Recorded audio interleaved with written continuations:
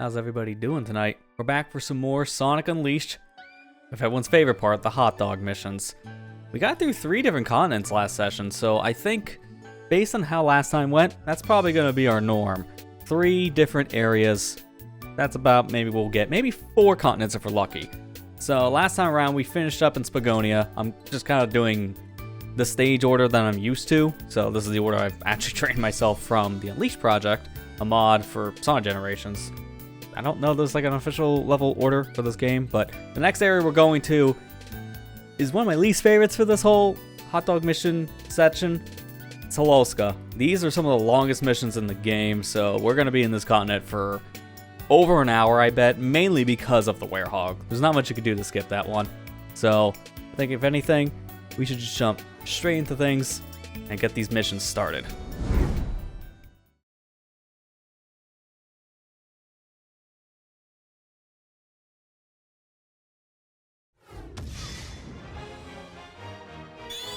Alright, there we go. For some reason, the game is kind of launching on a different window. I don't know why.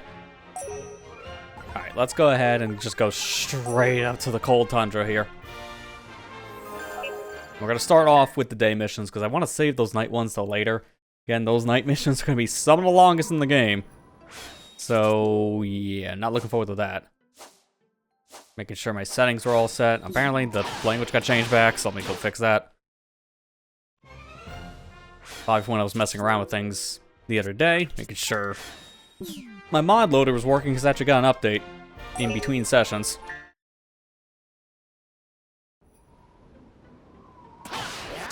Yeah, there we go. That's better. Alright, let's go ahead and get this started. I'll start with rings. They're pretty simple. Especially the very first one is only 100, so not much you really gotta worry about in this mission. I'll probably just end up just kind of playing things a little loose and fast for like the first half. And just like last time around, we do have an input viewer on for people who are wondering how I'm going to do some of the harder things in some of these levels, some of the skips and such. I figure for the hot dog missions, this is the best point to actually have a little tool like that. So we're pretty much using it to finish up the rest of this 100% journey, as this is mainly all we have left. This and technically one other task. We still have one boss fight we have not S ranked, but we're saving it for last, and that's the final boss. It's our last S rank we need in the whole game, but that'll be our grand finale. Can I get on the Switch? Thank you.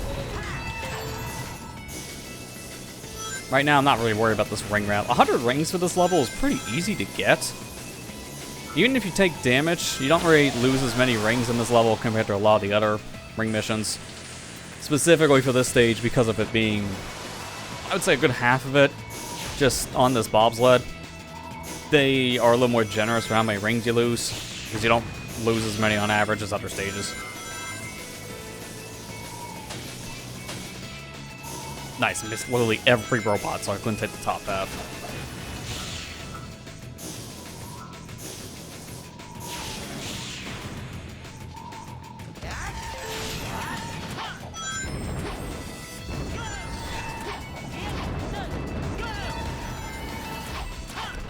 Oh, wow. What a launch. So I gotta get used to playing this game again every week. Pretty much feel like the first, couple minutes of this is just me getting used to very specific nuances here. Then I can do cool stuff like this once I actually get the rust off. I think I've said it a couple times in this live stream series, but Sonic Unleashed is definitely a game I feel like I need to play a little bit before I jump into any serious speedrun attempts of a stage or doing some of the more difficult challenges, because of just how complex this game is for its controls and just some of its extra techniques.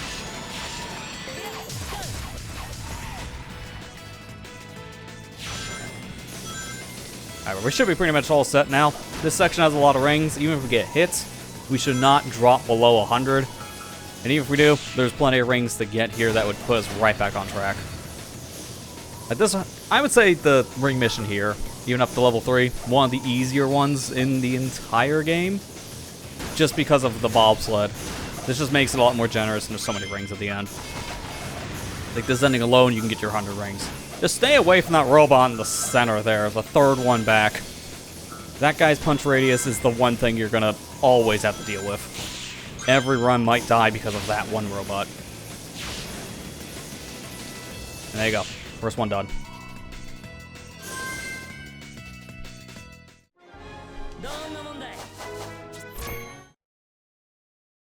I'm just gonna do more of these just to finish up the rings.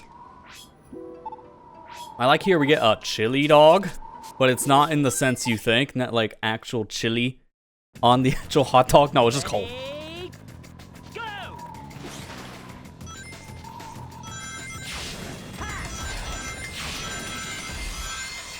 Take it a little slow in the beginning here, because this actually has a lot of rings in this beginning stretch. It's over 100 rings just in the very beginning of the stage, so if you don't take any hits on level 1, you can get the actual total you need for the whole level in just about 30 seconds. It's level 3, I'm going to definitely take a lot more detours. Well, you know what? I guess I'm going this way now. I was going to save this for the level 3 mission, but I'll go this path now. A little bit of a sneak peek as to what we're dealing with. There's a lot of rings in this section. So you actually want to take the slower path instead of the little secret path if you want more rings. That path alone almost gave us 100. That's good.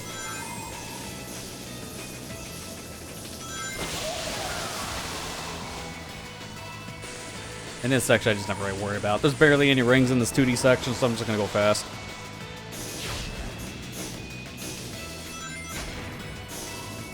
Well, as fast as you can on bobsled. You can get a little bit of like extra speed off of these speed boosters and maintain it with some jumps. Just take some good timing for that.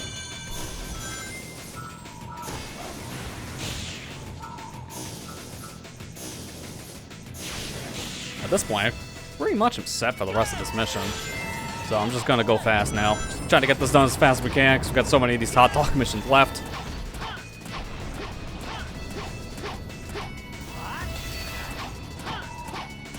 I really just prefer to do the skip on the water thing here. Yeah, that's funny enough. You can actually skip this entire section. Don't have to play it normally. Because the whale has two-sided collision. As long as you get close to its face, it pulls you back into that little interactable cutscene, which shoots you straight up. And that's perfect, because we kind of need the whale to shoot us straight up to continue to level. So it's just an extremely convenient situation. Oh no, I'm frozen. Doesn't really matter. In fact, it's good to get frozen in this section, because when you're frozen, you don't take damage. And after Sonic falls out, you get some invincibility frames. So you can use that little enemy that freezes you to actually save your rings. You don't take a hit. Because the shield robot does have a pretty big-sized hitbox when he swings. So it is better safe than sorry.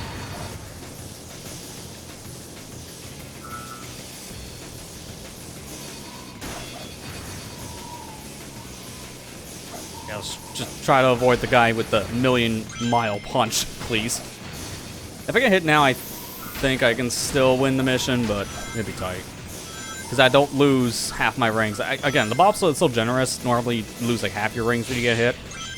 But I've noticed in the bobsled sections, you lose like maybe 100 or so. It's not as bad. But still, don't take a hit at the end. Now for the hardest one of the three. So I think this mission is 500 rings, if I remember correctly on the cap. It's a lot. I can't remember the exact amount. But we'll see.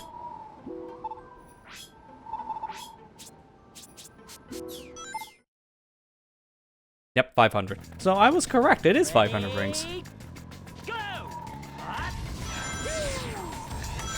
So definitely take it slow in the beginning, because a good chunk of your rings from this mission is just in the beginning.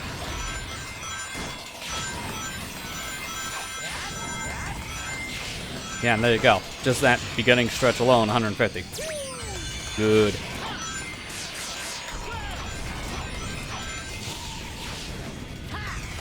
So let's not take the secret path, because we actually want to go this way. But I'm not going to rush through here. I'm actually going to take my time, go backwards. Did I even get any of those?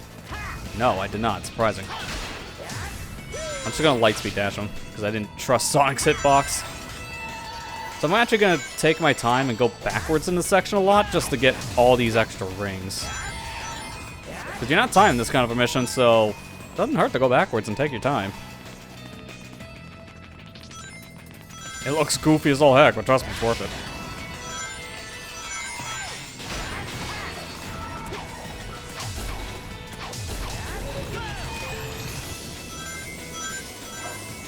So this is really a mission I don't want to take any hits. I can afford maybe one at the end in the bobsled section, but the rest of this, no way. If I take any hits anywhere, then it's essentially GG's.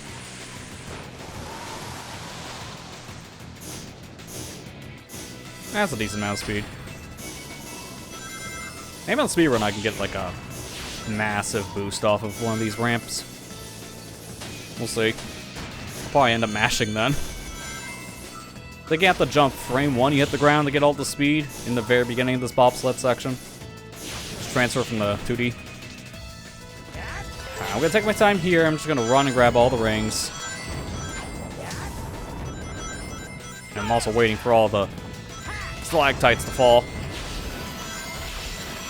Get the rings in this section as well to be safe.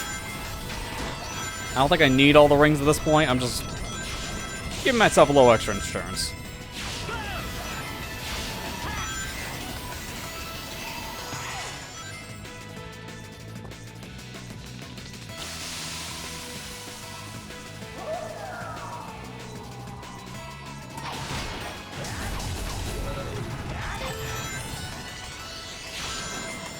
Definitely going to want to take the hit intentionally from the freezer guy.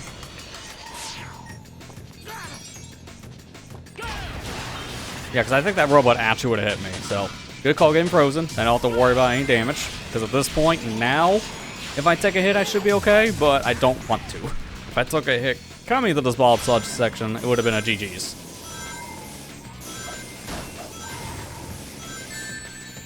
Okay, yeah, so that was barely any rings lost. I took a pretty big hit. Oh my god, no! I missed the ramp, I was afraid of that.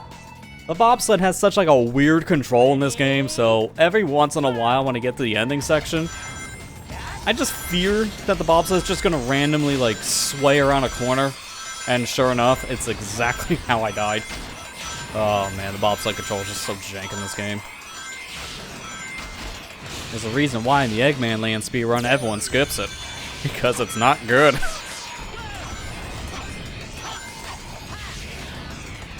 Not even just to say because it's faster. No, the bobsled in this game just controls like crap. I don't know why my homing attack didn't come out for like any of these robots. It's kind of weird.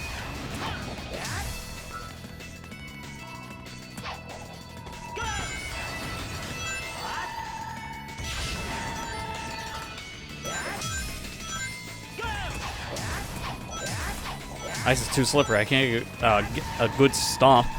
Every time I try to stomp here.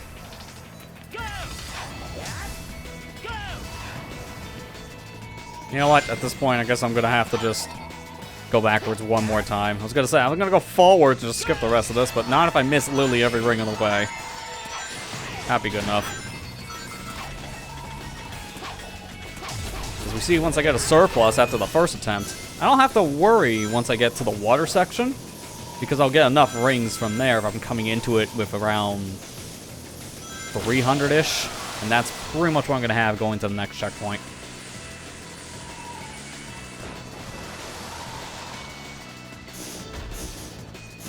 I lost my speed almost instantly there. I don't know how to maintain it for too long. That was better. Anything to make the bobsled go by a little bit faster.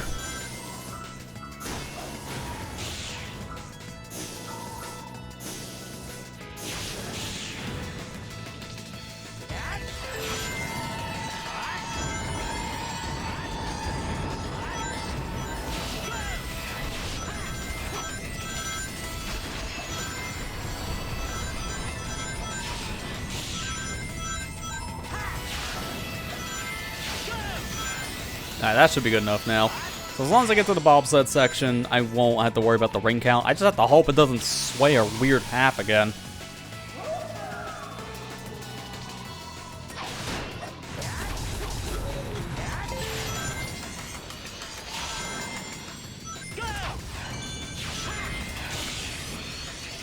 Okay, I'm going to take that hit intentionally here.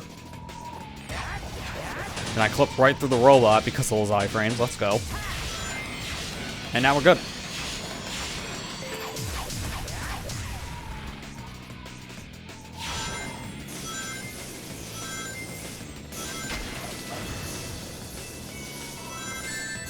No. Okay, don't get me a weird bounce. It did it again. Weird bounce again. Alright, we saved it though. When I get hit like that off the spikes, you can tell my control just completely goes haywire. Like I'm holding a direction, might as well not exist. So that's what I was worried about, and it happened twice, but at least this time I was able to bounce back into bounds. I really want those rings. Oh, this is gonna be bad now. Should be okay, because there is another set of 10 rings here. Near the end. I should clip both of them. Okay, yeah, so that was close. I took too many hits here, but thankfully, surprisingly enough, the stage is pretty generous on that hit ring loss issue. Cool. I don't know how exactly to classify that. It's just generous on how many rings you don't lose. We'll go with that. I think that's probably a better way of wording it. Alright, let's just get this battle one over with, too. I remember level 3 is pretty annoying, because you need, like, I think 60 enemies or something crazy. The first level is fine. Second level's okay. Third level's where I remember kind of struggling in this one for a while.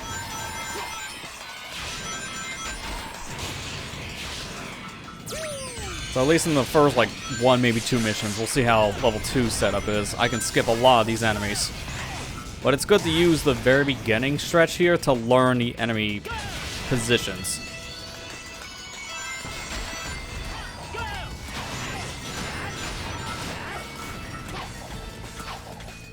Get on the pillar, thank you. The ones in the bobsled might as well be a non-factor because so many of these robots are spaced out pretty wide. So it's very unlikely you're gonna get a lot of them in just one clump.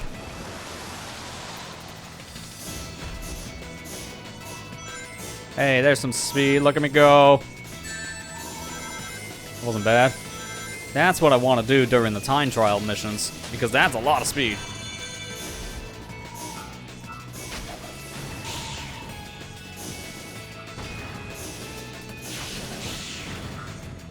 Alright, we're just gonna ignore everything here and just go. What's with the speed? There you go. It's like losing speed in the air and I got it back. I haven't experienced that there before in the tunnel.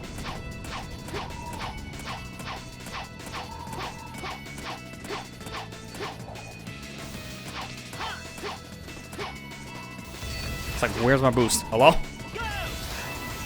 have a pretty much at the end, so it doesn't matter.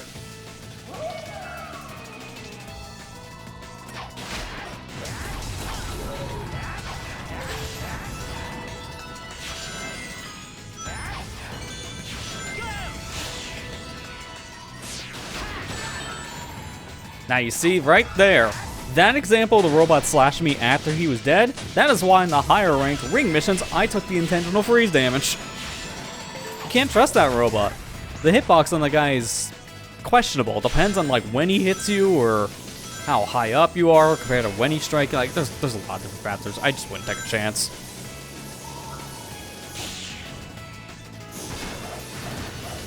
Alright, this is the section where you get most of your robots.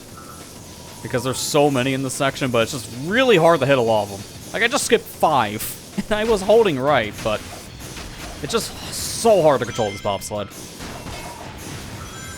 Like, it helps I have the input viewer on so people can see just how bad it is. And speaking of bad, there's the super wide hitbox that punch has. Seriously, the guy, the third from the back, he punches for a mile wide. I don't know why. But yeah, this input viewer really just shows how bad the bobsled control is in this game. Like, if you have not played Sonic Unleashed, you just don't understand how bad this thing controls when you're watching. But having an input viewer on helps a little bit more for people who haven't seen this game being played, who haven't played it for themselves. Because it just shows how unwieldy it is. I mean, it doesn't help in this argument, it's on ice, so you can see it slip and slide in the ice. It's no better in Eggman Land where there's no ice. It's just as bad there.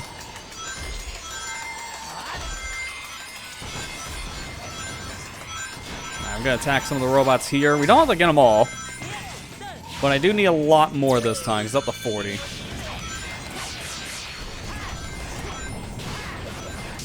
So now I'm gonna go out of my way a little bit more for certain robots.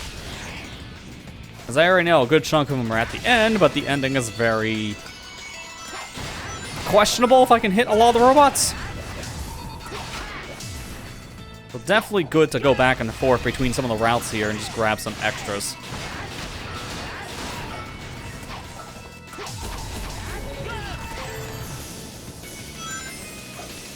And I think for level 3, I'm not going to boost into the bobsled, because then I'll come into the section a little bit slower, which will allow me to actually get to some of those robots.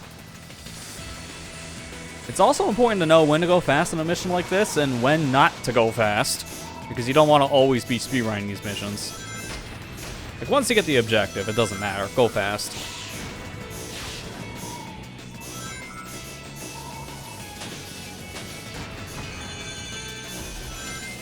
I don't think I've ever hit all 3 of those robots going for the rainbow loop, too. Like, they're spaced out in such a way, it's just kind of hard to hit one or the other in the beginning pack. Because I either hit the first one or the second one, but I neither hit both. I can't. I've tried hitting both, it just doesn't work.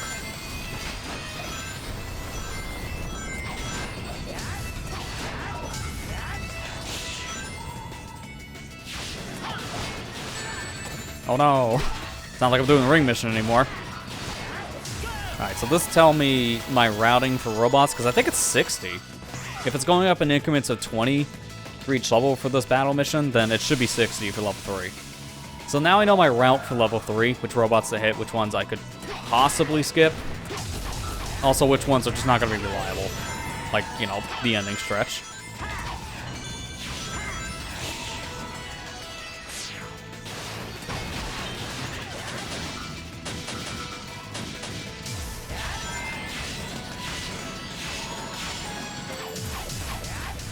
No, I lost a little bit of speed there, surprising. All you just do is jump, stomp, and you get a lot of speed.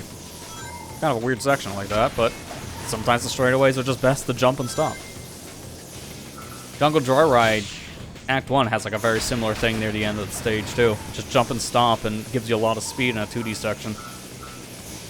Right, let me see if I can hit these. Nope, okay. So I might want to jump over the ramps. That could give me a little bit of a better alignment to get those robots on the 3rd level. So we'll try that on level 3.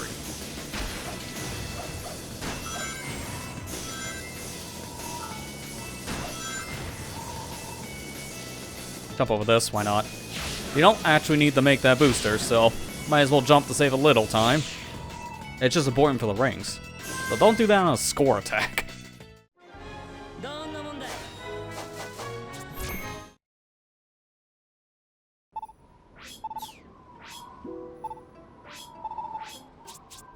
Alright, here we go, level 3 battle, and yeah, sure enough, it was 60. So I remembered correctly. Ready? Go! This one, I'm really gonna have to go on my way for some robots.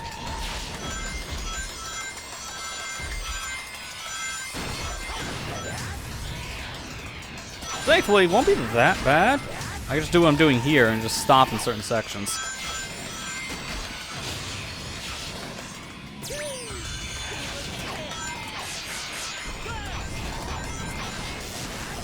Didn't mean to skip the flying robot on the top there, but sure.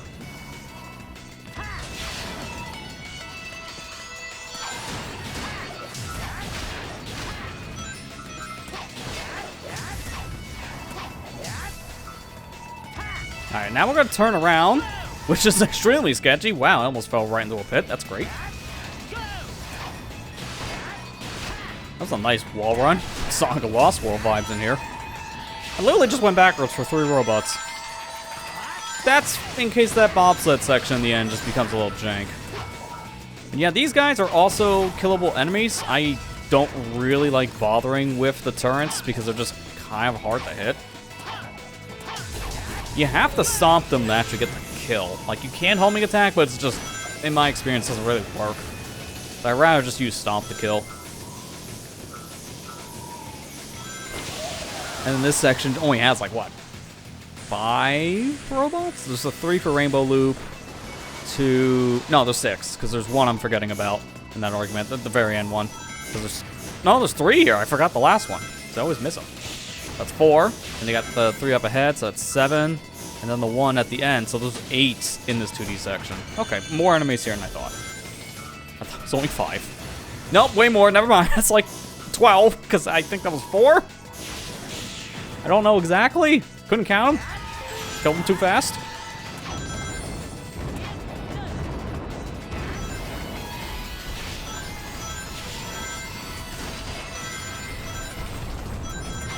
Take my time up here just so I can make sure I get the confirmed kills. Huh. Don't know how I missed, but creative U-turn strats. I'm surprised that worked. Alright, well, that's one way to take out some extra robots.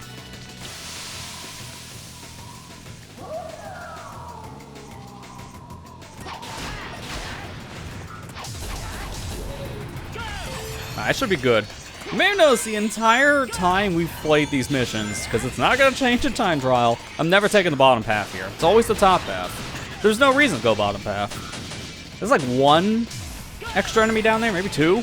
There's not many, is the point. So it's not worth going down for this mission. It's not really worth it for the ring mission, because there's barely any extra rings down below. So it just takes a lot longer for really no benefit. You pretty much always want to go the top half here in Cool Edge Act 1. No reason to ever go bottom path in that final 2D section. And so right here, I'm going to line myself up with the boost pad. That hits a couple of the robots. And from here, just continue going straight, and that gets the rest of them. Alright, so there you go. We got our 60. I'll just stay away from the robot that can punch me into a pit, because that's happened to me before. I'm gonna chance it. Oh man, I was really hoping to hit one of those. Could have bumped their number up by 1. Oh well.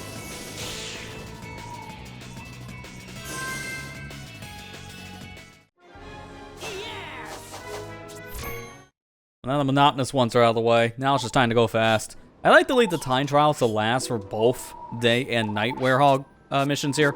I like doing the time trials last because the other two take a lot more routing. This is just, can you play the level fast? So if you time attack this game a lot, like I pretty much exclusively do, if I'm playing Sonic Unleashed, it's to just get a good time in these stages. Oh my god, I got a break jump glitch. Oh, okay. Oops. Well, I don't know if I'm gonna actually die or not, because I'm so far out of the level, I'm skipping all the death planes. I'm gonna let this go for a minute.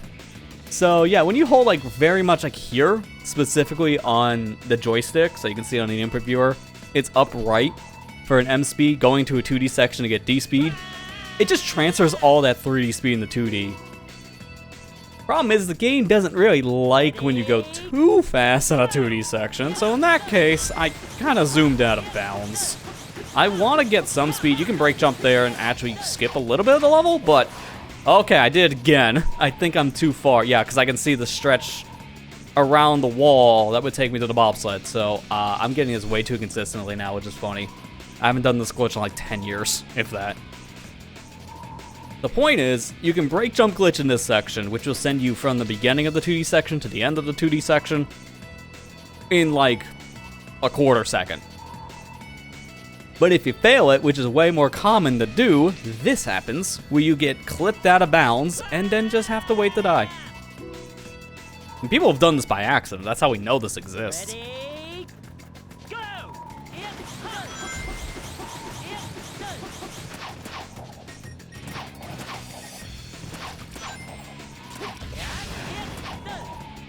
So I'd rather just do an M speed there. Well, D speed now. I'd rather just do that, because it doesn't send me into death. But yeah, this is where the break jump would have actually dropped me. From beginning to ending of 2D. It's extremely fast if you can get it, but it's extremely hard because of how fast you move. It's hard to anticipate when to drop the D speed. Or M speed, I guess, in that case.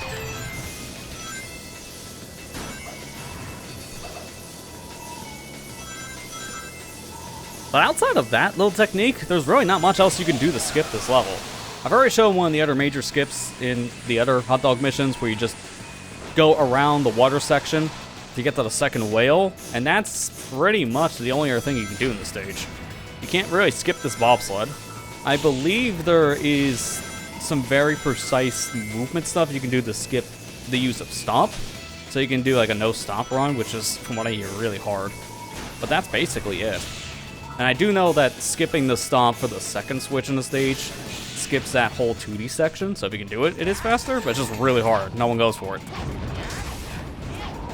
Well, I think only like very top players can go for it, just how hard it is.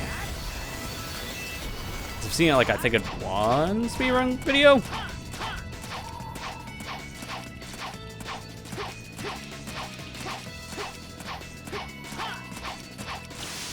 But that's my favorite thing of the whole stage to do. I just love skipping on the water at Mach 10. It's hilarious. It's also satisfying to actually get the movement consistent like that.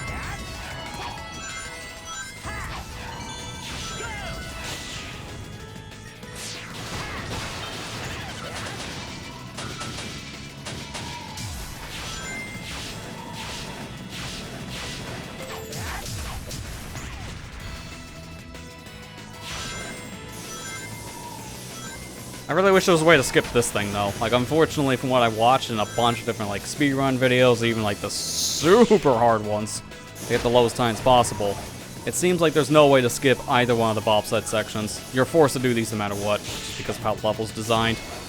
No real way of skipping them.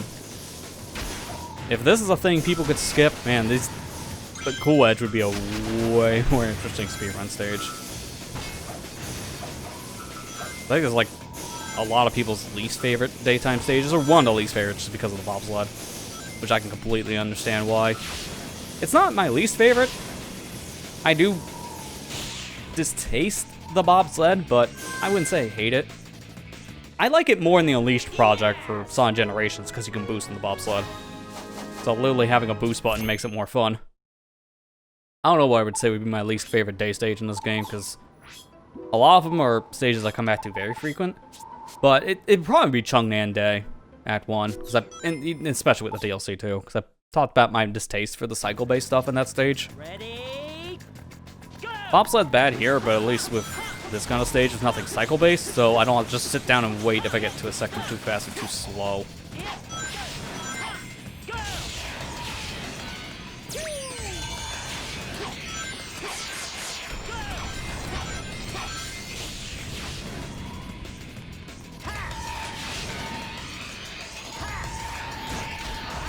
Oh god, I couldn't see where I was with that drift. Trying to correct it by hitting the spring with a homing attack, but yeah, the damage was already done.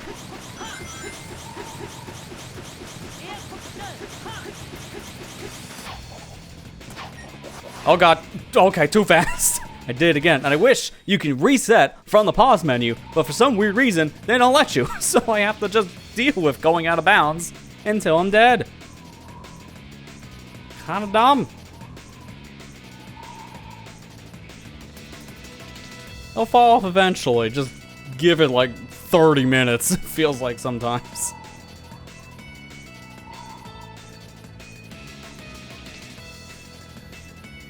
I don't even know where I'm at, actually. I'm way past the 2D section at this point. But with how much level is gone, I have to be at the very edge of where the bobsled would be. But nowhere near where it actually is, obviously. I don't know, it's just like I'm so far out. I don't even mean to keep on going for those. I'm just holding the direction to get in the 2D section. Oh no. Okay, well there you go. Successful question mark break jump. That's the only successful one you'll get probably this whole series. Because I didn't go out of bounds that time, but I didn't actually skyrocket into the 2D section.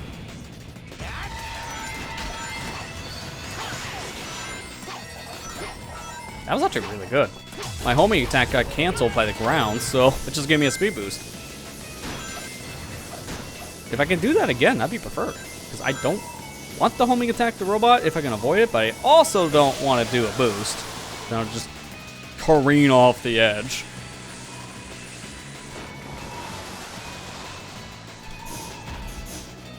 Oh, I think a thing of snow hit me, because I saw my speed immediately down from like full to basically half in the air. And the only way that happens is if I get hit. That's unfortunate. That was some really good speed in the beginning. So a decent 2D section.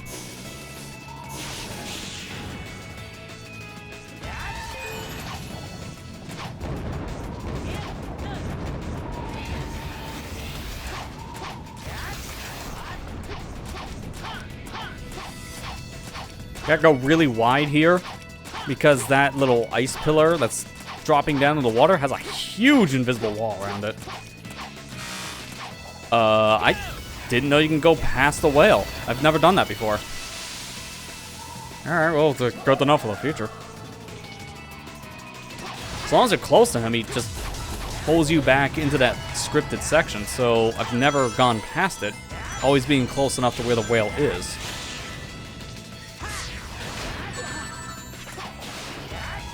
Sir, can I please go through? I really don't like dealing with the shield enemies this day, Sonic, because it just feels so janky to fight them. Unless you're hitting them with a stomp, pretty much everything else is so inconsistent.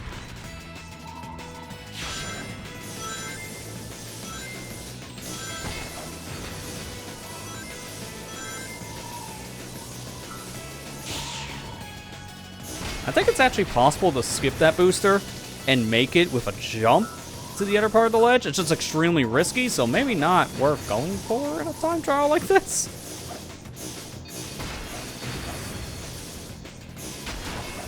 I know I've seen it in a video or so.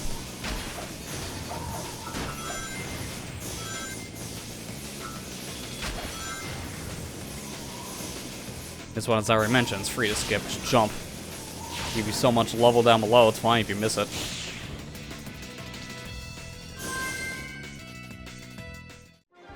Cool.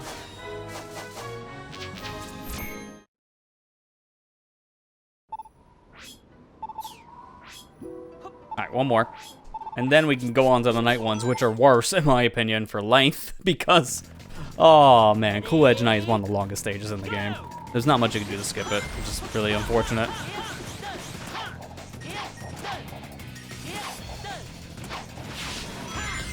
I really wanted to just not shoot into the abyss, so I pulled back there, just to be safe, and I'm glad I did. This is the stage you really have to optimize, because if you play your cards right here, just playing it normally, not doing like some of the glitch movement I'm doing, it is a very tight 3.5 minutes in this stage. Time trial for this one is pretty strict. And it's mainly because of this bobsled. You can't speed these sections up, so unfortunately, going as fast as you can this stage doesn't leave you that much room for error. Alright, we're just gonna mash here and see if we can get like a lot of speed. No, I got my speed taken away in the air. I'll have to try it again with this boost pad. There's the speed we want. Oh yeah, let's go. Oh, that was some really good speed. That's all you can really do to optimize these 2D bobsled sections, man. It's just mash the jump button and get some good D speed and then hope you fly. That's pretty much all you can do to go fast. Wow, that was the perfect snipe spot.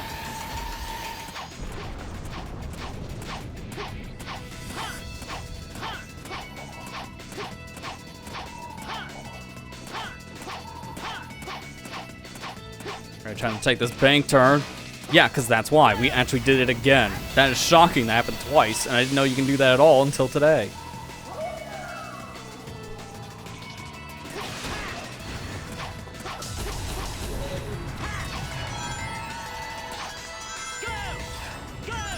Almost didn't have enough speed to get up that ledge. That would have been bad. Just don't even bother. Just go right past the robot. Not worth actually homing attack him, because I'll just get screwed.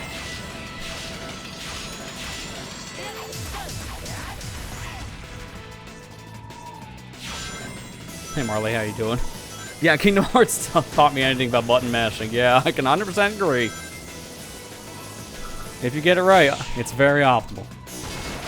I just learned that because of Star Fox Adventures back in the day, because it's either you learn how to button mash or you're not beating that video game. So as a kid, I got stuck on that one part. Actually, there's two different button mashing parts, you know, like the halfway mark. I think I even told that story in my Let's Play of that like years ago.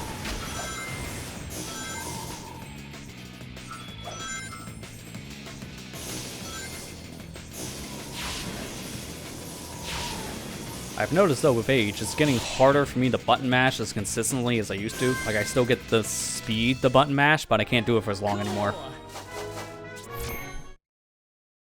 So that tells me I did the whole Canary Mary thing for Banjo-Tooie at the right time in my life, because I don't know if I can do a 2-minute button mash ever again.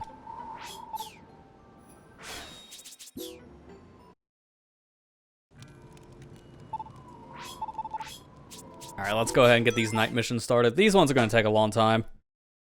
Survival won't be that bad, because there's a lot of enemy areas we can just flat out skip.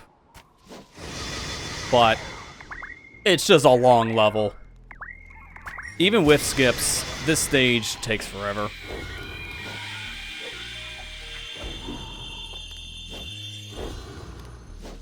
So I'm going to...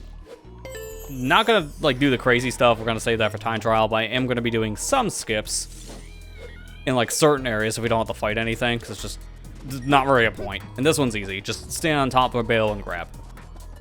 Anyone can do that skip. And you just drop the little statue piece into the statue hole, and then you're all good. And you can jump up here. I'm just trying to avoid an enemy trigger, because if you get it, then you just walk past the enemies. So it doesn't matter, I just don't want a cutscene.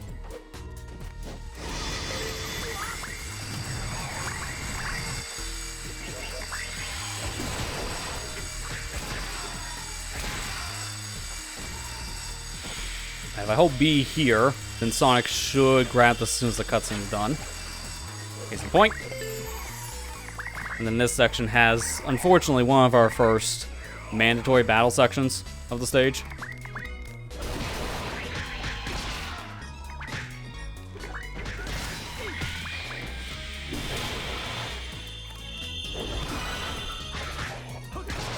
Okay, we're good.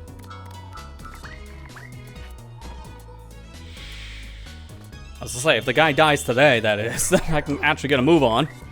And I love grabbing this guy in the cutscene, too. It's not just optimal, it's just funny.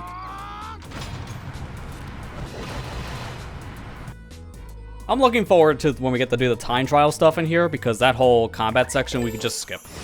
And it's going to be so much better to do that.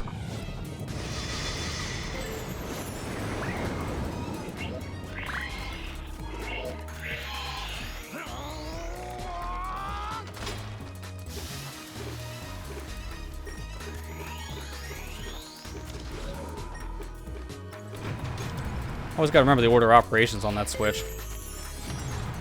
Alright, here, you can skip these enemies, but like for the time trial, I'll do that. But for this one, I'll just fight them.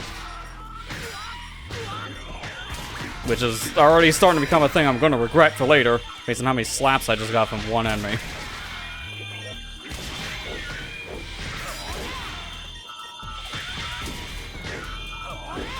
Alright, we're good.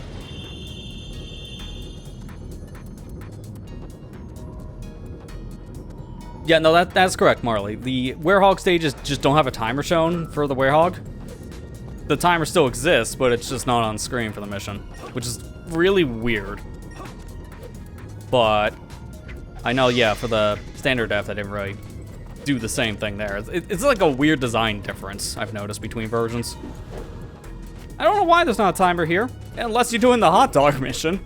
And even then, it's like, we'd prefer to have that on the screen, because time bonus is a pretty big deal for a lot of S ranks.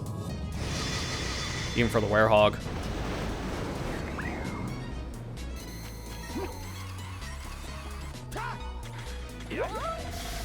Hey, I got it. You can melt this during the cutscene, but you have to stay in a very specific spot.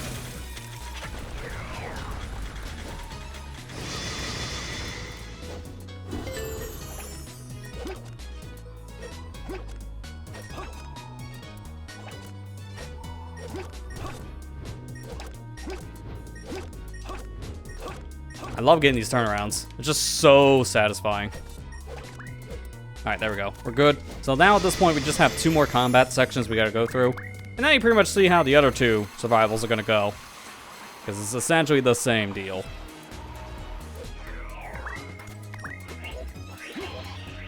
Need one of these, though.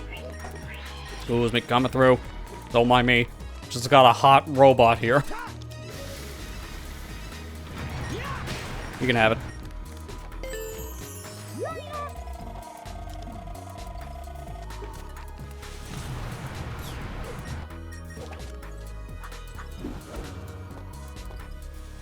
Okay, that was a little scary. I thought I was getting a jump out of that, and I did not.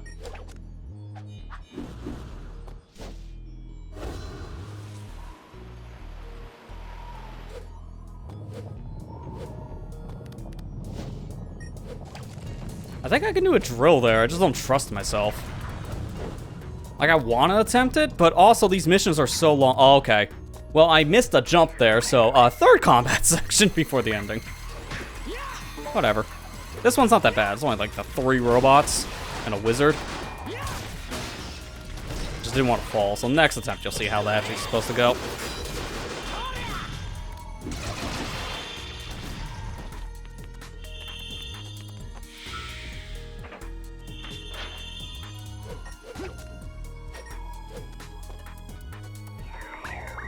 Yeah, that's fair, Marley, of like not knowing which version has like this or that quirk about it. I do that a lot with games.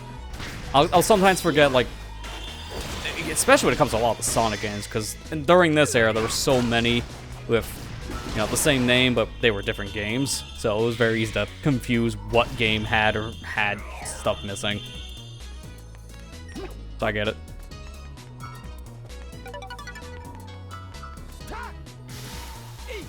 Yeah, even a homing attack being so different between games too is always an adjustment period. The biggest adjustment for me going into this series, because the last Sonic game I just played before was Shadow Generations, and also by extension, where am I? How did I clip under the floor? Hello? I don't know if I can get out of here. This has never happened before. And I don't know how it happened. I have an idea. I just don't know how I clip back out. That's the problem. I must have clipped through in a cutscene. God. I'll get back to my thought later. I gotta finagle my way out an out-of-bounds section. Oh, what part is solid and what part's not? That's the problem. Because I literally don't know where I'm at in this level.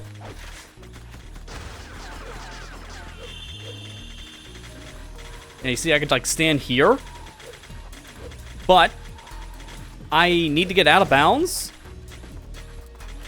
and then grab this wall. Do I even have time for that?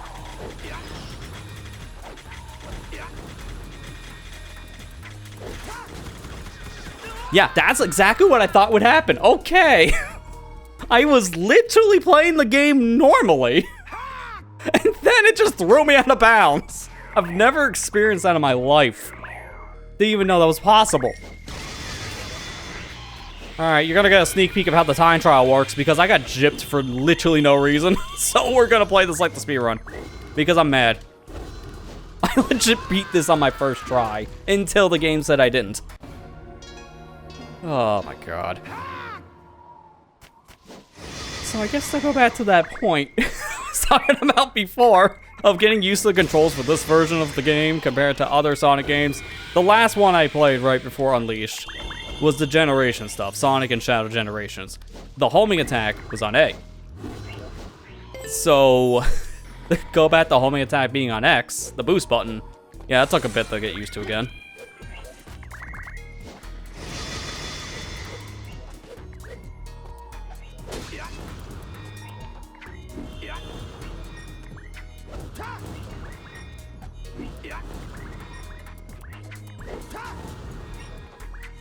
I keep on getting like this weird like slope. I'm gonna go from here. That's why I don't like going from there. Okay. I was getting pushed back, and then if I wasn't getting pushed back, pushed under. How much different? Hey Matt, how you doing?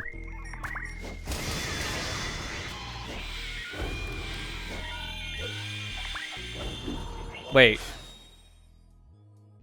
Oh my god, you're right. I'm just reading the clip that you put in chat now, at least the URL, Marlene. What is that subtext? I don't know what's more cursed, the thing in the clip itself that's demonstrated, or the title of the URL. Because they're both pretty cursed. But I think I'm gonna edge it out a little bit to the URL.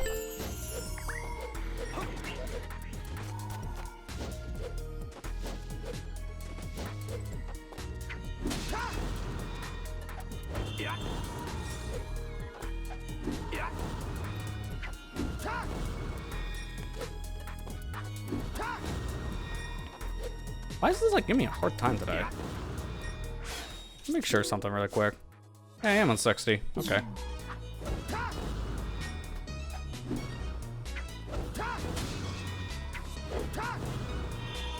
There you go. I don't know what the heck was going on there. Weird.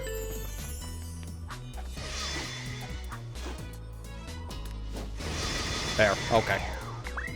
Again, this is your sneak peek from when we get to do the time trial, because I'm kind of bitter the game literally killed me at the very end of level 1 survival.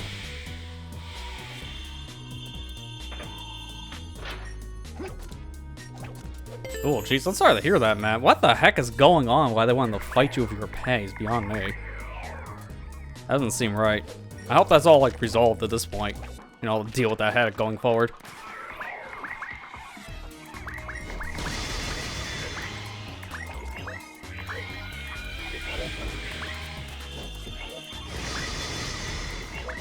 Oh, I did that way too early. Yeah. I seen that coming. The moment I jumped, I'm like, oh no. It was only off by like maybe an inch, if that. I was basically on the platform. That's how close I was. So I'm kind of mad about that. That's funny. I'm making more mistakes doing this speedrun route, so I'm probably good in practicing now for the time trial. But after this attempt, we're going back to just actually fighting things.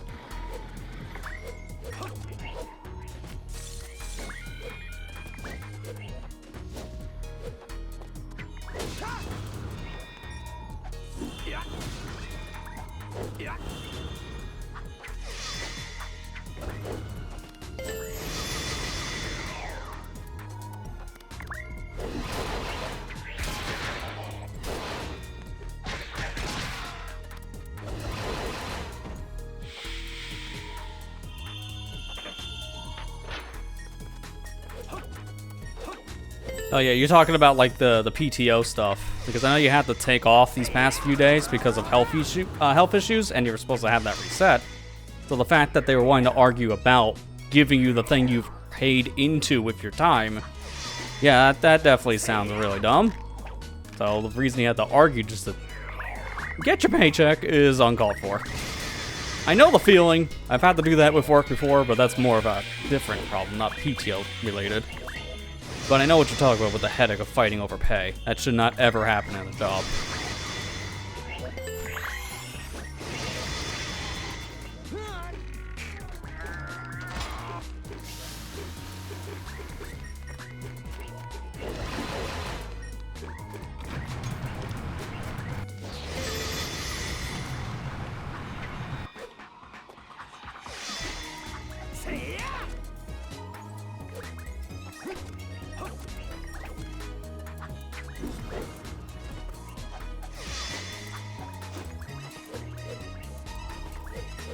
Hello? Thank you.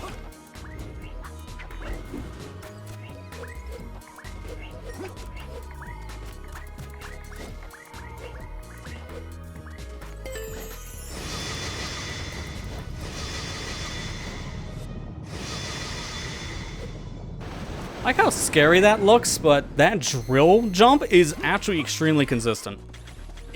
Like, it looks scarier than it actually is.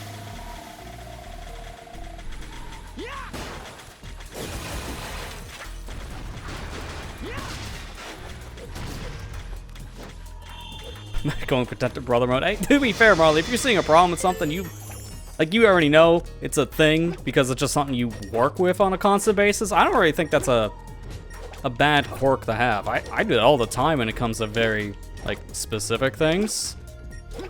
Like you talk about like a tech thing, or you throw like a microphone into something, and I'm like, oh, okay, I'm gonna have to call you out there, or I can help fix this, or I know what you're using, stuff like that. And even with like my day job, I can sometimes think of, well, you can do this a little bit better if you use like this chemical to clean or something, since I'm in a cleaning business. So I get it. But also, it's sometimes a thing you wish you could turn off.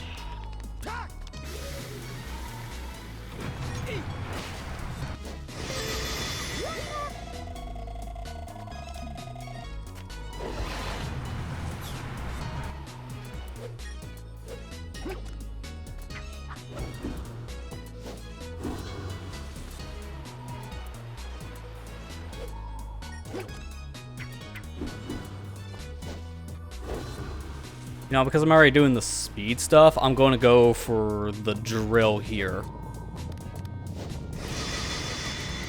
Yeah, I had a feeling. So don't do that. I was already needing to test that at some point, and now I got my answer. Don't do it. I've seen it in like an IL of this.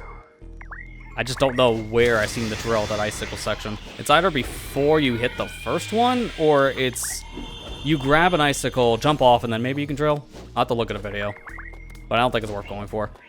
Better safe than sorry, and don't. Oh no, I triggered the enemies. Oh no. Again, I still haven't done the level 1 because the game gypped me, so I'm still not playing this as intended.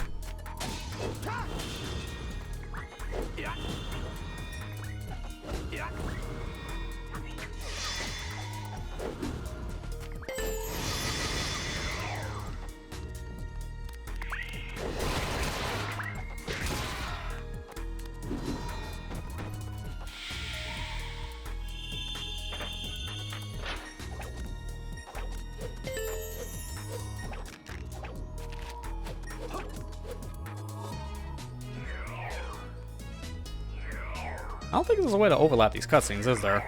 Because you get stopped right before you trigger the second set of enemies on this ledge.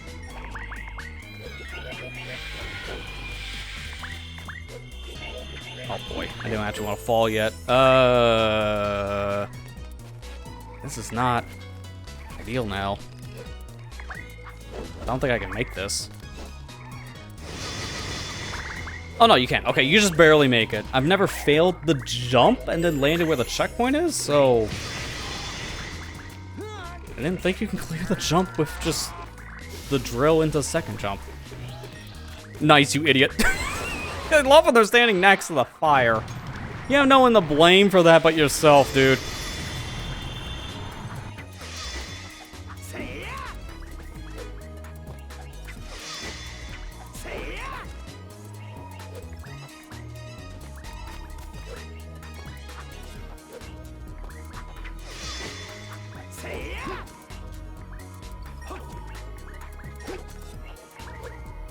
For those wondering with that jump specifically, I need to stand on that tiny little piece of ice that's next to the wall that pops out, because it gives you just enough height to do that little aerial combo and then grab the ledge. If you try to do that anywhere else, you don't really get enough height.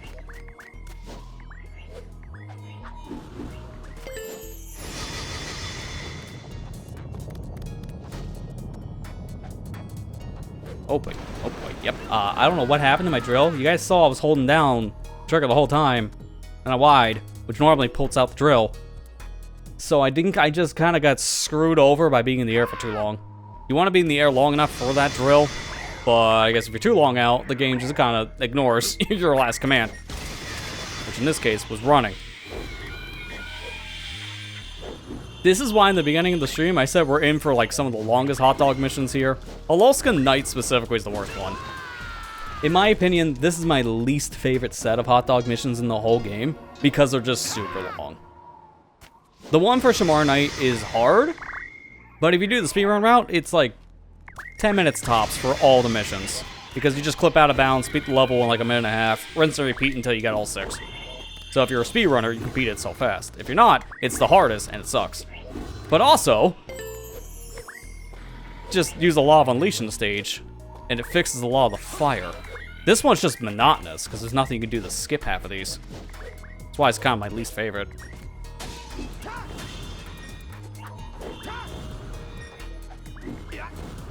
I unironically like Shamar Night, though, just because of all the crazy stuff you can do in the stage. Didn't mean to clip the door, but that works too. Also, it's not that long of a stage, really. The beginning is the worst. After the beginning, it gets pretty open-ended.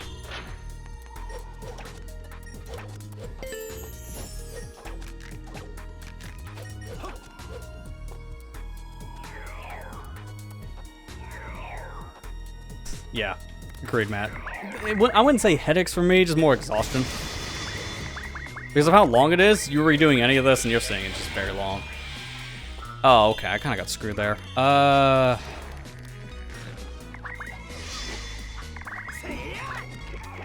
That might look weird, but that's why. I specifically wanted to get back up on that ledge before the pole just destroyed itself. I knew I had, like, no time. So that works. Perfect. You can't make that jump out of bounds unless you get the height from pulling yourself up off a ledge, because that's higher than your normal jump. And you need the second jump to land on the ledge out of bounds anyway, so you need a lot of height going into the second jump.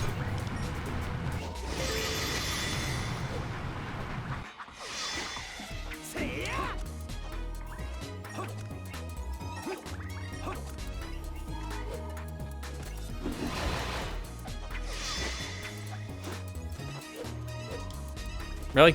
Come on, target. I don't know why sometimes you get up on that ledge and you just don't target the pole, though. That is a weird thing I would love an answer to. Outside of just maybe timing issues. I pay attention this time for how long I'm in the air, because apparently the game doesn't like it if I'm in the air for too long. Thank you.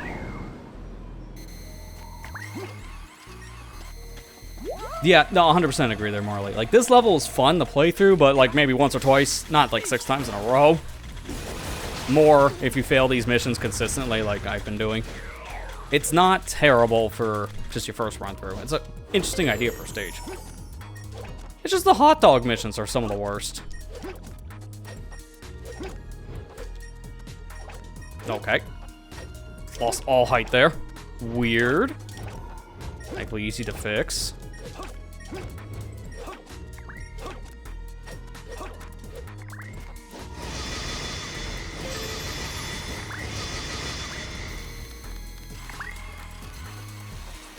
Yeah, Marley, you're pretty much right there. The missions for a lot of levels when you replay them in a Sonic game is usually where the replay value just kind of falls apart a bit.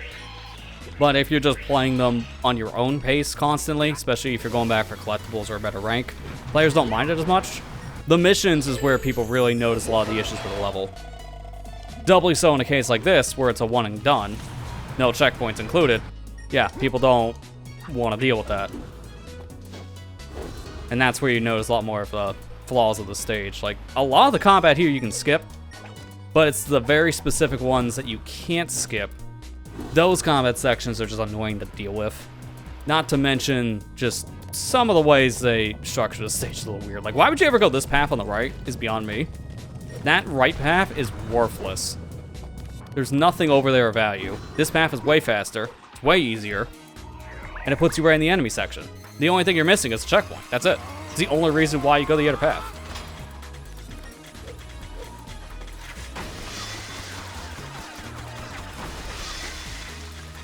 Why am I not... Something about this wall, like, eats my claw attacks or something.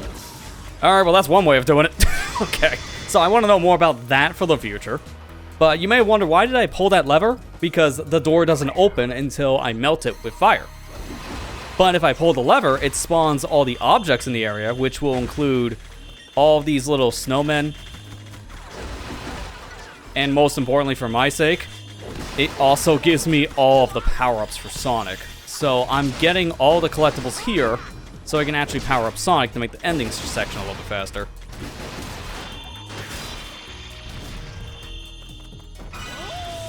So just by pulling that lever, it just makes this section a lot better. Even though I can't open the door, it still spawns everything. The game's kind of weird.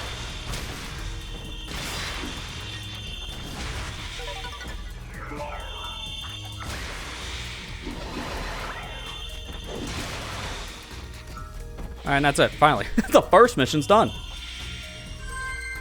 1 down. 5 more to go.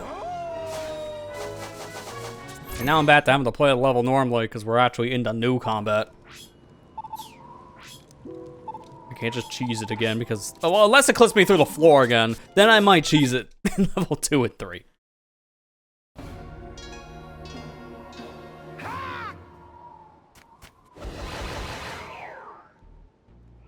Oh my god, Marley, yeah, you reminded me of the mission 53 from Sonic Adventure 1. That mission alone always takes me at least like half an hour to an hour to get it complete. It just really depends on how the game is feeling that day for giving me the objective. It is such a bad mission. But yeah, you're very much right. Like, some games are better about the extra missions and levels than others. the Sonic Generation stuff, Sonic and Shadow Generation, Sonic Adventure 2, their extra missions are pretty good. I don't even mind the extra missions in Sonic Adventure 1 too much, especially when you get into the director's cut stuff.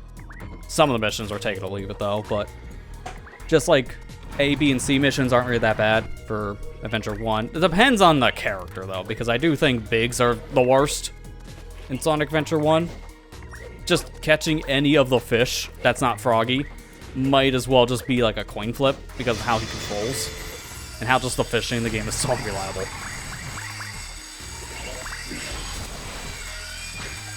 I'm so glad that game didn't have rankings because if that had rankings, trying to get like an A rank on all of Big's levels would have been impossible because of just how his levels didn't really work that well.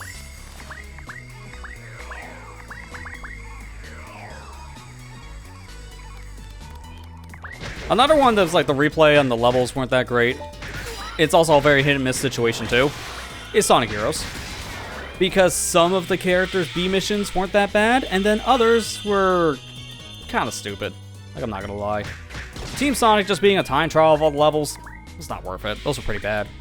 Team Dark kill all the enemies, it really depended on the stage. Some are better than others, but not that great. Team Rose was just get like a certain amount of rings, which is pretty easy, but again, take it or leave it. I thought the Team Chaotic ones were the best, because it actually made the missions harder. It's just their core mission, but more of it. So that's why I thought those were good. But you want to talk about the most, like, hit or miss mission structure type, Heroes is the one to really point out. Because a lot of them are a miss, and then you get the Chaotics, which actually work. Having, like, a second mission type for each level. But yeah, like all these things, no matter what you say, it doesn't really matter, because even the stuff we're doing now, yeah, you don't even have to do this just to beat the game. Because if you did, most players would not. Especially for the hot dog missions, because these are very tedious, time-consuming, and pretty difficult.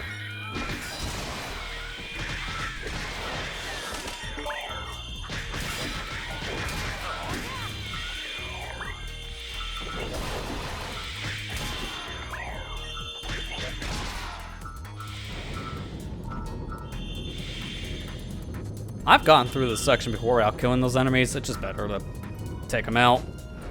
It's very risky to try to push this platform out with the enemies around you.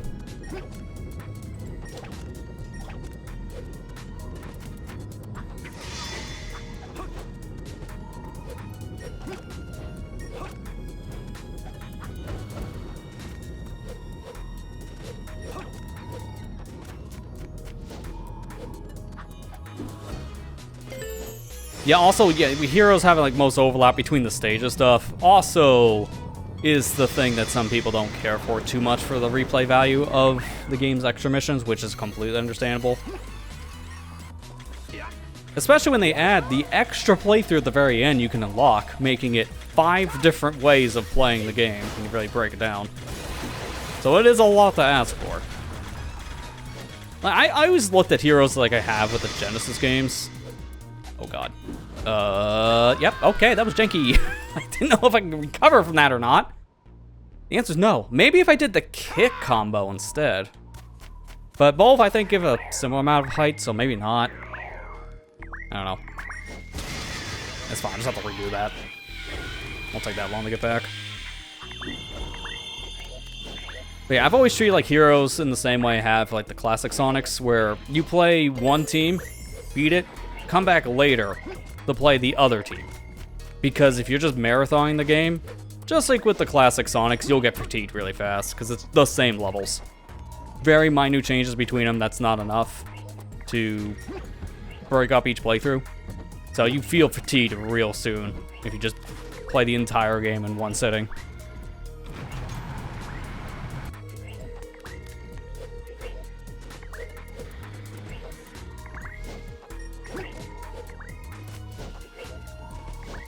Games are best enjoying the sessions. Yeah, pretty much. No matter what game you talk about. I mean, I can marathon some stuff. It just depends on how, like, engrossed in the experience I get. And also how varied it can make it. Like, if the game is varied enough between how it plays and stages feel unique enough, it doesn't matter. But it has to really depend on the title for that and just how much I'm getting invested.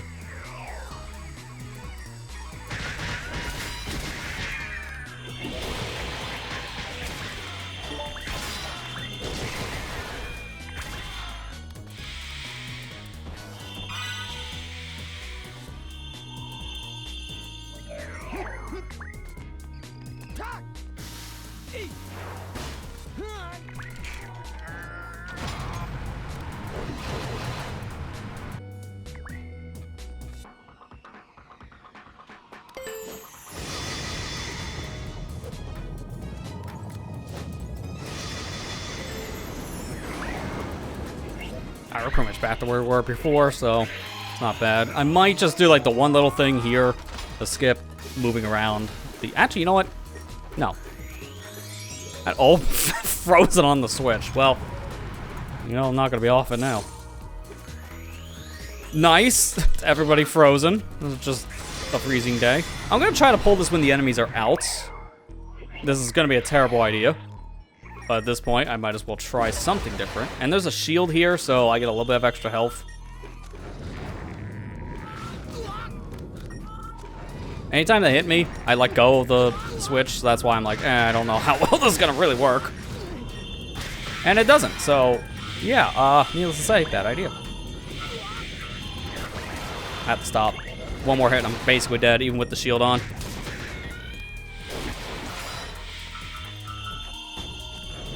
You're still alive? Okay, well now you're dead.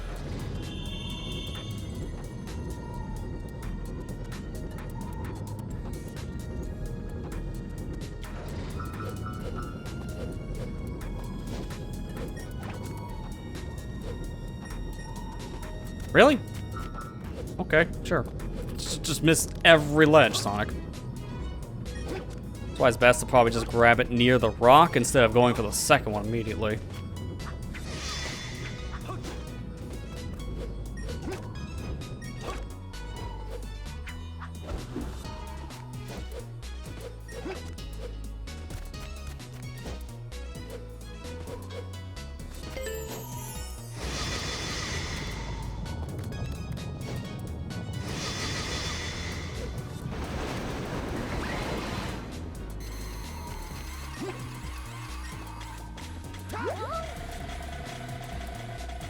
Am I actually burning it? Well, I got the input, but I didn't get the burn, so no. Oh, dear God. Literally one hit now, and that's it. Alright, so I'm a one-hit wonder for the rest of the stage. At worst case, I can always pop Unleashed. Because the Unleashed bar gives me invincibility when I activate it. So worst case scenario, if I feel like I'm gonna take damage somewhere, just activate the Unleashed, and I should be fine. I'm gonna try to hold it though, because if I can keep it going until the final checkpoint, that'd be preferred for the ending set. Because I have to fight the enemies at the end to spawn the goal ring. But here, like, I don't have to fight these enemies. I'm gonna try to avoid them. Actually, yeah, just avoid them at this point. If I was able to burn the one guy, that's one thing, but at this point, no. Missed too many. Oh, God. I have to do it now, as stupid as that is. If I didn't unleash, I don't know how well you can see it on the stream, but I have like a pixel left of my health. So, it wouldn't have mattered anyways. The game ate my jump. I love that. You saw when I pressed the button, it didn't come out because of the slope. Well, that was a good play, to be fair. I had no health left, so if I let the fire burn me, I would have died. The Unleash is the only reason I didn't die immediately. And then the game screwed me over anyways, so it didn't really matter. Man, I really hate the X physics in this stage. They're terrible. No matter what you do, you're still at the mercy of the game's jank. That's why I say, I don't really care for this one much. Like, this is my least favorite set of hot dogs. And I know that's saying a lot when Shamar Knight exists. And also Eggman Land, but I'm gonna be real. Eggman Land hot dog missions aren't that bad. If you are time trialing the stage to try to get a good time, you're already used to how the hot dog missions are set up. So I've already played through the stage plenty of times without dying, because that's the only way to get a good time in the stage. Plus, it's 45 minutes at the least amount, so the time is never the problem in Eggman Land. It's just dying, which happens pretty frequently.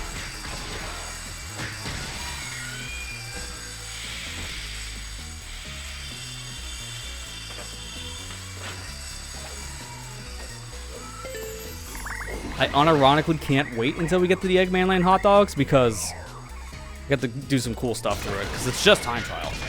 That's another reason why I don't really think they're that bad because it's only 3 in the whole game compared to everywhere else where it's 6 to 9.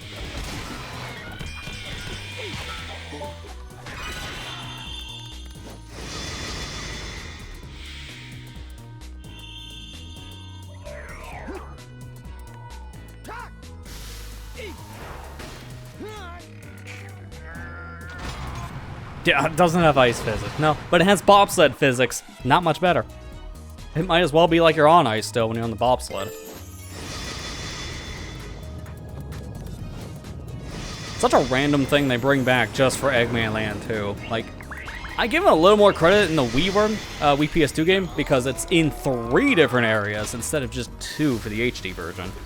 Because there's those extra side missions in Shamar that use the bobsled. So at least you get a little more experience with the bobsled in that version. But here it's just in 2 stages. That's it. Maybe 3 if you're playing the DLC, because, yeah, it really depends if you have the DLC or not, if you're going to see the bobsled again in Cool Edge.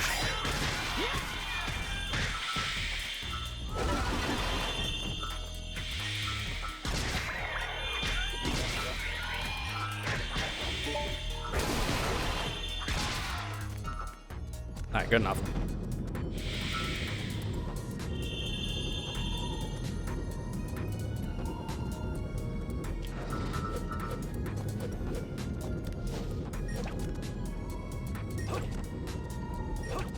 I know I've asked this question last session, but I kind of want to get like a different answer this time. What's everyone's least favorite hot dog mission? And this is how I know it's going to be a different answer this time, because I asked it for day stuff last time. So this time around, what's everyone's least favorite night hot dog mission? With that pulls Eggman Land immediately out of the equation, because that's not a night level. It's technically a day level. It has night sections, but it's a day Sonic level, funny enough, in the game's code. What? Okay. I love how I grabbed the robot and he just said, nah, man. I feel free today. God, what did I do? Install the butter on my fingertips? And again, why is it slipping out of my hand? Just stay in Sonic's grasp. Come on, man. I need to get this ice pillar down. This one? Okay. So, at least I'm not the only one who despises this hot dog mission.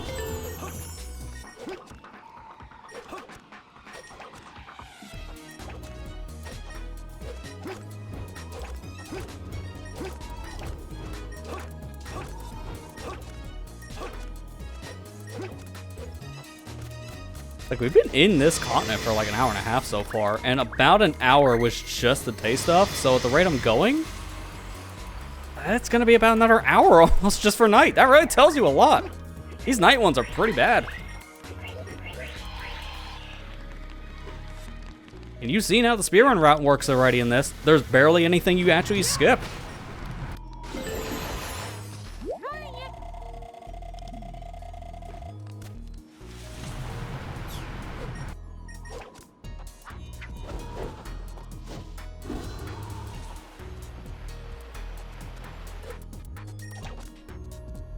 Nice grab from downtown. I swear my arms went longer than Mr. Fantastic, you know, the new movie. I know it's fitting now because Fantastic Four just got a new movie. I haven't actually seen it. I just felt it was topical.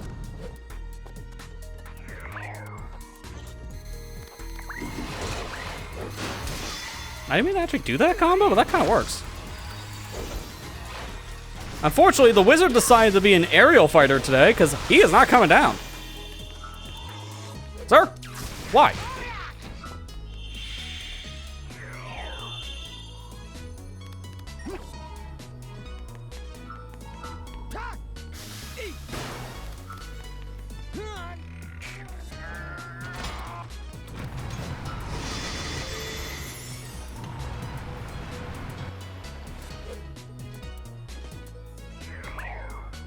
Alright, that's how you're supposed to enter the section.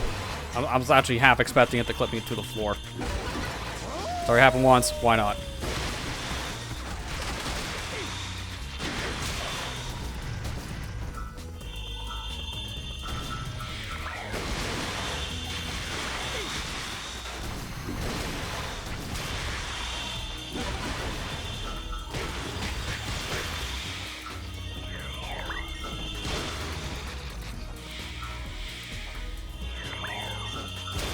There we go. Get me out of here. I gotta do it one more time.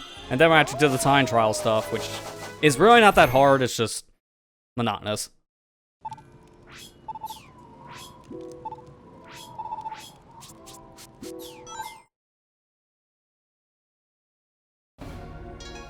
Yeah, I'm kind of in the same boat. I've heard a lot of people say good things about not just Fantastic Four, but also the Superman movie too. Like, it seems like both movies right now getting a lot of positive reception. That's always a good thing.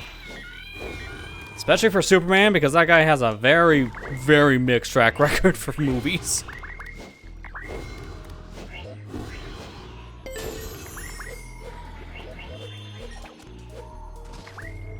Oh crap, I actually activated that by mistake. I'm barely too close. Well, I guess while I'm up here, I'll grab the little statue piece now. Little block.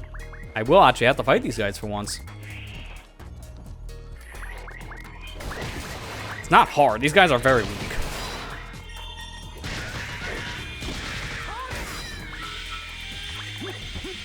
Like, that's it. They're already dead. Okay, except one. Sure. Little rodent dark guy, a jump scare here.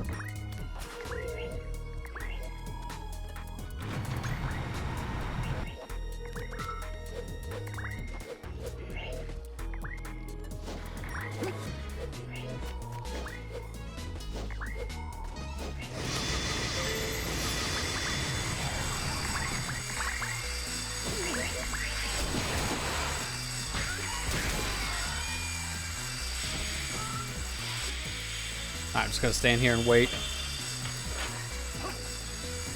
Almost got nibbled on the ankles there. Why I equate these little dark Gaia creatures to like rats? Because they're always just behind you, ready to like eat the back of your foot. It's the subway rodents you don't want to deal with.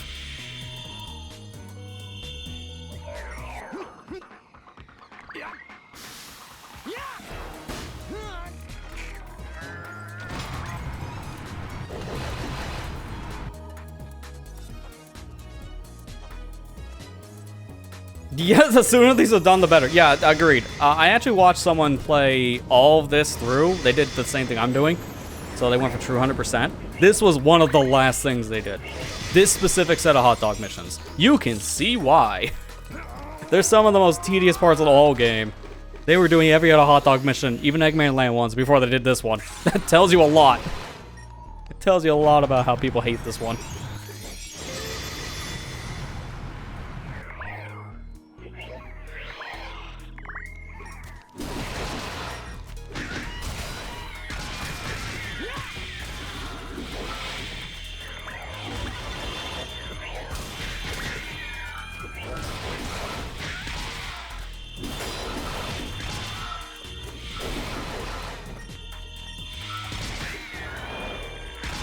I don't know how you lived.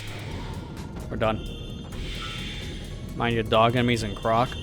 See, I still have to play it to really see the enemy type you're talking about there, Molly, because that's like one of the few games I've wanted to play for years and just never bothered. Although now with a remaster out, was probably for the better I never got around to it yet. Because I'd probably just prefer to play that version. It's just too many games, man. Most of my time this past week has just been spent with Donkey Kong after getting to play it last week. I'm already kind of decently far. I just got the sub-level 500, which, I mean, I don't know how long the game really is, but based on the stuff I'm reading, that's probably like a quarter of the way through the story. Somewhere around there. Like, near where you get the second transformation. It's really good so far. Like, it's been my chill game to play for, like, maybe a few minutes here and there at night. Or just like sink like an hour or two into it because you just lose track of time. One of the two. Really good. Finally, a reason to actually own the Switch 2. That's not Mario Kart. Because as much as I like the Mario Kart game on Switch 2, it is not a system seller. Like, it's Mario Kart. You played one, you played them all. So you don't need to rush to get a Switch 2 to play Mario Kart World. Because it's a unique experience, yes, but some of that uniqueness is not the things people like right now, so it's in some ways better to stick with the old if you can't afford a Switch 2, or not find one. It depends. But Donkey Kong 100% is worth it for Switch 2. It's kind of been my argument I was making at the end of the first impression stream from last week.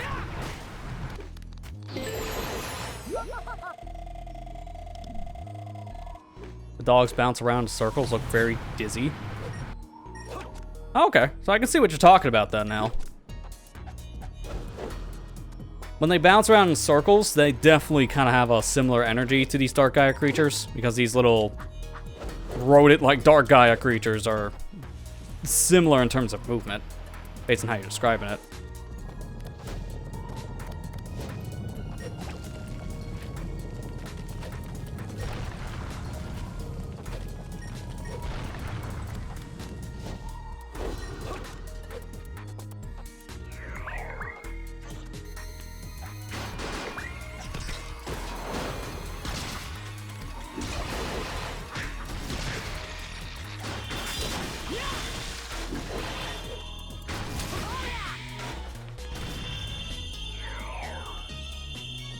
Come here, you. You give local co-op a whirl? Yeah, Mario Kart World in like a local environment is fantastic. Like when you can pick your tracks, it's a fantastic video game. So that's a great way of doing it if you're gonna play with friends in local mode like that. So I know when you play it, Marley, you're probably gonna enjoy it. Like pretty much all my friends haven't tried it yet. Like I know you'll probably like it because if you like any Mario Kart game, yeah, it's another one of those. But the new mechanics in it are fantastic. It's just those stupid intermissions, dude.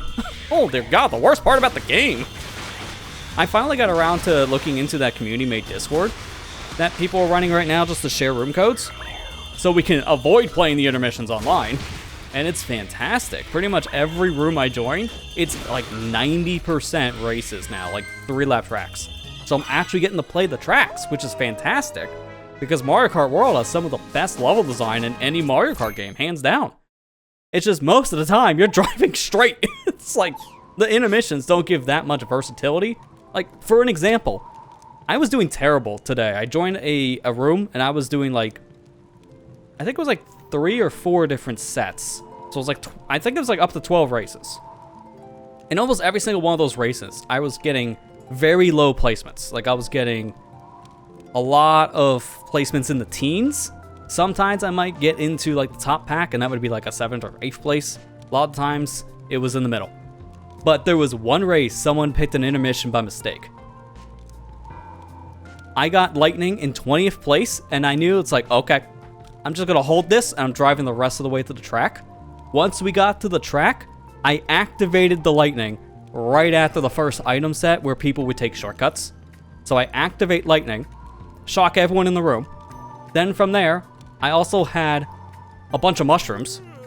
So as soon as I hit people with a shock, I boosted ahead, also got a bullet bill. So I used a bullet bill to take a shortcut, and then boosted my way with mushrooms to the front. I went from 20th place to 4th place, and you know what I did? I drove in the back like it's casual Sunday. I didn't try until I got to the course. That's why I hate the intermission so much. You can turn off your brain. Do absolutely nothing for like 90% of the race. You do 1 lap on the track when you get there. And once you get to the track, that's when all the chaos breaks loose. And you can do crazy stuff once you're there, but you're punished if you drive good. Because if you're in the front of the pack when you get to the track, someone behind you is going to have a power item, like the shock, bullet bill, mushrooms, and they'll pass you right at the very end. So there's no point in playing those said intermissions in the front. You're always better just staying in the back bagging. It's terrible. So it really just shows right there. I played 1 intermission in that set, and I did the best in that intermission race, and I didn't even play the game at that point. I just sat back and just took a casual stroll into the last like minute. And then the rest of the races, I'm doing my best, trying to take every shortcut I can and keep up with the competition. And I'm getting like bottom placements because it's just such a chaotic game. It's fantastic. And I had a super fun time when I was doing the other stuff, like just playing those levels normally. But that intermission, I was just like half paying attention. At that point, I loaded a video on my phone, and then I just started to listen to it while I was driving. Because it was one of those I don't have to focus. But when I get to a race, I gotta lock in because there's just so much going on with 24 players. It's so chaotic. Kind of mixed on that, actually, because sometimes the chaos is a little overwhelming.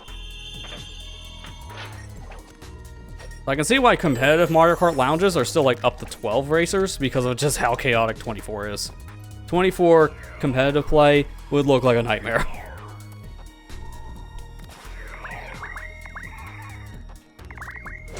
I will warn you one thing though, Marley, if you're planning on trying to do the local co-op stuff at Mario Kart World, there's one thing you can't do in the local co-op for some strange reason, but there is technically a workaround. You can only do free roam by yourself in single player. And there is a way to technically play with one other person, but you lose out on all of the mission stuff. So no P-switches, no question mark tiles, and no peach coins. But in order to do that, you have to load up a online lobby, so make a room, and do that when you're online with 2 people. You don't have to actually play with anyone, just make the room, don't share the code, and then that's it. Now you can play free roam with a friend. But you just can't do any of the side stuff. It's just driving. It's really weird. Makes me think that they planned on doing the free roam stuff with 2 players, but then they just cut it last minute, maybe because of how the mission structures work and how they reset things. It's just, maybe they figured it'd be too much. It'd be very confusing. But yeah, there's a workaround if you actually want to do that with someone else, which is good for practicing tracks. But every once in a while, I'll boot up free roam and I'll just like screw around with things. I just recently found a map tracker, because I will say, my biggest complaint with the free roam, the map is atrocious. It shows you literally nothing that you collected outside of the question mark panels, which is neat, but there's not as many of those in the game as there are the P-switches, and the P-switches are the ones you really want the game to track. And it does, but only with a counter. There's 394 of those things, so you're gonna probably run into a lot of P-switches later that you've already cleared without knowing it, and the game doesn't show you that on the map. It's very bare bones. So I found a map tracker that actually lets me like mark things off that I've done. That way I know, oh, if I'm in this vicinity, there's a P-switch here I've already completed, so I don't have to worry about it. I wish the map was better. Like, it could be like Breath of the Wild Tears of the Kingdom map, where when you're zoomed out, it doesn't show you the stuff you do. When you zoom in, then it shows you completed this mission, just like how it shows with like Breath of the Wild or Tears of the Kingdom. If you zoom in the map, I'll show you when you collected a Korok. It's like that's all they need to do. They've done it in other games, so I don't know why Nintendo didn't do it here. Nice grab. I don't know why I didn't do it there. It's kind of my point.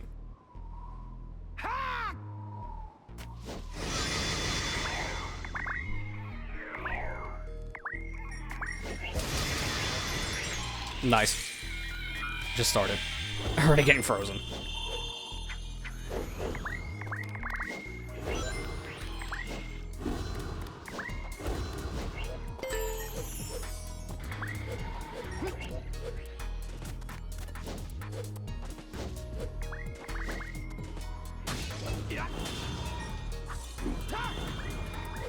Really? Do I want to do it from the top part of the crystallized ice? Because if I clip under, it pushes me back up inbounds. I wouldn't clip under, but the ice is so weird.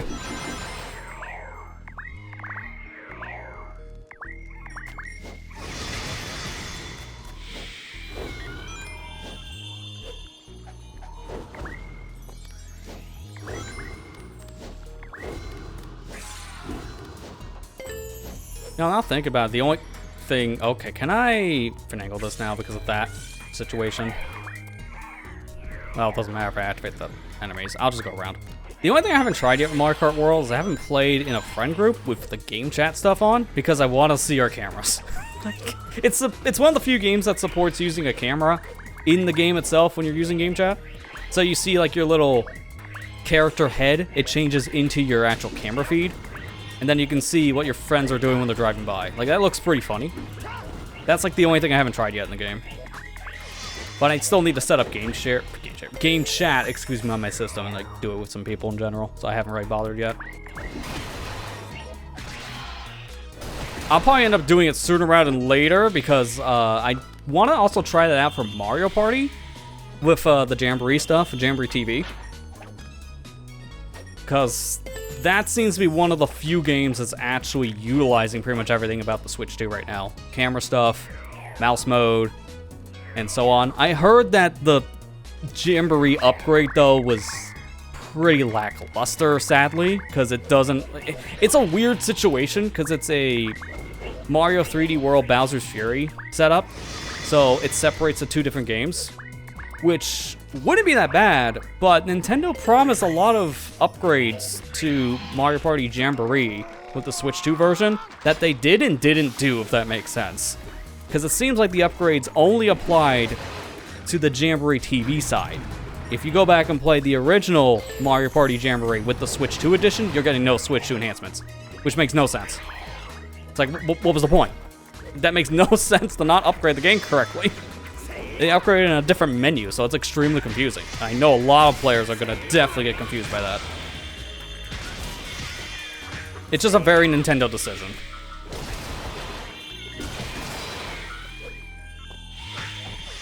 Especially for it being a paid upgrade, like, that's not a good thing. Making your upgrade pretty confusing of how it's actually structured and then not adding too much to the paid upgrade. I've heard a lot of people say it's probably okay for $5. I'm like, oh no. For $5, they're charging 20 USD. It's an $80 game if you get it physical. And I didn't own it yet, so I had to get the whole package anyway. So unfortunately, I spent $80 on a party game, and I don't like that. So I'm gonna definitely make sure I get my money's worth out of Mario Party, that's for sure. Like, I want to do that stuff for the League stuff. Yep, that'd be 100% in my plan list. Kind of like what we did with the other Mario Parties over the years. And again, the game ain't cheap, so I'm getting my money's worth out of it. I'm making sure of that.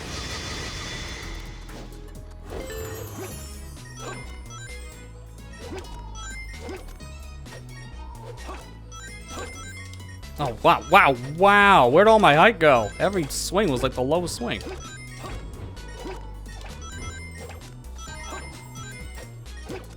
There we go.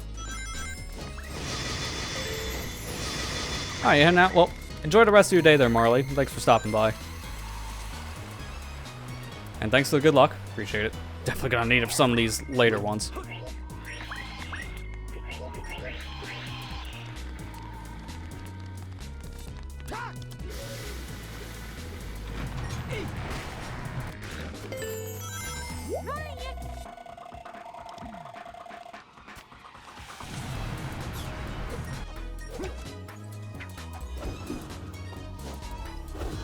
You know, we were talking about it earlier, but I kind of have this stupid idea that just popped in my head that I might actually do on the next attempt here for these hot dog missions. But how bad those intermissions are in Mario Kart World, I kind of want to see how much of this level can I run through before I actually have to play the stage. And I'm going to show off literally one of the worst ones to do it. I don't care the placement, it's just to show how bad that kind of structure is. And I think it would be a great testament to people. Also kind of shows my actual problem I've had with that structure with this new Mario Kart. And I know some people like the new intermission stuff, so it's not like if you like that kind of stuff, it's a bad thing. Like, no, I would never complain if someone likes something I don't like. It's just the vast majority of people don't care for it, so it's a pretty popular opinion to say just you're not following this like straight line crap. Hence why people made their own like servers just to share room codes.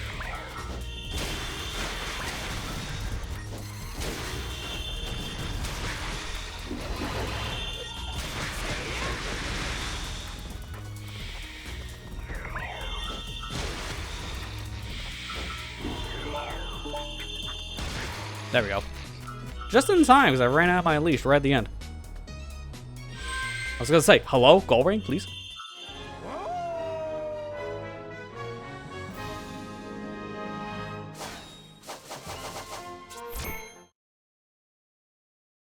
I'm actually gonna run the Twitch ad a little early, because I think it's gonna take me the 2 minutes that the ad's gonna run just to literally set this up anyway, so I might as well let it go.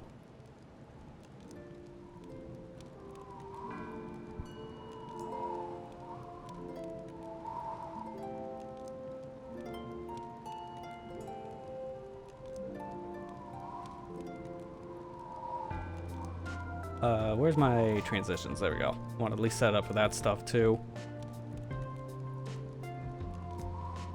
There we go, fades. All good. And this is just gonna be a thing in this feed, but I'm gonna shrink it down over into, I would say here? Yeah, that'd be a good spot. So I'm just gonna put it like this. There you go. And I'm gonna dupe this source really quick. Drag it down.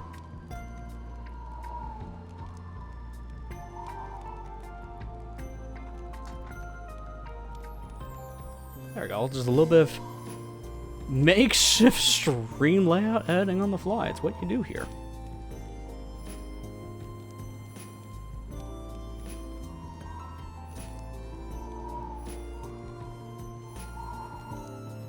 I'm just gonna mute it outright. I'm not even gonna have the music go for it. And I'm not even gonna bother like swapping to any of the things on my monitor. I'm just gonna play it off the OBS feed. I don't even have it on. That's kind of funny. I forgot I was playing this last with one of the community rooms. When I'm actually playing the game outright, I'm just gonna show people exactly the complaint I have about the structure of these stupid straight lines. It's literally the worst part, man. Actually, why the CPU still went easy? But not hard. I think in testing I had them on easy.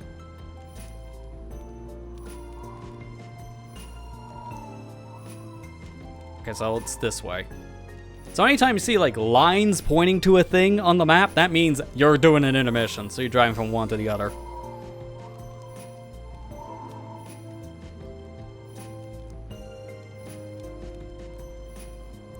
One more thing before I actually do this.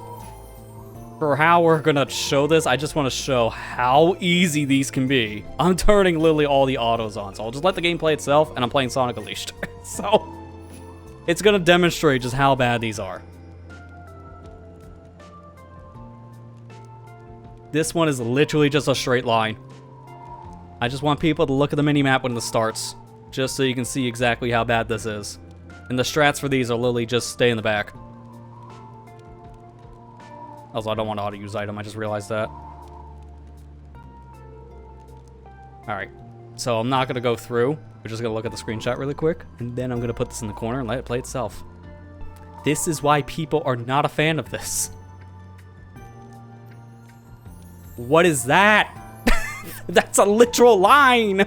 This is why I don't care for this. You literally drive straight, and there's nothing to do. And then you get to the course. Can you see how small that is? It's like this tiny little circle.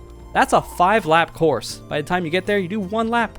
This one alone, this intermission is like a 2-minute intermission with a 10-second course. It's terrible. So, for science, what we're gonna be doing is we're gonna be doing this. Put it down the corner, the game plays itself, and I play the time trial. How much of this level can we play before the game itself actually starts over on the Switch 2? Let's find out. It doesn't start until SonicGhost. So now.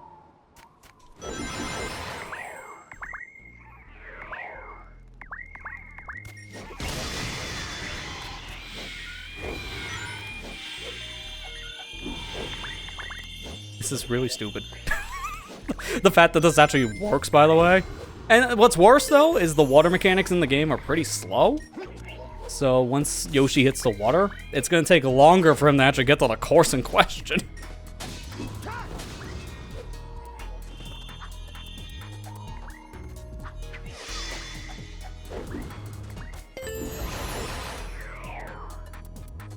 And it doesn't even matter if he gets wrecked, because he'll have good items by the time he gets to the course. He already has triple shrooms.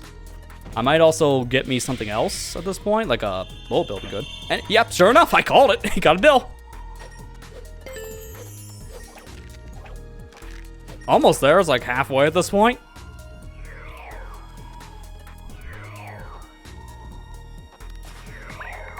But at this stage of the game, I'm also pretty far into Cool Edge Night. Sorry to say, Mario Kart World, but you're kind of falling behind here on this race.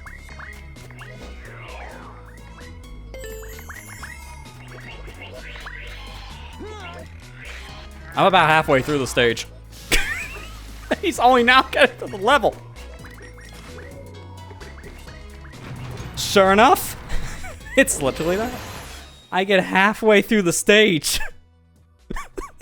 Get to the level. That is bad, dude.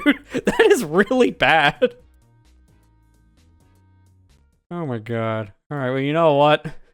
Now, I'll play this one for real just to show how long we're here for. Also, for reference sake, because this is the shortest one. And this is just to wrap up my point about this, because I don't want to be a dead horse for too much. I'll start a stopwatch as soon as I hit resume. I don't know how well this is going to be balanced, so I apologize. This is going to be too loud, by the way. I hope it's not.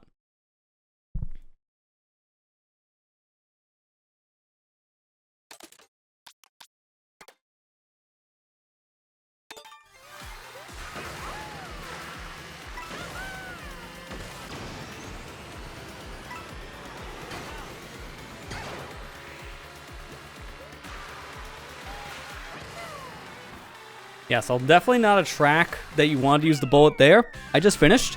That intermission, by the way. Getting into the course and playing the actual course was 17 seconds. The shortest course in the game has a super long intermission to get to it. By the time you get here, you're done. Like, you cross the finish line to start the lap, you might as well end the lap. It's that bad. I'll do the experiment one more time while it's still on screen to see how long it'll take us to get from one course to another. Let's do it in reverse. So from Koopa Troopa Beach, which I hate this name. This is not Koopa Troopa Beach, the N64 course. This is like Koopa Beach 2 from Super Nintendo. It's the SNES course, and it has a name change for some reason. I don't know why. Here's another one that's pretty bad. It's just like another straight line back. And yet again, it's one of those situations where there's not much you do, and it's in water, so yeah, just put the extra things on. And from here, I'm going to mute that, and we're bringing back the Sonic Unleashed feed. Before I take away the feed, here's how the one minimap looks, again, just for your reference sake. It's another line, so yeah.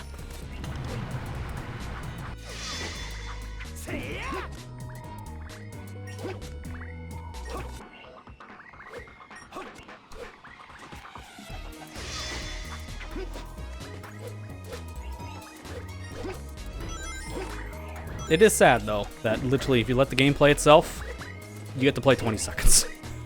That, to be fair, the one I chose was the worst.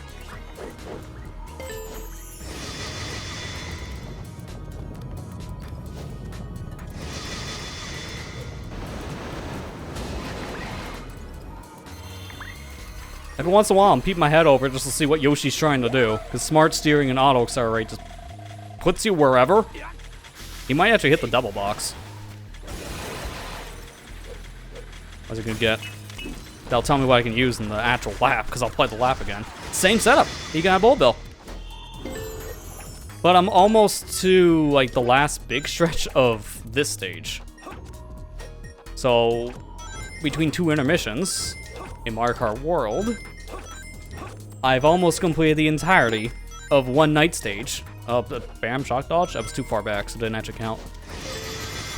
Good going, Yoshi. You sucked so bad you didn't get hit with the lightning strike. And now this is actually in the course. For some weird reason, it doesn't even start actually in the stage. This one's like 20% through. I don't know why. But that was another, I wouldn't say it was half. It was like a quarter of the stage. So not as bad as the Koopa Troopa one, but still. It's not ideal. And again, this is the last one I'll do anyways. So I can actually get back. I'm going to show you again how bad that was. We were here for about like 2 minutes or so. And now I'm going to start a timer the moment I actually play the video game, the part I was actually wanting to do.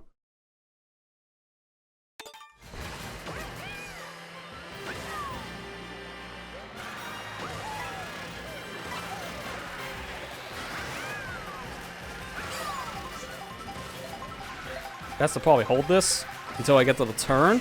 Because as stupid as this is, there's a Bull Bill extension here I already know of. If I use it right here, right on the sharp bend, it will go until you actually get to the finish line.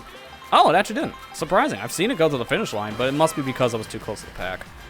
Either way, I think this should demonstrate a bigger problem that Mario Kart World has with the intermissions. I let the game play itself while I was playing Sonic Unleashed. Went from 24th place to 1st place in literally 45 seconds. I stopped the timer a little bit late, but it's roughly around 45. It says 46. Stopped it a second late.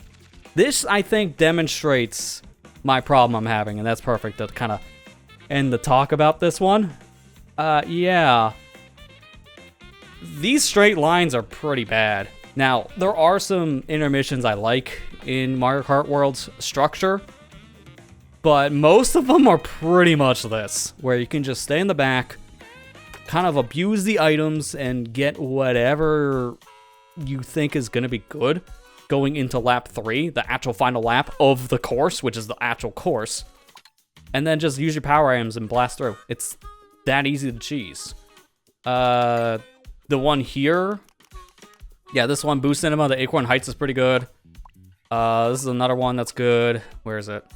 There we go. Wario Stadium to Shy Guy Bazaar, because you actually play a new part of the level that's not a part of the normal track. You actually play through Daisy's Palace, which is pretty cool and very elaborate for a stage. There was also one that goes here. I think it's another Boo Cinema one. Yeah, it should be this one. I played this one earlier. It wasn't bad. Dry Bones Burnout from Boo Cinema, the Dry Bones. That's a pretty good one as well. Like, there are some good ones, but there's over 200 of these intermissions. Or is it just exact 200? I can't remember. There's a lot of them, and most of them are not that great. They're really not. So that's the biggest problem people have with the intermission structure in this game. It was actually good I was playing Sonic Unleashed alongside of doing this, so you can actually see the real problem at hand that I have with these stupid level designs. In between two of those, I almost beat this stage. And I barely played Mario Kart. I played, like, what, 70% of Cool Edge Night? While letting another video game play itself, and I still got top placements. That's saying a lot.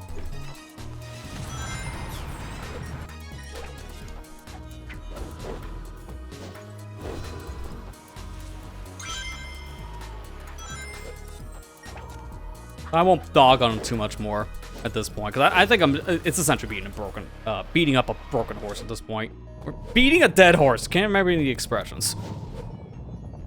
I got a double press on the A button. That was not fun. I guess that's what I get for playing 2 games at once and making fun of one of them. I wouldn't be so harsh on Mario Kart's structure if it wasn't for the price tag. Like, let's be 100% honest. The reason why most people are giving Mario Kart World's straight lines a really big knock is because the game is the most expensive that Nintendo's ever put out. And it's not a great look when this is the first $80 game that they might do again, because they said with the $70 price tag, we might just accordingly what we think our games are worth. And then they said the same thing now with Mario Kart's price tag. So that really just tells you it's a thing here to stay, but with how many titles, we don't know. We just have to hope it's not many, because honestly, Mario Kart World's not worth $80. It's not. 100% not. It's a fantastic game if you got it with the Switch 2 bundle for $50. But for $80, that's why I can't recommend it to so many people, because Mario Kart 8 Deluxe exists. You can play on the Switch 2. Gives you more content. Technically, because we're outside the door. While Mario Kart World may have more tracks, most of those more tracks that people know of aren't tracks people want to play, just because of their design. If we're just talking about the core 30 tracks compared to the 48 out of Mario Kart 8 Deluxe, the tracks are definitely better in World, but also barely played in World, unless you're playing like your own private lobbies. So it's kind of a hard thing to argue, and then the whole battle mode being completely different. Battle mode is just the best in 8 Deluxe. It's hard to argue that battle mode. That's the thing. Like, it's just so good, it's really hard to compare. So when they kind of regressed it in World, where it's just your standard balloon battle and then coin battle, I think it was as well. Like, that's it. It's a regression from World, or from 8 Deluxe. because they had so many more modes, like the Renegade Battle, the Shine Rush, stuff like that. It was such a great experience that, unfortunately, is not returning.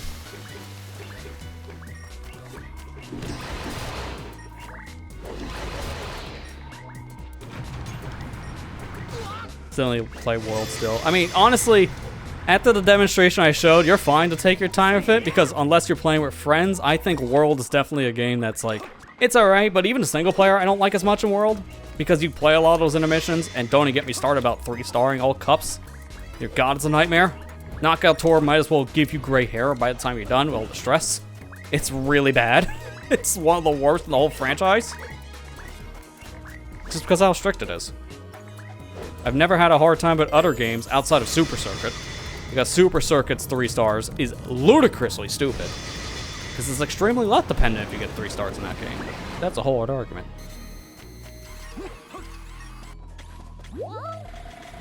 Yeah, 8 Deluxe is a hard act to follow. Even the devs themselves admit that.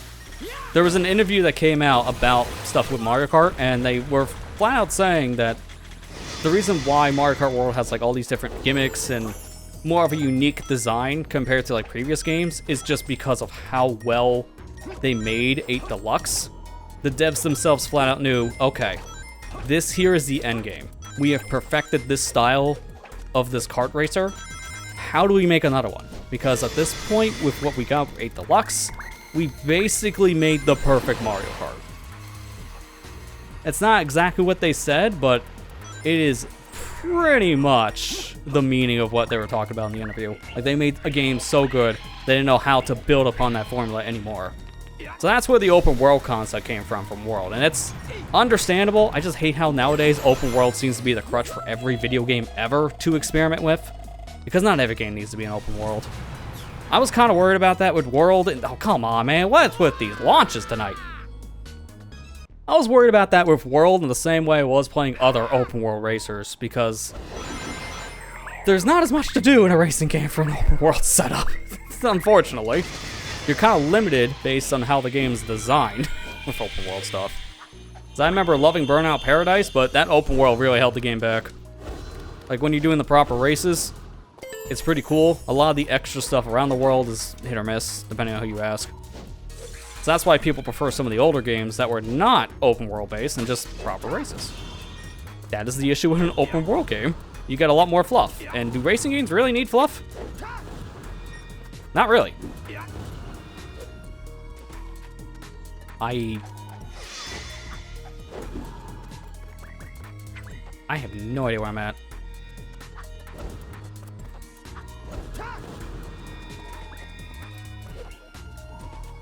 I still don't know where I'm at. This is a horrible camera angle.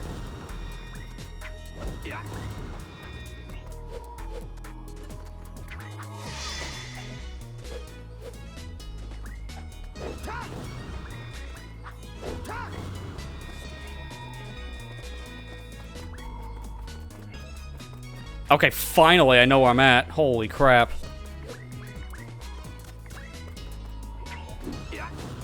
Actually, wait a minute.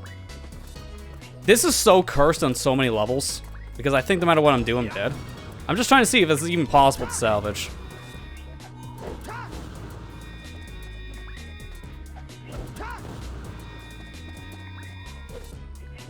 Yes, it is.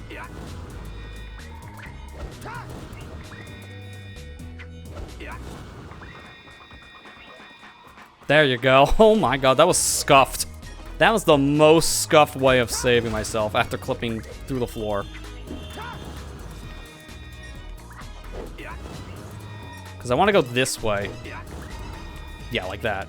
Standing on top of that ice pillar is just safer. It might take more attempts, but I won't go through the floor. So I'd rather do that.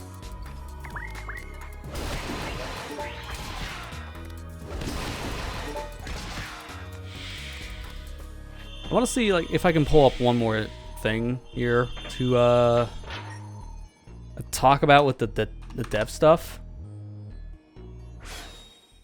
Oh my god. Hang on. Speaking of that, I was literally looking up a tweet, and the first thing I see in my feed is actual good news. I don't know how good it is yet until I play the update for myself, but Mario Kart World literally just got an update now, and it's actually addressing one of the major complaints. So it only took them a month, but they are listening. I'm shocked.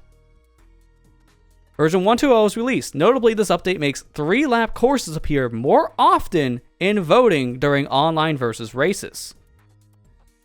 How often is more often is a great question, though, because the thing I noticed is the game barely ever picked a 3-lap course. It gives you 3 options and then random, so you get 4 different things to choose. Those 3 courses were always intermissions.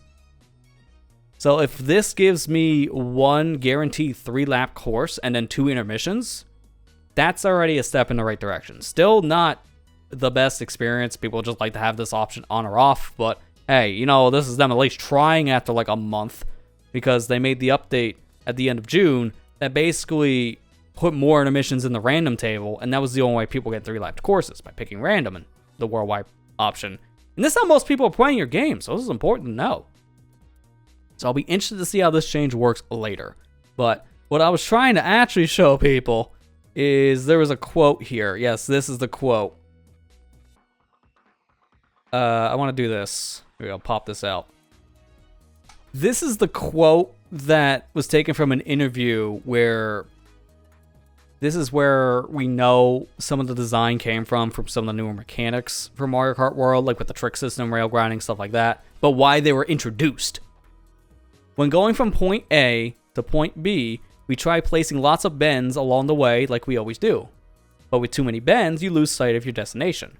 Then, your goal of traveling from point A to B becomes more difficult. That said, driving for ages down a straight road isn't much fun either. So we figured we were lacking some of the kind of gameplay mechanics for straight roads, and that's where the idea for some of the game's new elements, such as rail ride and wall ride, it came from. Development team collectively refer to these new features as tricks. If everywhere's just straight roads, it's going to feel the same no matter where you drive. This right here, this specific sentence, is why they added those moves, like with grinding, riding the wall, stuff like that. Driving from point A to point B in a straight line, literally in the development of the game, the team knew this would be boring. So we need to do stuff that makes the game more varied. Problem is, I demonstrated it when we were going through those intermissions when I had it in the corner of the screen. There was barely anything to trick off of. There's barely anything to wall ride. I know I picked some water courses, but if I pick the other ones that are on highways, it's not that different. There's barely any walls. There's barely any rails to grind. There's some here and there, but they're very spaced out. So those tricks don't fix the issue of it's going to feel the same no matter where you drive, because it does feel the same no matter where you drive in like 200 intermissions. Almost all of them feel the exact same, and that's why people are not a fan of them. The tricks are nice, but they don't fix the core issue. And unfortunately, it doesn't seem like they realized that during the development stages because of how the intermissions are designed. It's like the Splatoon 3 issue, I feel, where they made the switch surge move where you just like, stick on a wall and then you can shoot up when you hold the jump button, which was great for movement, and then like most of the stages in Splatoon 3 does not use it because they barely have walls. It's like the devs knew they needed to make a new mechanic to travel up faster because it takes forever to climb walls, and then as soon as they make the mechanic, they barely put walls in the game. So what was the point?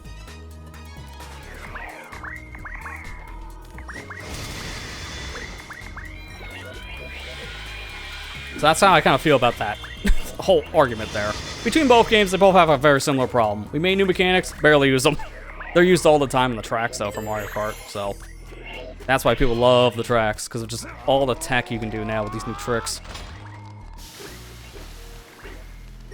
I see WayForward's announcements last night. I heard they announced the physical version for the Shantae GBA game on like modern systems, and of course people get upset because it's limited run, and that's not a surprise at this point. They will partner with that company until that company becomes bankrupt, I feel, because at this point I think they're too far in. I don't care. That's how I view it. I'm a Shantae fan. I love the series. I have every single game physically. I don't know if I'm picking this one up. That's how much I don't care. Because I've gotten burned too many times from this company. I don't know if I should even bother. It's that bad. I want to get it, but also after my GBA cart barely functioning because it was covered in so much dirt and the shipping issues I had with it. Yeah, I have a lot of trust issues with this company.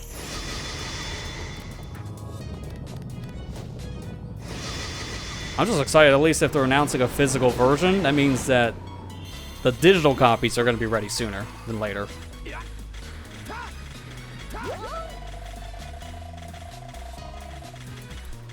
Dude. Robot, I swear.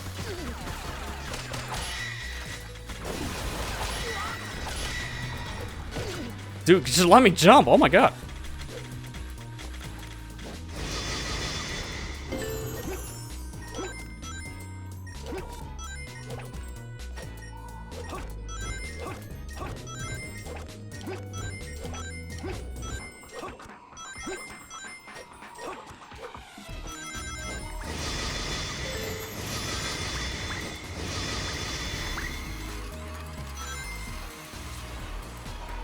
I'm also thinking now, because of that limited announcement for the physicals for Shantae, it's going for 40 bucks, which is like the norm for the physicals. So that's telling me the digital game might be around 30. I'm just glad to see it's gonna be coming out some point soon-ish. We don't know when, but probably next couple months. Because so many people couldn't get the GBA cartridge, and to be fair, the cartridge had plenty of problems when it came out, so even if people got the cartridge, it seems like there was a problem that people couldn't play it. So, needless to say, I'll be glad to see when there's an actual version of Shantae Advance that people can play being released. That's the only thing I'm really excited for. The company partnership at this point, I just glaze my eyes over because I just don't care.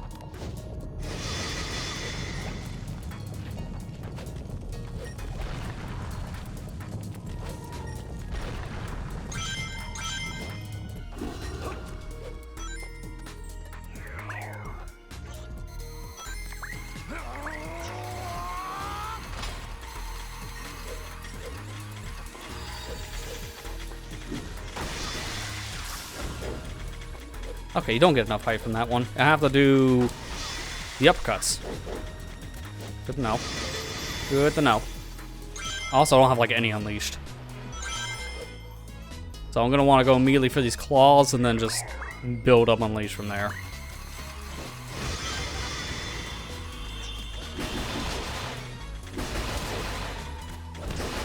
I probably should have more than I actually do.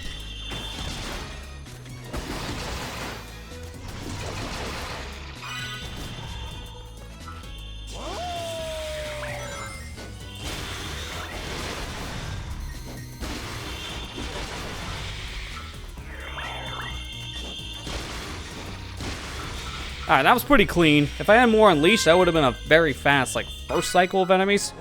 Other than that, not bad. Makes up for that horrendous beginning, because, oh my god, I should have been dead.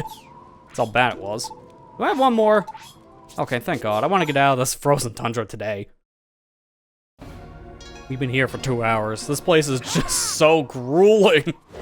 They're not even hard missions. It's just, they're all extremely long. Once we're out of Cool Edge, things are actually gonna pick up again, which I'm looking forward to so much. I want to at least get 3 continents done, like I did in the first session of Hot Dog Stuff, but the rate this is going, it might only be 1 other continent. I really hope we can push it a little bit past that. But we'll see. Chun-nan's gonna be, like, the day ones are gonna take a while. The night one's not gonna be that bad. Because the night stage is pretty short. Shortest one in the whole game.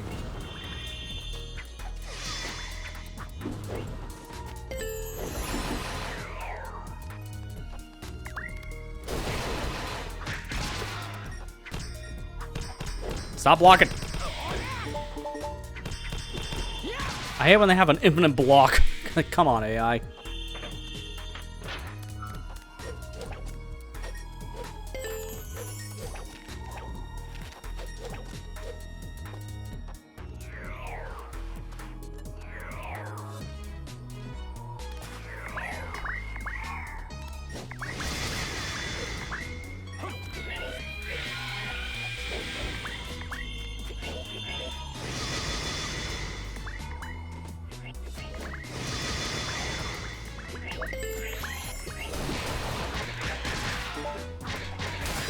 That should be enough Unleashed for the ending section. I'm just trying to get a little bit of extra bar built up, because when I get to the end, I want to just unleash claws, and then everything can die like 1 to 2 hits.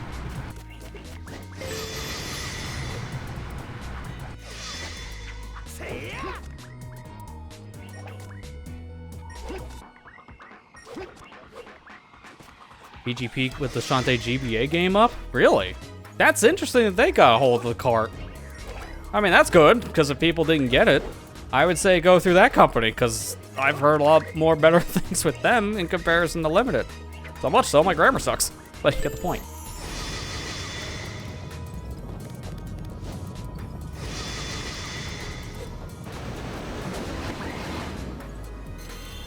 Like, we know that Limited has an excess of all these games because they show them all the time in their physical store location, North Carolina.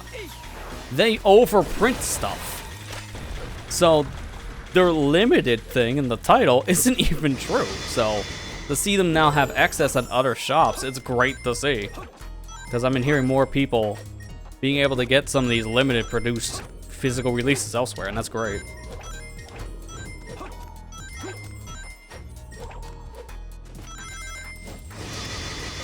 I would hope they do that for like the actual Shantae Advance like console version, not just like the GBA cart, like the other ones too. They probably will, if there's like an excess in the future. Because again, I would just tell people go do the BGP at that point.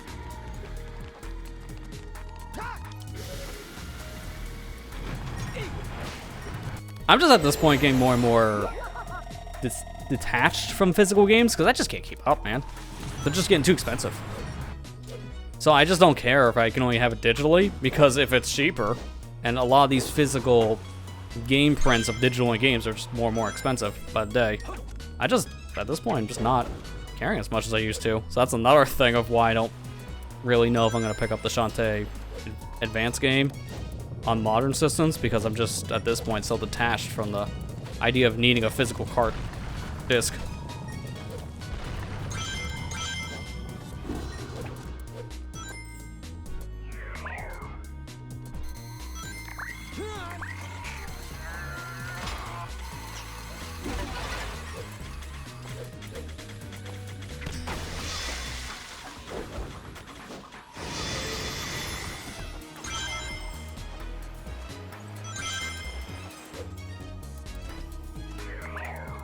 Alright, if I hit these snowmen and get my power-ups, nice, not even close to them, that should give me enough for Unleashed.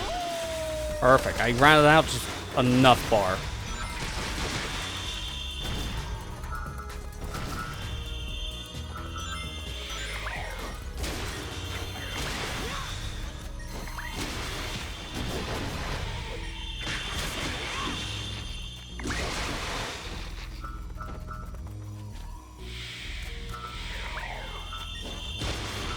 Alright, that one wizard just deciding to go to the sky was really the only part about that fight that was terrible.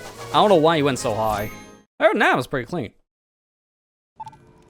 Alright, there you go. Iced hot dog. That means we're done here.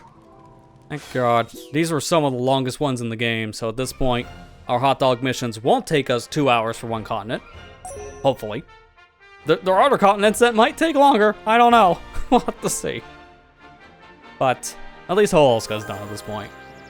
So next up on my list is Chun-nan. But before we go to Chun-nan, I'm going to use this opportunity to get up and stretch, take a break. So I recommend everyone else do the same. When we come back, we'll jump into our next set of hot dog missions over here in Chun-nan. So stay tuned, we'll be back in just a few minutes.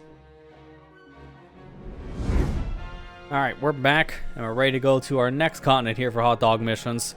And I hope Chun-nan treats us better than the Holoska ones did. Because those, man, were getting a little exhausting. Thankfully, the night stage here is really not that bad. So once we get to the night missions, it's going to be pretty smooth sailing. The day stuff is a little much, so. If I remember, I think the worst one is the ring, because of just the ending section specifically.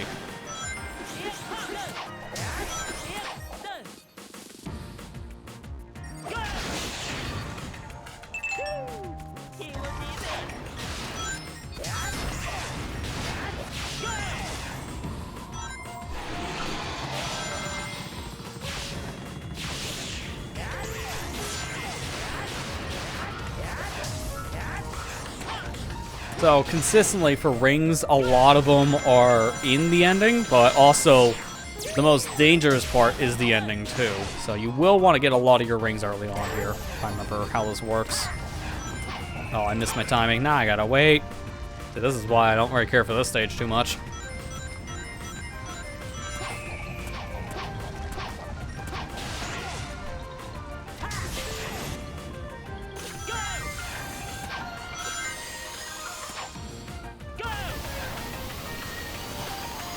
I don't really find much of the stage to be a threat until you get to the very end, because that ending is, again, like the worst part of this stage. There is a trick to make it a little bit easier, and I will show it. I just hope I can get it. We were practicing it, I think, last. No, it wasn't last session, during the DLC.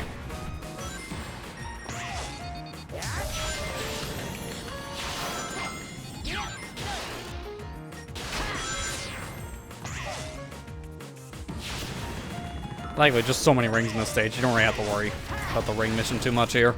It's just, again, the hits. Now, if I take a hit, I lose half my rings, but I have enough that I got a buffer. If I take a hit, I'm fine. If I take 2 hits, that's another argument. Which means I can do stuff like that. So that's a little bit of a skip. That's good for the time trial. Hitting that robot, though, with the homing attack is extremely inconsistent in my experience, though. Because sometimes the holding reticle just doesn't stay locked on, and Sonic will do a boost instead of homing attack it. Alright, so I gotta try this at least once, right? This tells me if I'm ready for this.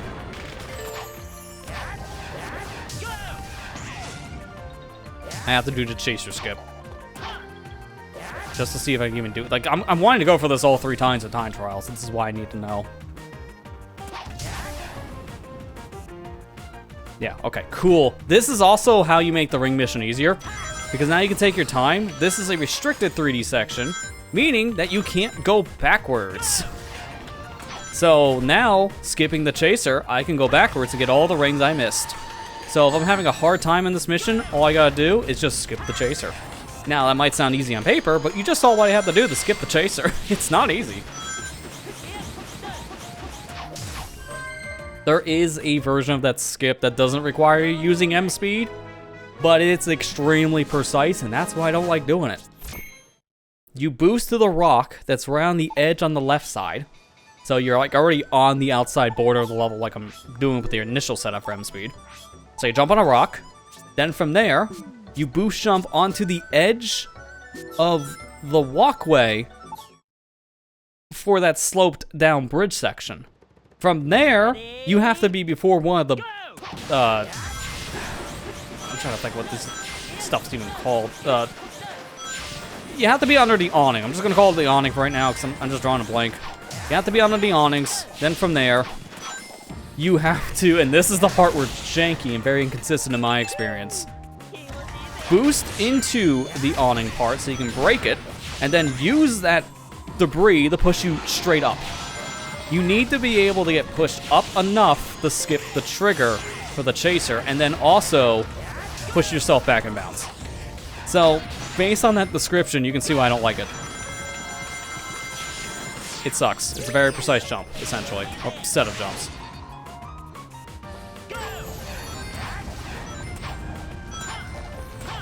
Oh, just in time.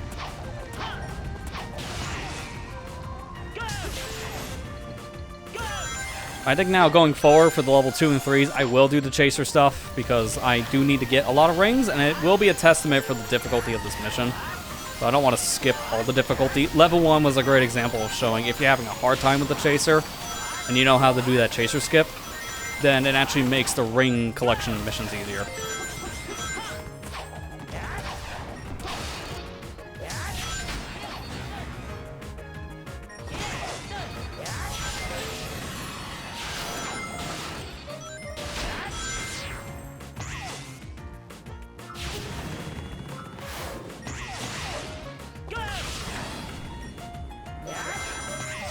Little extra rings there, just in case. And then this is just faster. Okay, I don't know what... My little echo just responded to something. I said, I don't know what. Every time that thing activates when I'm in the middle of a stream, I'm always like, what in the world is that? Because it has a deep voice. I have it set to one of the male voices, and it such like a low rumble, I think my phone's going off.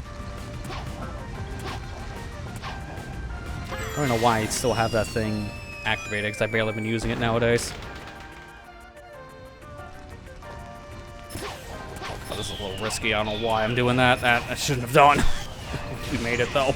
Okay.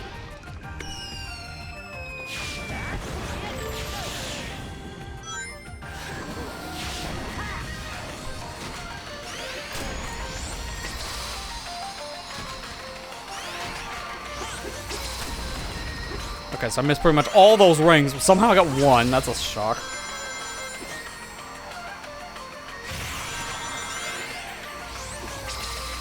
Yeah, see, this section has so many rings, so we don't have to worry about too much coming to the section without your ring quota. It's just gonna depend on... Oh my god, that! It's gonna depend on that! Okay, and GG's. Now it's not enough. Actually, wait a minute. Wait. I have an idea. I might be able to salvage this. No, there's an invisible wall. Never mind, there's no salvaging. If there was no invisible wall there, I was just gonna run right past those boosters and get the rings we missed. Because some of those chaser sections don't have invisible walls, so you can't go backwards. That one, apparently, no. You're locked in.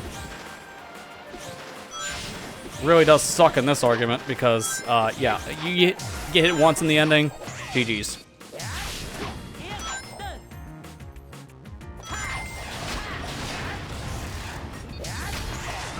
I remember this one being one of the harder ring missions just because of that ending. It's not terribly hard to avoid all those hits, but it depends on like how many rings you go into the chaser section with. It depends on how easy or hard the ending is.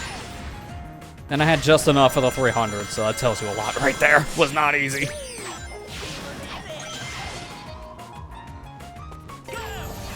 Whoa, I didn't land at all on the platform, so I got way too much speed there. That sucked. Okay. Ready? Sure. Go!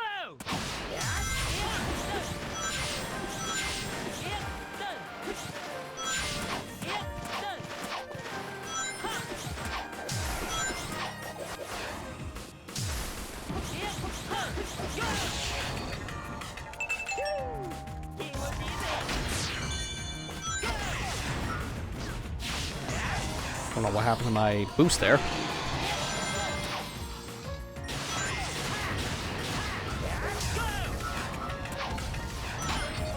Whoa, why'd I go backwards? Okay. Sometimes your landings are scuffed, and that was definitely one of those, apparently.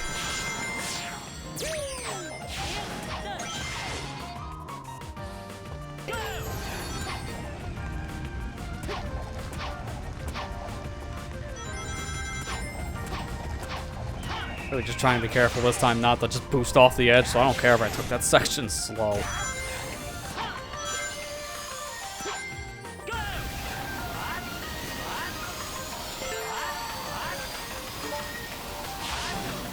You get a lot of rings in this section too, so you shouldn't be going as fast as I am through the section if you actually want rings, but we saw before I have enough if I skip some here and there, so I'm just gonna drown instead. Okay, who needs ring count when I could just not swim? Ready? I was gonna say, I can get away with skipping those in level 2, but not the level 3 run. The level 3 run, I'm gonna need those rings.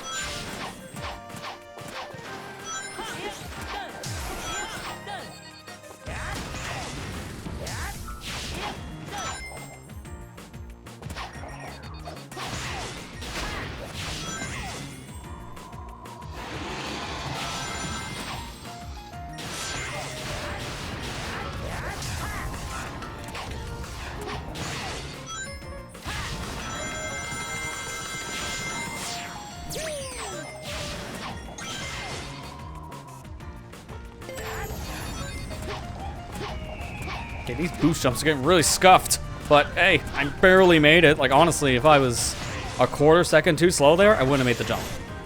I would have to wait out that cycle, but I made it just in time.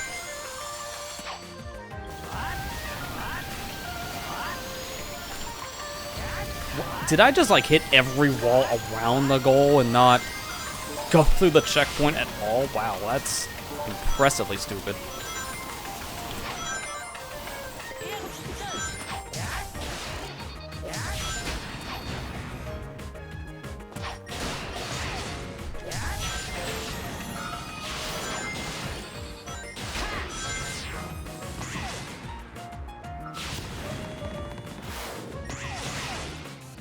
Definitely want a little bit of an influx of rings, so I'll go down this path and get the extra.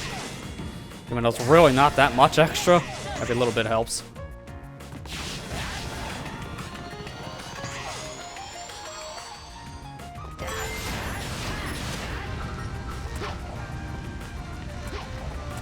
How did I make that jump? What? I just skipped the whole platform. I don't know how. That's impressive, but I don't know if I can ever do that again. Nor do I want to, because it didn't seem to really be all that beneficial.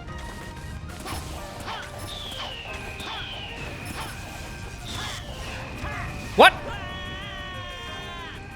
How did I go over? That's the first time that's happened. This has been a lot of firsts tonight. That time I went over the spring by doing that boost jump. It doesn't normally send you that far. Like, I have a little bit of give. That's why I do that jump. Because I don't like going for the enemy here. It's actually better to skip the enemy when you're doing the ring missions. I don't want to get shocked mid-jump.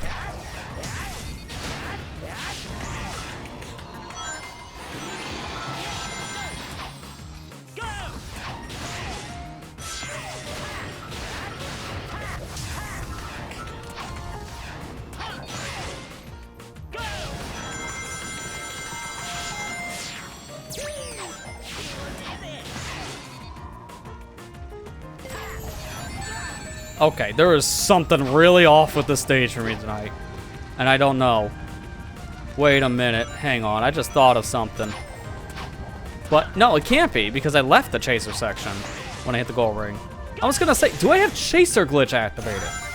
Because that could explain some of this extra height I'm getting in some areas. I don't think I should have it. Unless this level's weird and still keeps that state when you leave the chaser going to the goal ring. Who knows? So, for people unaware of what I'm meaning there, I probably shouldn't because I've died in another section too, which would have reset it. There is a glitch, and we just call it the chaser glitch. It's like, no, I think it's actually called interceptor glitch because it's with the chasing robot. For whatever reason, your control is slightly different in that section, give you more height on your jumps. You just don't notice it with how those sections are designed.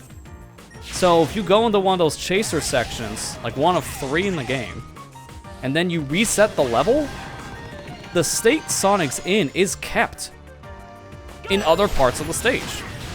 So you get to the chaser robot, you reset your game to go back to the beginning of a stage, and now you just have a floatier jump, which allows you to take some very creative, like, shortcuts through stages. And people have found this by accident because of how this weird interceptor sequence works. You just get this height, and you don't even know it's active because of just some weird quirks. So when you reset the stage, which you'll do if you die, then, yeah, needless to say, it's one of those situations where you get this, like, super powerful, like, glitchy state, and you don't even know it. So you just kind of find it out by accident. It almost feels like I have it because of my height. It's kind of weird. But I have to do the skip now because I don't have enough rings, and I might just have enough if I do this. Oh, yeah, there's something weird going on here. Okay, yep. Oh, I die anyway, so I reset the stage. Actually, I think I'm just going to quit entirely. If there's a weird state active, this just gets rid of it. Because I'm reloading the level. And I have to reset the payment anyway, so it doesn't matter. Ready, go!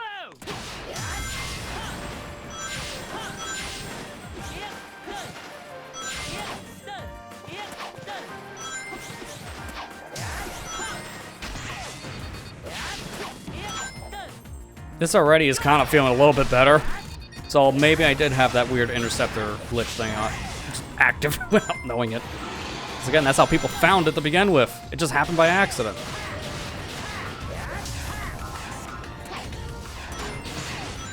Might have actually been found in one of these hot dog missions, because you die in one of those chaser sections, you reset the whole stage.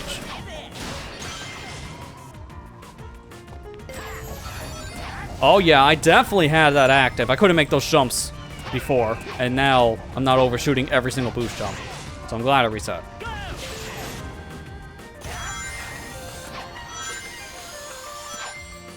I knew there was something off. If you have more jump height, then there's something off.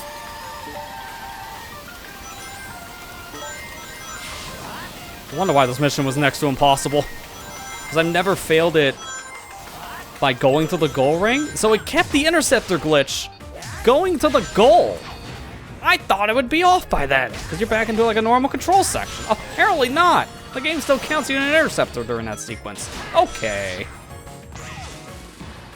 Even though I'm allowed to turn around and have free movement again, that's why I'm very confused as to why my movement had that extra height.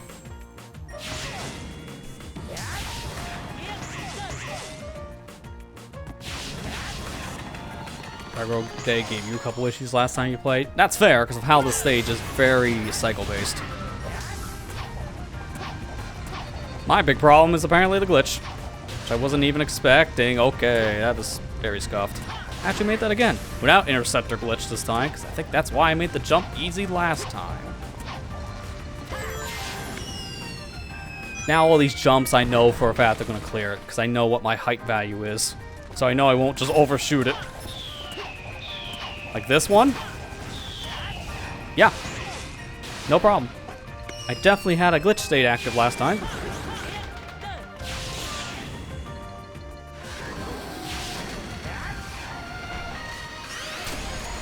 So if I fail here, quit. That's what I know now.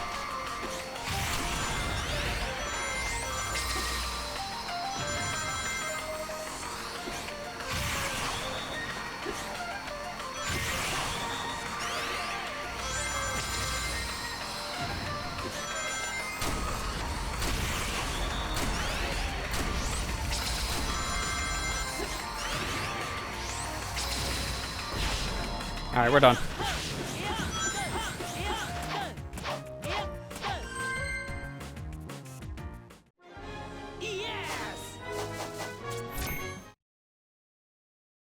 I also gotta be in, it won't be as bad for the time trial, but I have to be in mind of that glitch being active if I do the battle one, because I don't want the extra height for battle trial. That'd be really bad.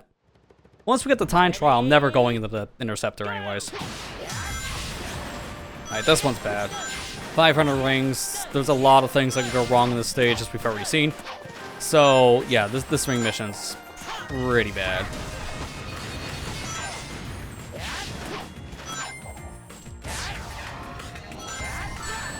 Okay, taking a hit like that early really doesn't matter. I have no rings yet. You're just gonna see me play a little more safe once we get to the second half, because I can't afford taking any hits. This is one of those stages where it's not that they have just enough rings in it, because there's a lot of rings in a lot of different sections in Dragon Road, but once you start taking hits, you won't have enough.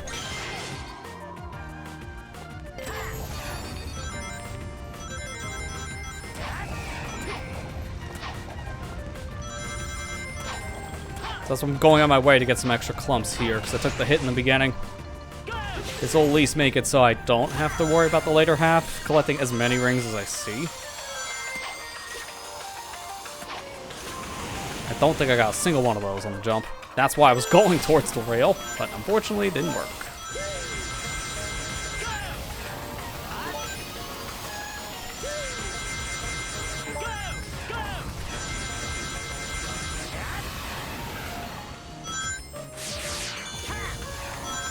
I don't think it matters if I go top or bottom on that path.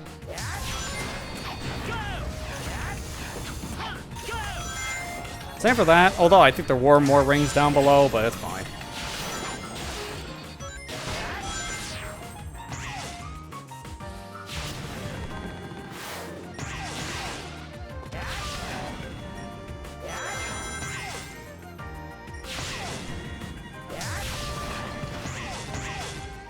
There's never a reason to take that pulley path. Like, just always do the little slide under and get the secret rocket spring set up.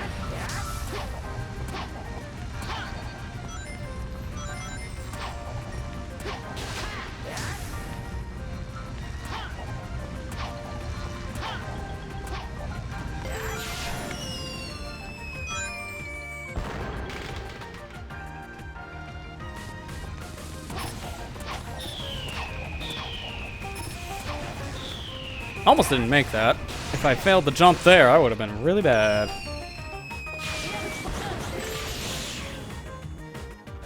Alright, then it's just the chaser section here. Which I can't afford to hit no matter what. That's the thing. I just gotta be careful.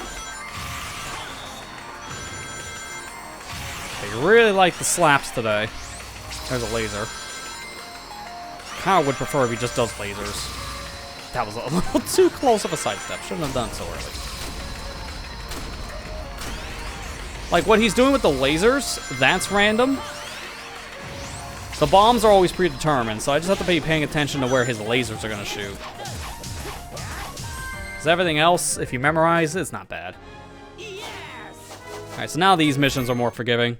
Because I always think the ring missions are some of the hardest for Day, just because those later ones, yeah, you can't take a single hit. Can't wait until we get to the jungle joyride ones, though, because those are extremely easy. Ready? Go! So it'll be a nice breather.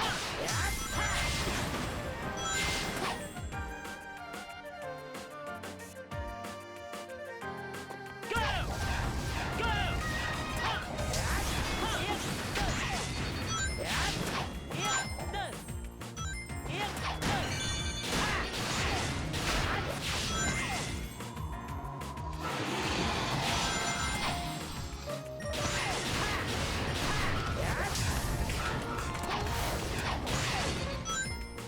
I'm trying to remember what was the cap. I think it was 30 enemies. There's not that many enemies in this stage, so they can't make the enemy mission that extreme. It's kind of why in the beginning I'm just playing this more like the time trial, because level 1 and to an extent level 2, you can skip a lot of things and be fine. It's level 3 I can't really do this stuff, because then I'm going to have to go on my way more.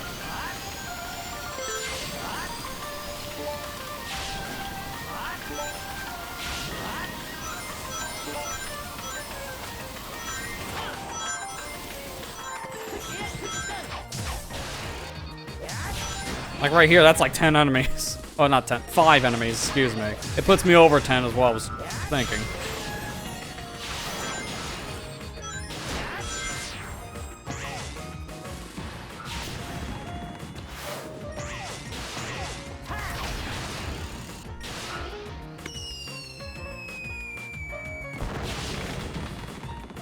And from this point going forward, when we get to the chaser, I'm just gonna skip him. I only wanted to show that off for the ring missions because it actually makes a difference there.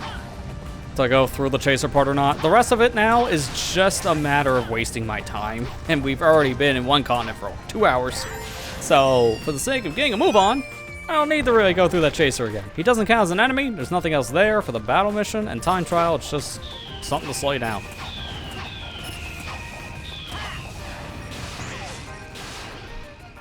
So I'm gonna go for it.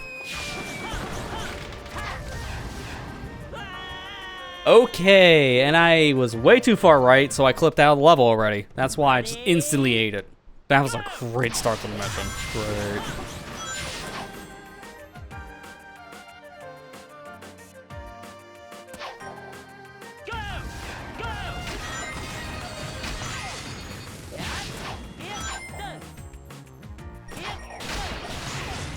That's why it's good that you can do a lot of like speed stuff to just kind of blaze through these levels, because when you gotta play them 9 times in a row, yeah, it gets fatiguing.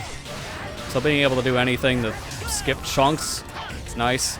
I guess since I failed this attempt, I will show one of the skips I will be doing for the time trial too. It's not just the chaser one, there's another one.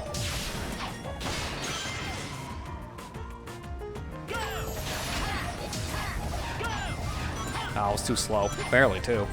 Now I gotta wait.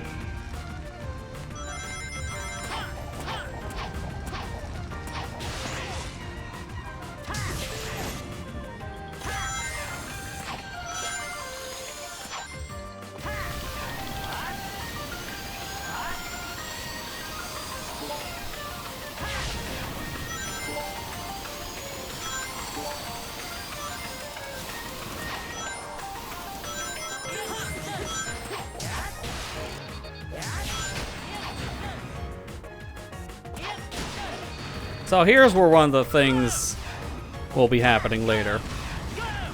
You just boost through this wall. It's that easy. There's like very weird collision there, so you can just sit on like this invisible part of floor and squeeze Sonic through a crack in the seam by just boosting, and then there you go. You have to be a little careful because now you're in a 2D section with 3D control, so you can't go too fast in that section. You want to be careful, but it is water, so you also need to boost in that section so you don't drown.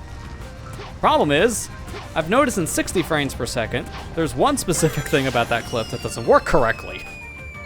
When you get near the pulley near the end of the 2D section, it has a homing reticle that would work in 3D, but in 60 frames per second, it seems like that homing reticle just doesn't appear. It's like one every like 10 attempts it might appear. So, might be more consistent to do that skip in 30.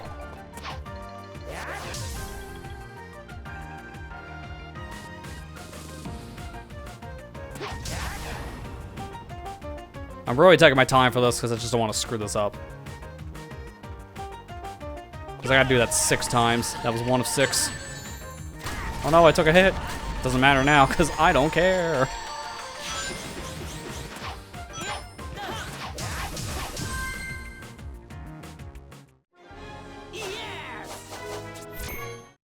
That ending part is one of the worst parts about this whole stage too, and it takes forever.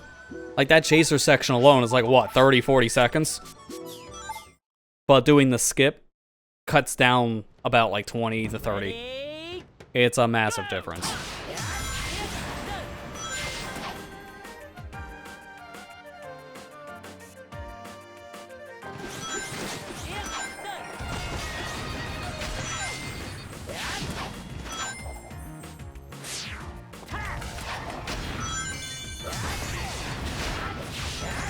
I think I'll probably be able to play this basically the same as last attempt because 20 enemies really isn't that big of a difference. By the end, we had 22, so I can probably skip more enemies here and there again and be fine.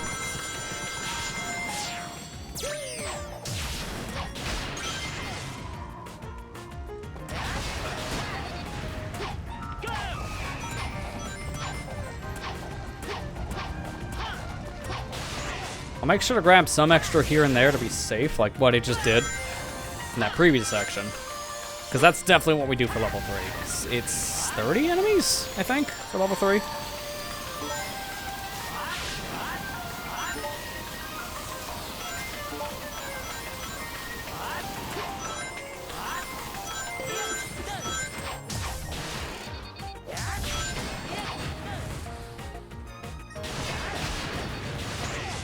Oh, well, we're good. Alright, I'm gonna do this again.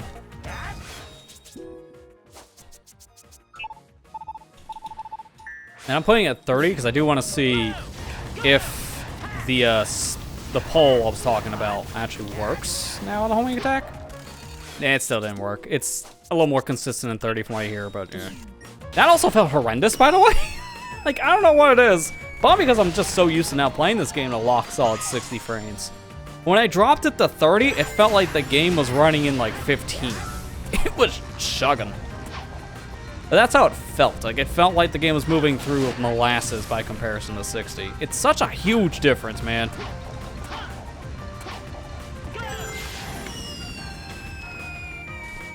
It's not to say I can't play this in 30 frames, but man, when you go 60, you can't go back. Like, there's an option on Xbox Series to disable the frame boost. I don't know why you would do that, honestly. Outside like maybe 2 or 3 instances where 30 frames worked better for the game, 90% of the playthrough, or like 99% even, there's no problem. So just leave it at 60. It just looks so much better. It feels better to play too.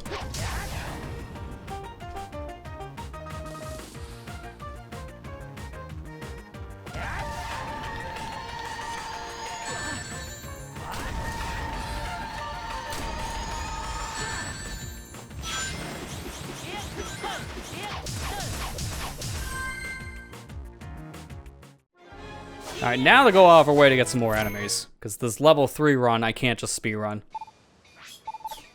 This level 3 is probably going to be 30. Yeah, 30 foes. I was right. Now, it's not that bad, Ready? but I don't want to skip every enemy I see. Go! I will want to kill more of them.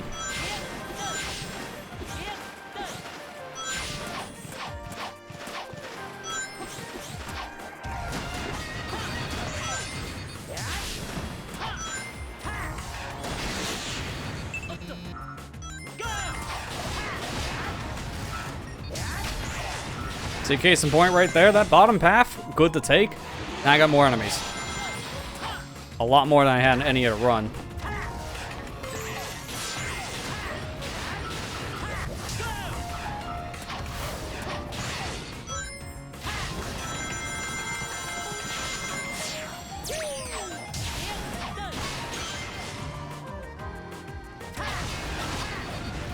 I'm gonna have to wait. Yeah, it's not that bad, actually. It's only like maybe 2 seconds at most. Could be worse.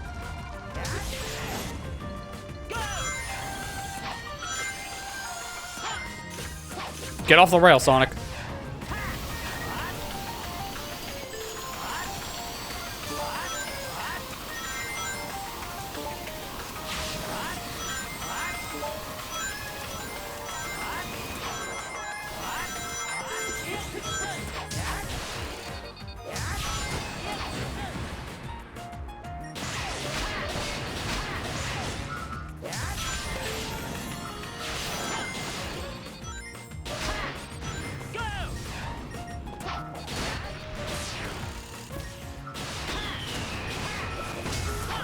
There we go. That was the extra enemies I needed, so now I can just run through the rest of this.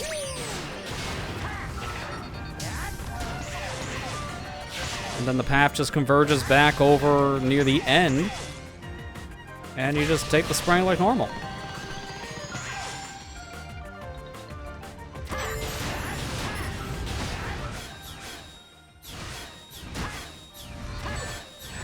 Good. I like pause buffering that little skip because if you're gonna go for the enemy homing attack skip like that, pause buffer. Make sure you actually make it. It's way more consistent when you can see the actual reticle appear.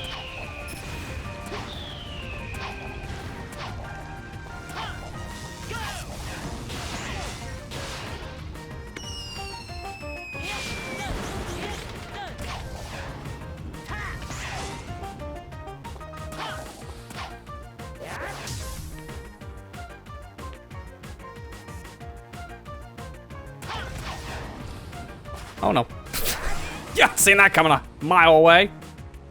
Alright, well thankfully I wasn't in the chaser section yet, so I don't have that weird glitch state. Ready? I knew that was gonna happen one of these attempts because it's just very easy to butterfeet your way off.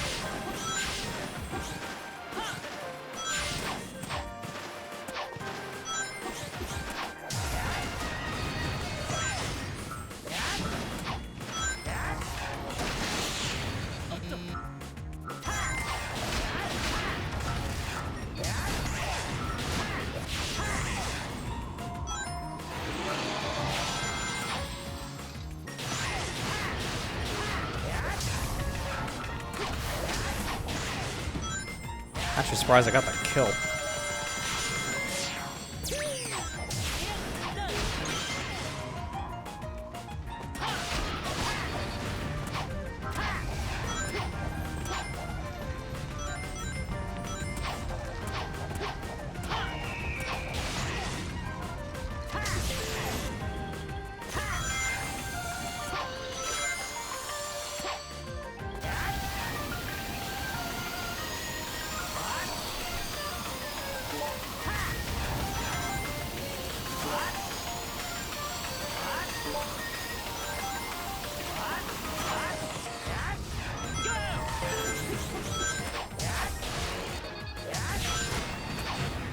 Oh no. Backups. The random rocket that's just in the middle of nowhere that really has no reason to exist. The backups. It's literally just there for that moment. If you somehow find your way on the water and you can't go back, but to be fair, you can go all the way back to the checkpoint. So I don't know why that rocket's really there.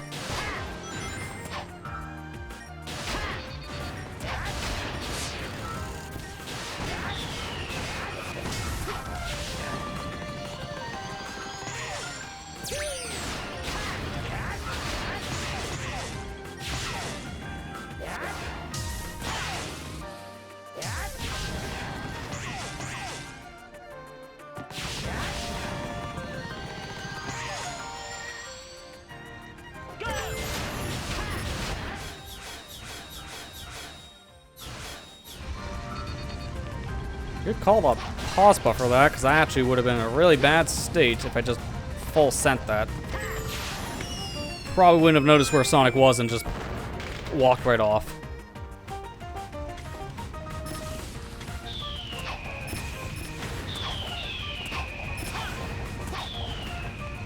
Yeah, I'm just gonna take the safe route. As if you stop going electrified today, sir. Jeez, dude, seriously. These things last forever.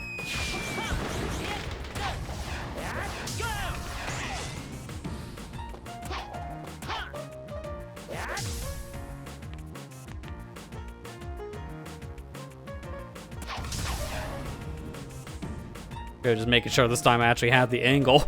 I had to actually cheat for that just to make sure. I looked up the input display. Because I felt like I had it last time and I missed it. Sometimes knowing where to hold on your control stick is just not the easiest to judge. Depends on your controller.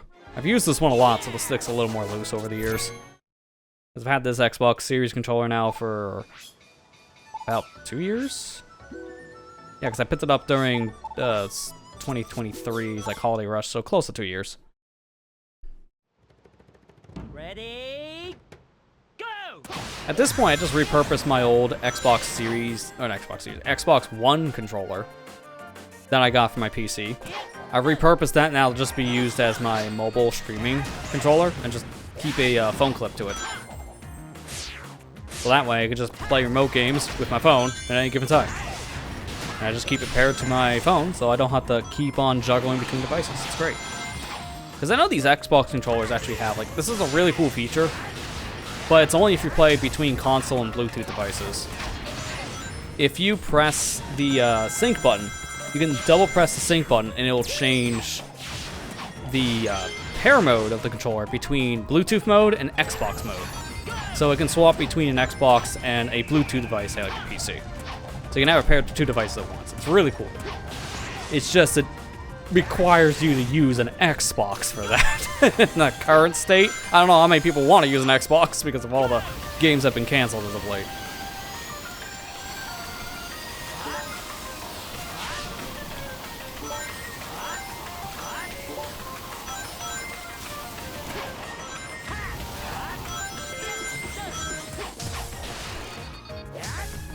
Yeah, that is the case. I can show it after I do this attempt.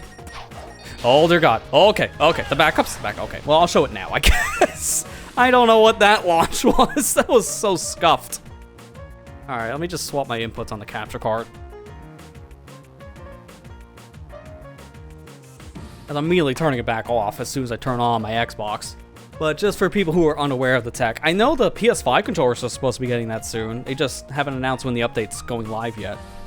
But it seems to be sometime this year. PS5 controllers will have the same thing where I don't know what button you would press on this controller. It might be like one of the option or share button. Because I think it's like you hold share in the PlayStation button that gets it to sync. So you might have to do something similar. I don't know how Sony's going to implement it on their system. But on Microsoft, it's super easy because there's an actual pair button. So in this case, I'm just turning back on the console feed, right? And I have my Xbox actually plugged in, so I'm just gonna double tap the sync button here. And you just saw the light flash for a second, and it just swapped over to something completely different. It's gonna take a minute for it to actually, kick on the system. But once it does, there you go. This is not controlling my PC anymore. And then they don't want to sell me something. No thanks. I'm good. So I still have that mini view from before. You can see clearly I'm using the Xbox now. I'm gonna double tap the button, which swaps it back to Bluetooth mode. And now I'm back to using my PC. And now I hit the button again, and I'm back to using my Xbox. So it's a pretty cool little extra thing that you can do with these Xbox controllers that wasn't there originally. I think it came like a couple years later when they made the Bluetooth versions. I think it was around the time the Xbox Series came out, like a few months later they made that update. So if you're on the latest firmware for your Xbox controller, that's just a thing you can do. Go! It's pretty helpful. Unfortunately, you can't do that with the OG Xbox One controller, so a controller that came out between, what was it, 2013, excuse me, to early 2016, I'd like to say? Maybe 2015. I don't know what the cutoff was for that tech. The ones that don't support Bluetooth. You can't do that with those controllers, and I have one of those for my Xbox One. So I wouldn't be able to do the little controller swap thing with that. It's just Xbox mode. So it only works on Xbox. Or if you have like that adapter thing for PC, which I don't think they even make anymore.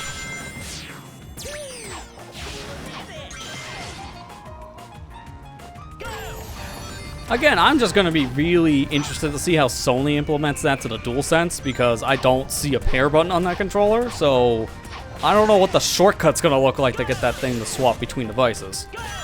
But it's extremely convenient to have a controller that can like be used on multiple devices at once.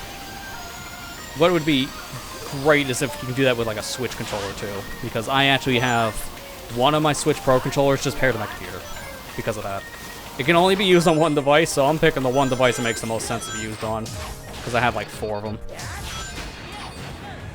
And sadly, you can't use the Switch 2 Pro controller on PC.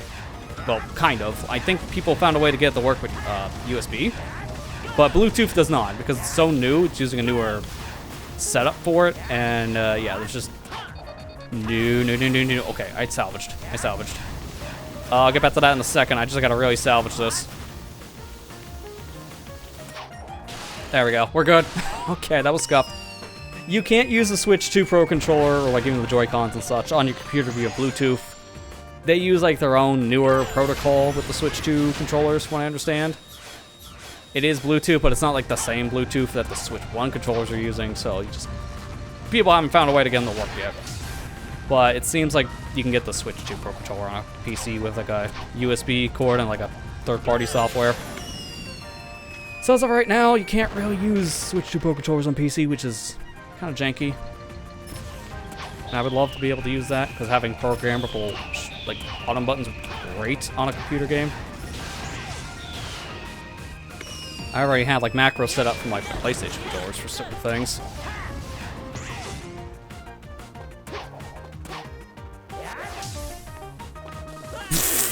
Walked right off, idiot. Wow. Ready? Go!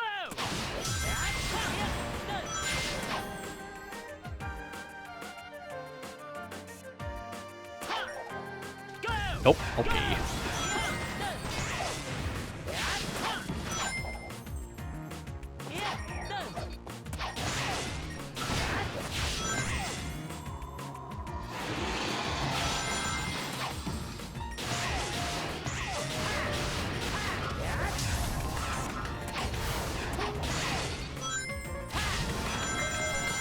Kind of low-key want to try going through the stage with the chaser glitch, because if I can use that to skip some massive like out-of-bounds areas, that'd be cool. You can skip this whole area I see in a speedrun, but you need that glitch activated, because you're running on like a dragon in the background and using that dragon surface to launch yourself like super high in the sky. Like, this stage of speedrun is sick. It's just a really hard stage. I can say it about most of these stages, to be fair, for Unleashed, because this is a really hard speed game.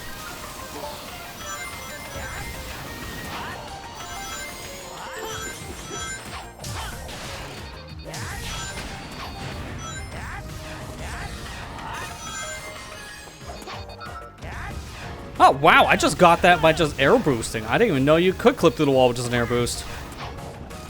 That's really fast. It seems extremely precise, though, so I'm probably never doing that again.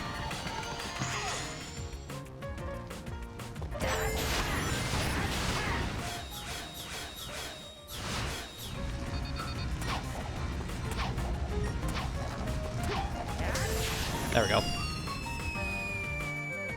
I'm also kind of like in a speedrun mood right now, because I didn't get too much of a chance to watch the Summer Games Done Quick event this year. I did watch for like a little bit of like one day and chunks of another, and that's it. I may have watched not even like a full day's worth, let's say, right? So I've been catching up on some of the runs I really wanted to see off their like YouTube channel now, so that's kind of why I'm talking a little bit more about speedrun stuff or this or that with Sonic right now. Although we're in the speedrun section of the game at Hot Dog Mission, so it's also topical.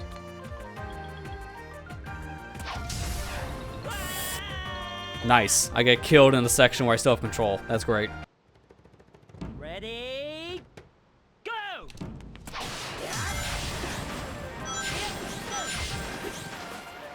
Watch half the first day, not like the last day. I didn't even catch any of those 2 days, to be fair. I saw some of day 3 and a little bit of day 4, and that was it.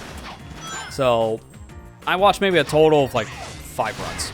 So now I'm watching more of it on the YouTube side, because that's usually what I do. If I miss the things live, I'll just go back and watch it after the event's over on YouTube. And I've been catching a couple other stuff I was interested in. Like the last one I watched was Mario Kart World, because I didn't even know they got that into the event. That was a very last minute thing from the sounds of things.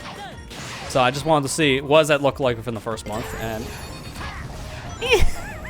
I mean, there's not much you can do because it was Knockout Tour, so a lot of it was just driving straight. Once it got to the tracks, you got to see some of the technical stuff, and that game's definitely going to evolve a lot over the years. Seen that, watched back the Mario Kart Super Circuit one as well, because as you can tell, kind of in the mood of Mario Kart because of the new one. There's a lot of stuff in that game to even know you can do, which is insane to watch.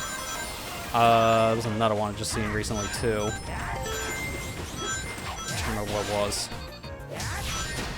I have to look back at my YouTube history to remember, because it's like, I'm drawing a blank. I got a couple bookmarked I wanted to watch again, or see in general. Like the Banjo-Kazooie one, the Mario Odyssey co-op, the, oh god, that one I'm definitely not saving. Let me see if I can find some of the stuff I've seen already in my history, because it'd be easier to look back now that I'm dead.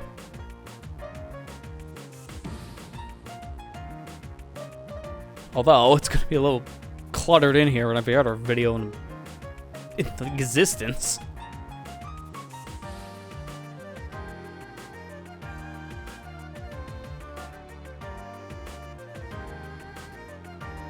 Oh, it was this one, okay.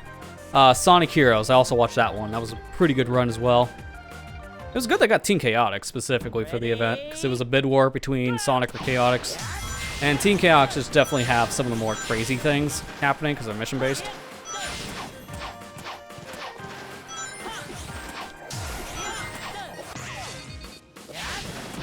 But yeah, I have a couple of those on my list. I've just been watching them here and there at night when I'm just relaxing. Maybe also on the side when I'm playing a game like Mario Kart or Donkey Kong. Because some of those runs are so chill, you can easily just have them on as some background noise.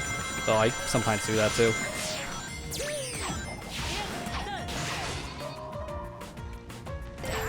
Oh god. Yeah, this is extremely scuffed. I have to wait an extra cycle because of that. It was all user error now. That's stupid.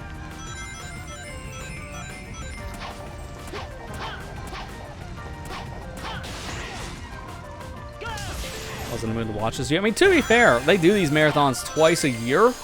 So when they come up, it's sometimes like you're busy or you're not feeling up to it or whatnot. Because there's been plenty of the GDQs over the years I have not watched at all. And then there's some I've watched almost all of them when they're live. It's been a lot more between those two. Like 1 year I watch them, next year I don't. It's constantly flip-flopping for me. It has to be like, it depends on my mood. I'm a little bit more into it for this year because of this series I've been doing. So running through the Sonic Unleashed levels kind of makes me want to see more speedruns just in general. So I already have that fast mindset. But it also depends on your mindset. But nowadays, that's how I pretty much get my speedrun fill to begin with, because most of the speedrunners that I've followed over the years are not really speedrunning anymore. Which is understandable, because the longer you're doing something like this, the harder it becomes to keep up with. So it starts to become tiring, and you just want to do something else and then move on, which is where I see a lot more of the people I followed over the years kind of retire from speedruns. Nowadays, a lot of the speedrunners I follow, they're not just in the more casual gaming scene. They're doing challenge runs of some kind, or randomizers, stuff like that. They're not doing like full game runs like they used to, and I completely understand why. So for me, my speedrun fix comes from GDQs. I didn't get the jump. I hate when I don't get the jump.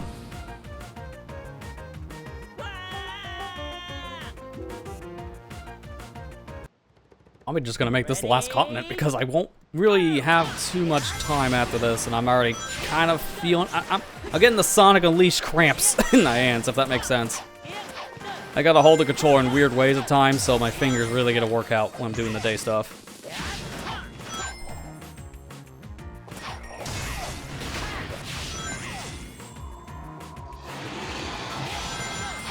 Thankfully, these are the only things left for day, but I just don't want to keep on making mistakes. I might stop doing the skip if I just keep on failing, because I just want to get a move on, so I'll deal with the chaser.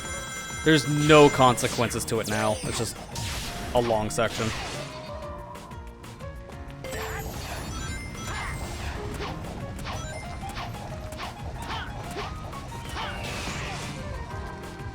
I need to get back to like editing some stuff, because I've been working a lot these past few weeks behind the scenes now on some new stuff, and I'm excited to say that I have a new series starting next week. But I'm also gonna intersect the intersplice, I guess is a better term. Supplement. See, when I'm doing these hot dog missions, my brain goes to mush, so it's hard to have this high octane gameplay and also talk at the same time in coherent sentences, it feels like. But I am gonna like post some other stuff while those videos are going up for a new series. Oh my god, that was so close to death. So I need to get work on those videos too. The plan for now, for people who get to watch this live, you got a little sneak peek idea of the structure. Not necessarily the series just yet. I'll probably share more later in the week on that one, but the idea I'm having is I'm going to be doing 2 videos until the series is done a week, because it's not that long of a series. It's another short thing, kind of like with Metroid, but a little bit shorter than that, because I still have to do the bonus stuff for Metroid at some point. I just haven't had the chance to really play the game multiple times again, because that's what it's going to entail. But at the end of the week, I'm going to have like other stuff go up for like a couple weeks. I have like some extra things that need to be coming out for a while, I'm not gonna lie. Okay.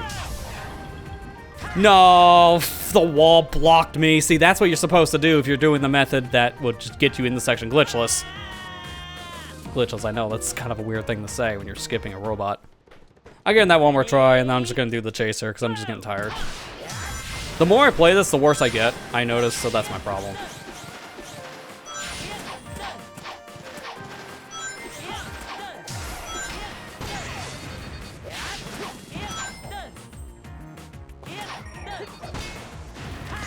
Didn't mean to spin kick, but you know what? That's one way to kill a robot.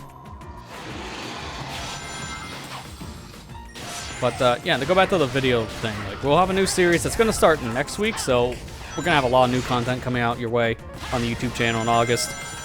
Also gonna have some other videos that will go up on Fridays. A little bit more of a like a long form style video, but when they come out, you'll see what it is. I've been meaning to get these done for a very long time. I just haven't had much of a chance to sit down and edit these specific videos because there's just a lot to go through. And it kind of leads me into a much bigger project that's not even going to be coming until later in the year. I don't even know when. I can't give an estimate yet on that stuff, but I'll talk about it when it's time. I'm being very coy about it for a very good reason. I want to say what's coming after until you see these videos in question. They're just big.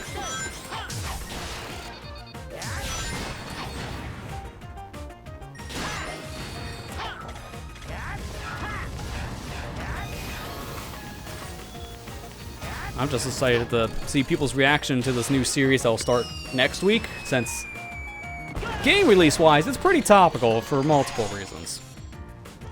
It's also a pretty funny series to watch back, I'm not gonna lie. I enjoyed watching it in post. Oh my god, he fell off the edge. Really, dude? I saw it. He was landing right at the very edge. Sonic would have survived. That wasn't a rotating platform. But because of the rotation, it just slides him off. I hate this stage, dude. It's just so terrible.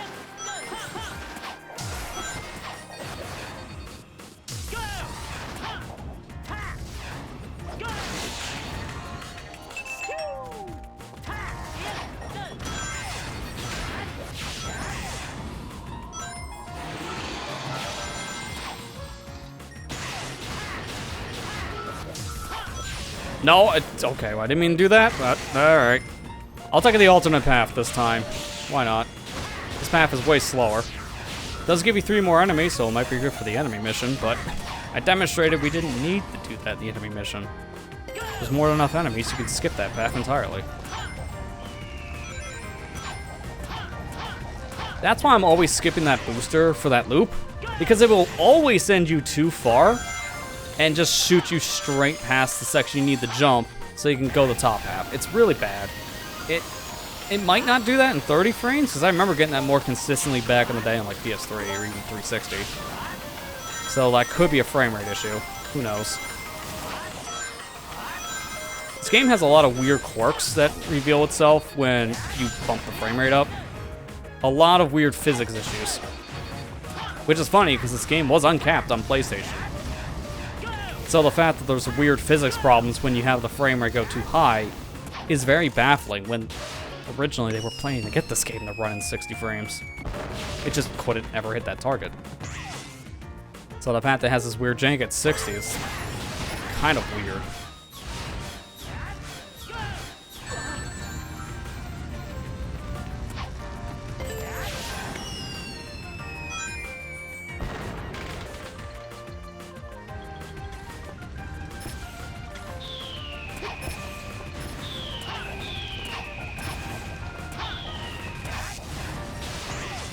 Alright, we're gonna do this one more time. If we fail it, I'm just gonna do the chaser stuff going forward, so we can just gonna move on. I've been in this mission for too long. So I know how to do this, I'm just getting really sloppy each time I get here.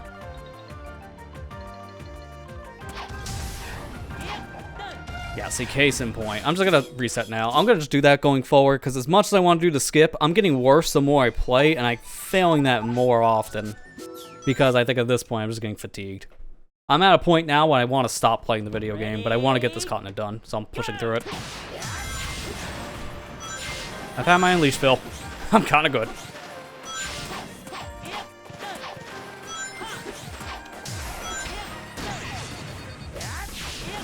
I'll do all the other stuff leading up to that chaser section, though, so I'm just going to ignore the skip part and just deal with the chaser.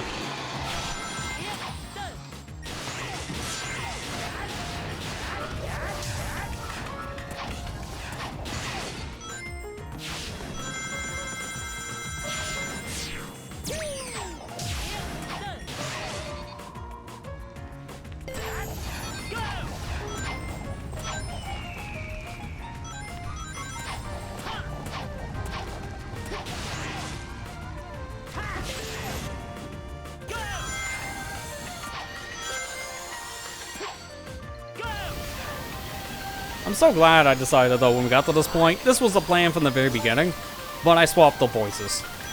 When you're playing these levels as much as you have to for the hot dog missions, it's good to have variety in the voice cast. So, to hear the Japanese lines is definitely a breath of fresh air.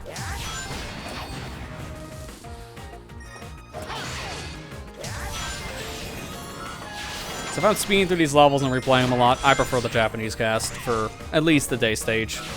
Night, I can do either one, but for the day, I do prefer the Japanese Sonic than the English one for just running through the stages constantly.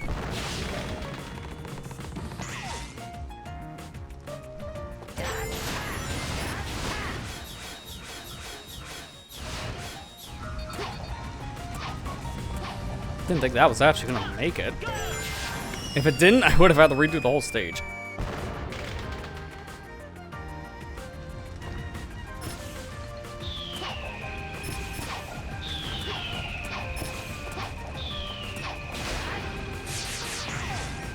Now, maybe we can do the funny thing here. I showed it, I think, earlier in this session. Well, not this session, the series.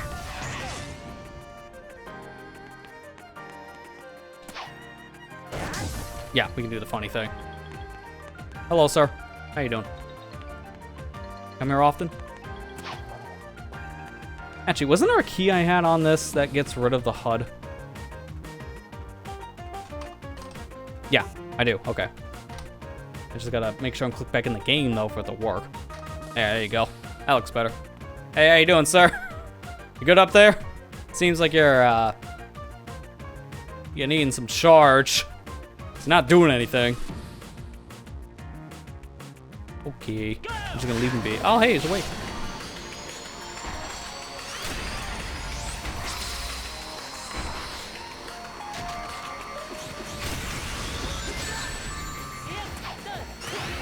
It's just to show all the speed stuff doesn't work when you're in these chaser sections. It's completely worthless to try, because you're hard speed capped here.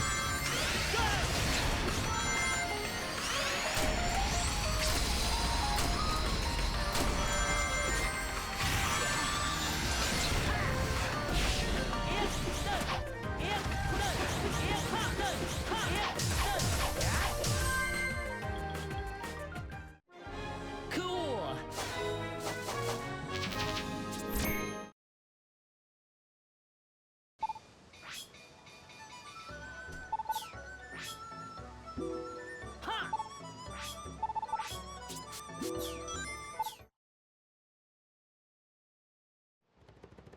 Ready? Go! Nice.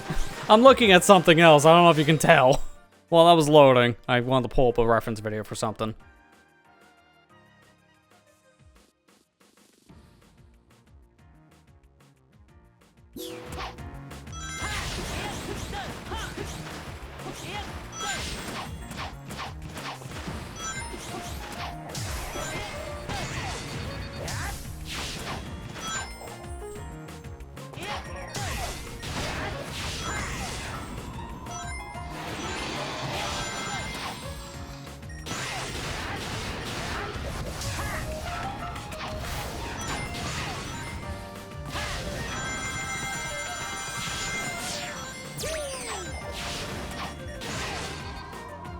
I think I can still make the cycle, right? Yeah, there we go. You know, I kind of screwed majorly up in the beginning. It get bounced out.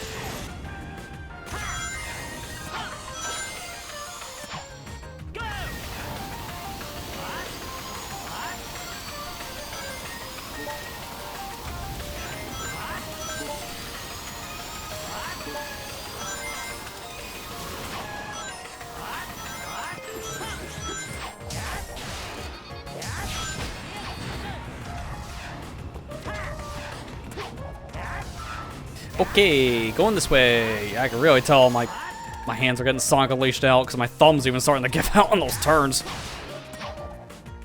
It's the M speed. Holding it very specific like this on the controller. Holding your stick like that for so many different things really is not a good thing for long periods of time. So props to anyone who actually like runs this game seriously and does like those super log categories and just plays this game on hours on end doing the M-speed, D-speed stuff, or just all the complicated movement, because it's a lot on hands. I said earlier about button mashing, but I've noticed over the years, more and more, that it's getting harder and harder to do this stuff for longer.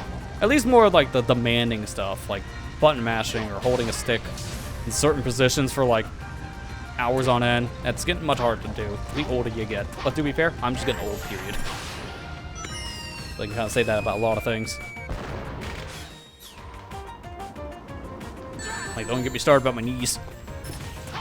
Feeling like the old man knees, and I'm like, I'm in my 30s. It's not a good sign. That's also not a good sign. Where'd my homing reticle go? Hello? Ready? Go!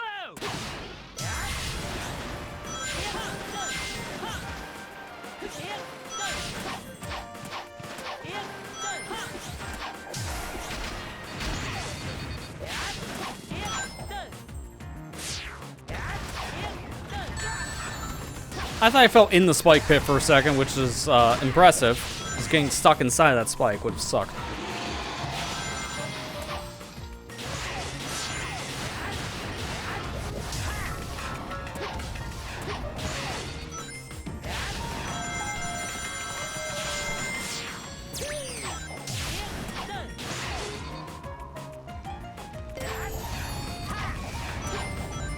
Man, not fast enough.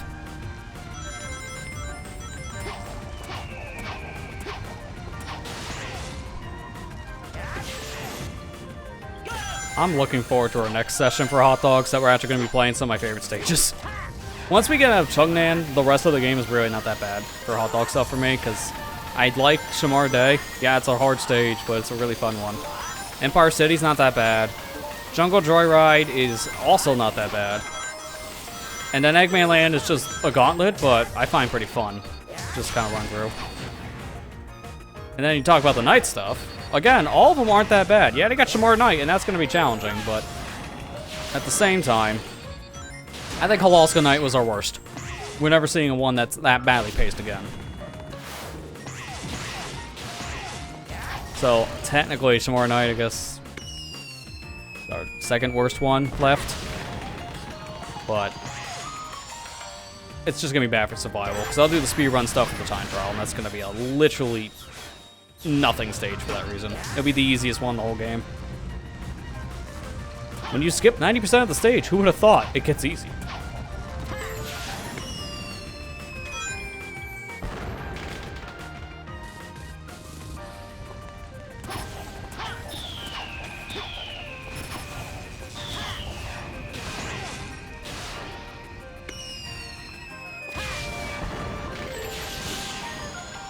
Well, thankfully this section, I don't even have to hold the controller with the other hand.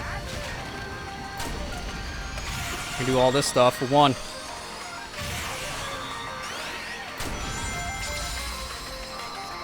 Really good, because I need that drink break.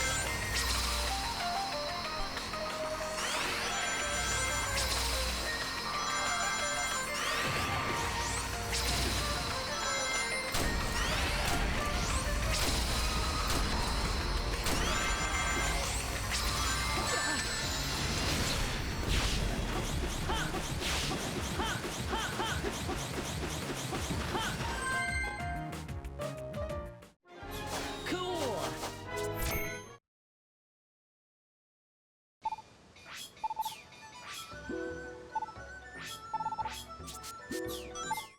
Alright, I'm gonna try one more time to do the stage fast. Ready? So I'm gonna try for all the speed tech for just one attempt. If it failed, I do it normal. That's my compromise. I just want to get through this faster. If this works.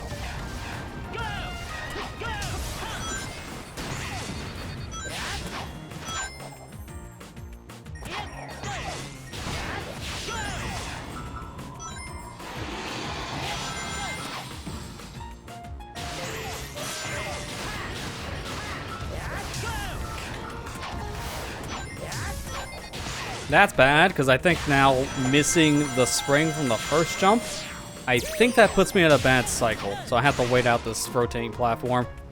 Actually, wait a minute, if I'm fast enough. Okay, never mind, we're saved. That wasn't as bad as I thought it would be, surprisingly.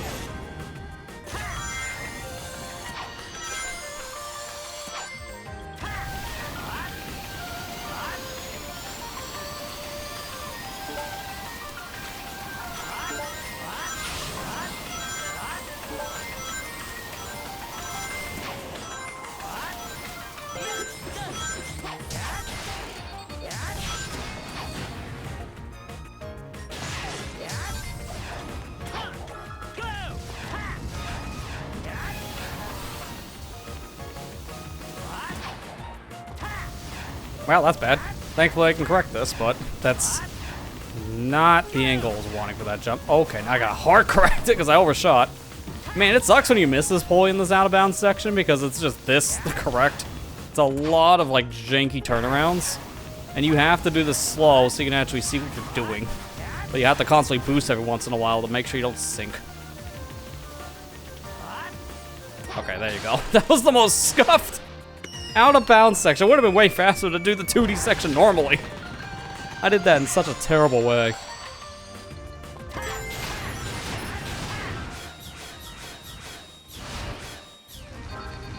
Good call. That is why you pause buffer that little trick. I would have fell if I just full sent that trick. Jeez.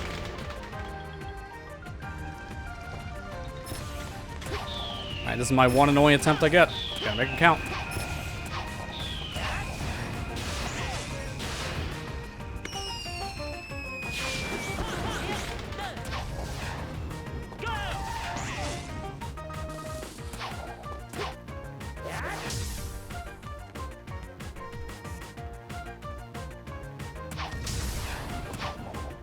Well, that's the most scuffed way of doing it.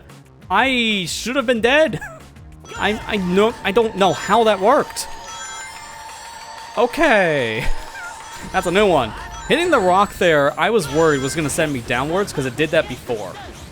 So the fact that that rock collision is sloped is the only reason why I'm alive. Since it shot me straight in the air when I hit the rock. That was extremely forgiving. I don't know how we survived that. That's a first. Alright, we're done with the day stuff, so now we just gotta do the night missions. And night's pretty easy. There's only... I think it's only one enemy. Yeah, it's only one enemy set we have to fight. In the whole stage. Because everything else you can skip. And this is no glitches, it's literally jumping. We're just playing the level normally.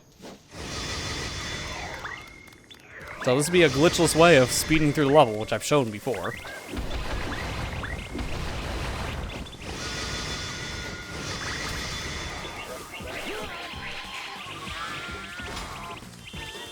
Thankfully, the only enemies we have to fight are super easy to fight, too. It's just these. These 3 enemies here, and that's it.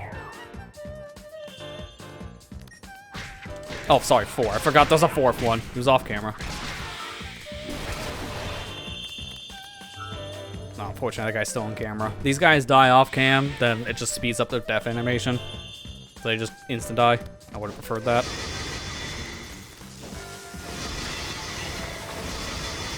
So right here, you're supposed to fight these enemies, but you can just jump around and do the XXA combo like that, and just fly past the gate. It's extremely easy to do that. That's why I can say, everything I'm doing, glitchless. So you can easily do this stuff. Hey, welcome back, Marley. Yeah, we're no longer in Cool Edge. Unfortunately, we're still in Chun-nan, because I've been here for over an hour. This stage is kind of long. We only just got out of the day stuff.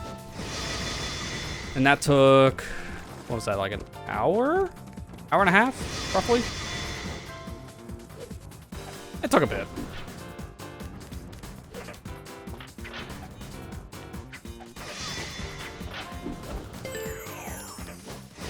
But I'm not worried about these survivals at all. I just have to fight one set of enemies and then beeline the rest of the stage, and that's it. For level 3, I will do one other thing different, just to make this harder. I'm not worried about for 1 or 2. I am going to intentionally hit the level trigger to spawn all the fire and the extra spikes and all that in that dragon section. Because what I'm doing is extremely easy. Just jump around the trigger. And to do that, you go left on the building instead of right. It's super easy to do. So for level 3, because you have barely any health, that's the attempt I'll do it. Level 1 and 2 doesn't matter.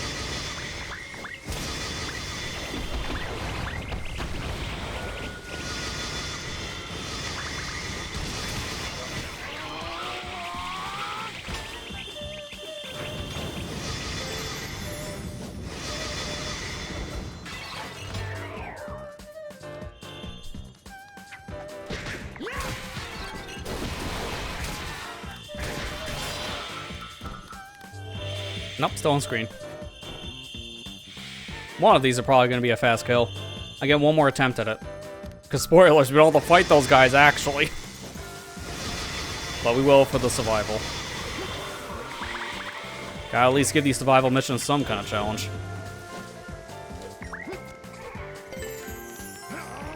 This is why I wasn't worried about these missions for night stuff. Dragon Road Night is like one of the easiest stages in the whole game for Werehog, and it's so short. There's a lot of dev-intended battle skipping here, so it's not even like I'm doing stuff that you shouldn't be doing outside of this. Because I don't think the devs ever expect you to walk on rooftop.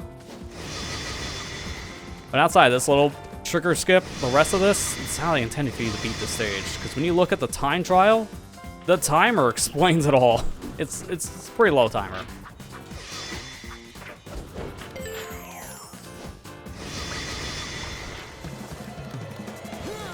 I don't know why the big mama's here. Get away from me.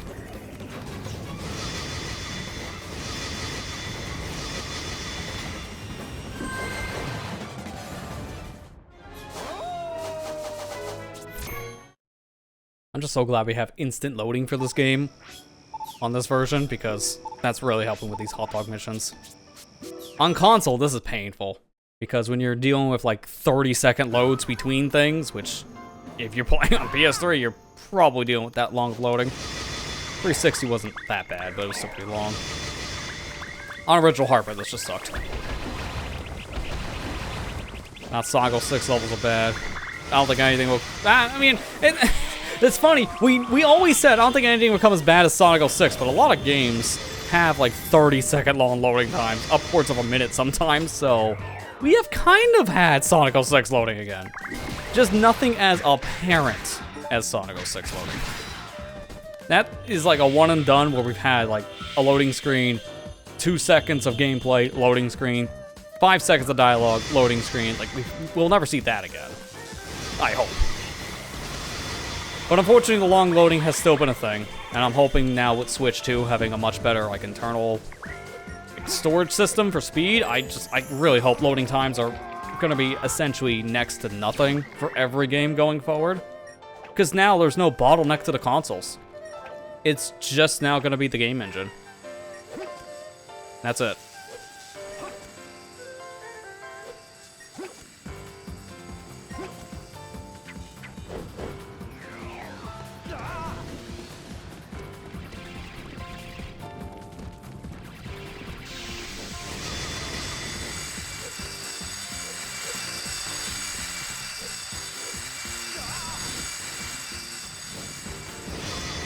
Even taking the fire damage intentionally, because I just wanted to get a move on.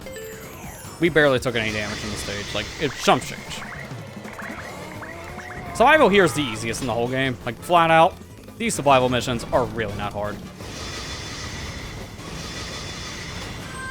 It really just helps you only have to have one set of enemies to deal with, and that's it. Jump force load screens that need to be patched. Surprisingly, that's like the one game I know of that got close to SonicGhost 6 loading in terms of like popping up every 5 seconds with like a new load screen. And it was impressive we got a game that did something like that again. But it no longer exists, so I guess it's not really a concern. Because it got delisted. You know, it's one of those games people weren't really as sad to hear got delisted just because it wasn't a great game. I bought it right before it got delisted just to get all the content, and it was super cheap. Because it's just surprising, it didn't sell well. I don't know what I got caught on that was weird.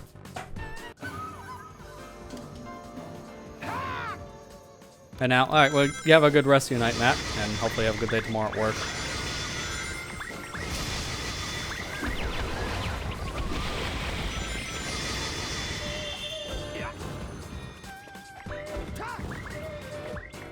Oh no. Wait a minute. Can I salvage this?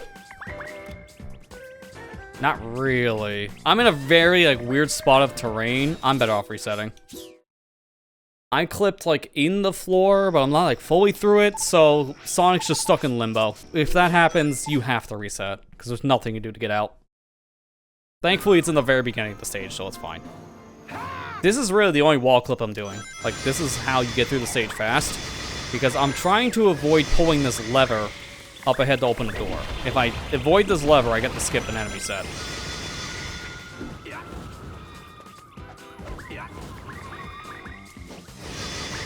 So right here, if you pull this door lever, it actually spawns enemies further ahead. But if you just skip it like I'm doing, then the enemies here, they don't load. More importantly, enemies over here on the right side don't load, but the collectibles do. So you can get your record and your moon medal pretty easily. You don't have to fight a single enemy. It's extremely helpful. And then sometimes your jump just gets a little skewed off that ledge, so maybe I shouldn't do the drill until I know I'm on solid ground.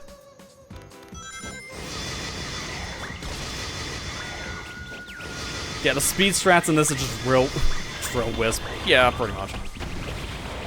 I did hear this from like a YouTube short I watched the other day, but I kind of agree with it. One of the mods I would love to see for this game is just modding out the sound from the drill. Because, yeah, hearing that drill sound like every 5 seconds because of how often you drill in this game, yeah, that'd be nice to just like completely get rid of. It's so loud.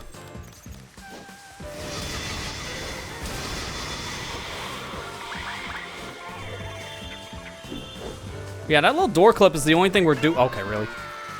I got a really bad jump. That door clip is really the only thing we're doing different here from the survival. Because outside of that, the stage is the exact same. So again, there's really no enemies you gotta fight in this stage. Every enemy here is technically optional once you do this wall clip. If you don't do the wall clip, there's one set, as we demonstrated, so... I was just gonna say something that would have instantly just kicked me in the rear. Stage is easy once you know how to bum rush everything, but maybe don't say that when you're clipped out of bounds and have a very tight walkway.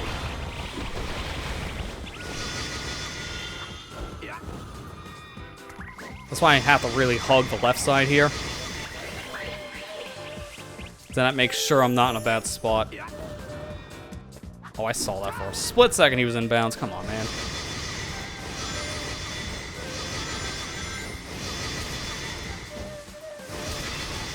Like, I will say, the time here can be a little strict if you don't know the optimal path for the stage. So once you get to level 3, it can be a little... Why am I not getting the jump? You're seeing me hit the jump as soon as I get to the ledge, but it's just not coming out. God, it's getting annoying. The time trial here is not bad, because the devs themselves knew this stage is super short. This is the lowest time for any of the time trials in the entire game. I think it's like 4 minutes? Yep, alright, GG's. It's very low.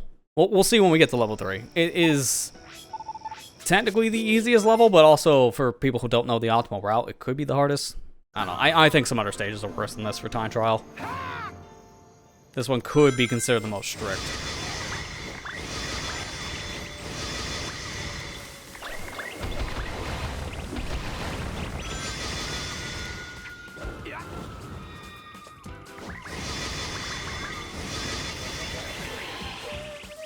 I think the more I play this, the more you realize why I'm not a Sonic Unleashed speedrunner. But yeah, I know some of the cool stuff, so I like showing it.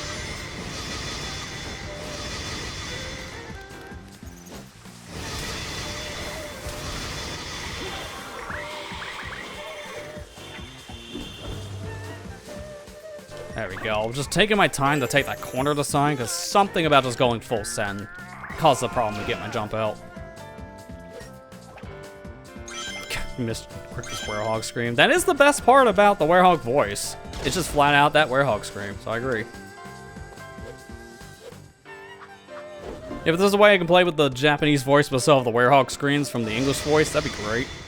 Good mix of both.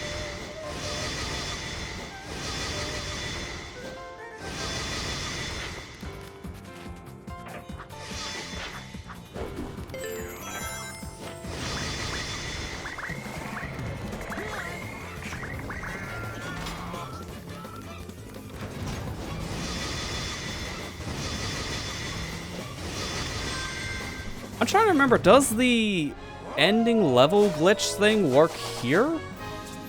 Just like how it does in the main stage? We can get the gold ring and die, and just reset the whole thing. I'm trying to remember if that works in Hot Dog Mission, if it's a level exclusive glitch. I might try at the end, but I'm not gonna do it in the actual time trial. I might just do it on like level select. Because this stage, if you know what you're doing, you can get a 12 millisecond time. It's all because of a glitch. I think every stage, technically, you can do that with. It's just super easy doing this one. Because, like, every day stage, I think you just hit the goal ring and then, like, reset as soon as you hit it, and then it'll just count when you reset the game back to, like, a different state, so you can get, like, a super low time. It might also work with Werehog, but I know it's consistent with just day stuff. Oh my god, I almost fell in the water. See, what's nice about this clip is you can hit the checkpoint like, outside the boundary, but then when you die out of bounds, it'll reset you at the checkpoint itself. So you only have to do one wall clip here, which is just to get out of bounds. Then from there, the rest of the stage becomes pretty safe. But in time trials, you can't die once, so you have to clip back in.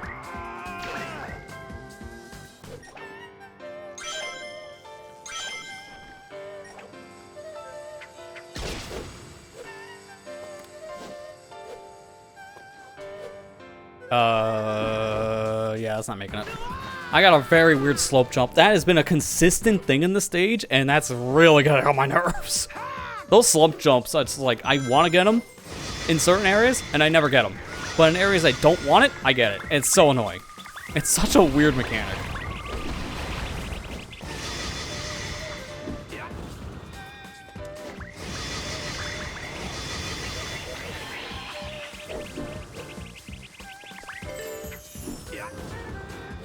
Where am I? Okay, I'm still on the floor. I thought I was through it. So I thought I was dead.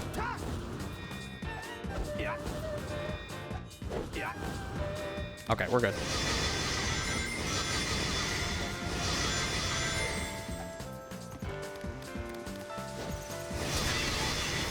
Yeah, I'd say, like, you have learned a little bit of some speedrun stuff when I've seen Marley, but it's like, it depends on the game for how easy or hard it is to learn stuff.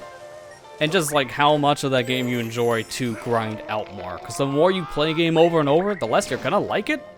Because you just get more fatigued. Which is why speedrunning is definitely a thing that people don't stick with forever. There's a lot of people that do a speedrun for a few years and then just stop speedrunning altogether.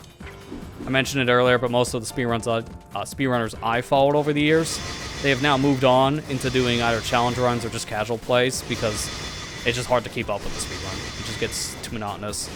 So it really depends on the game for how you can really like keep up with it. But some games are really hard. Like this is one of those games I'm decent at, but I cannot do a full run because it's such a hard game.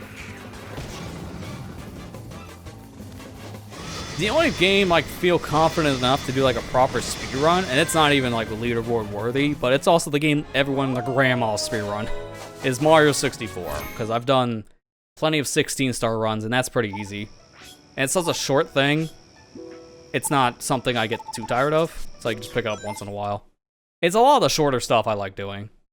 If Ocarina's any percent with like no SRM wasn't so difficult, which is now just called Defeat Ganon. If that wasn't so difficult, I would do that every once in a while, but that's like extremely hard.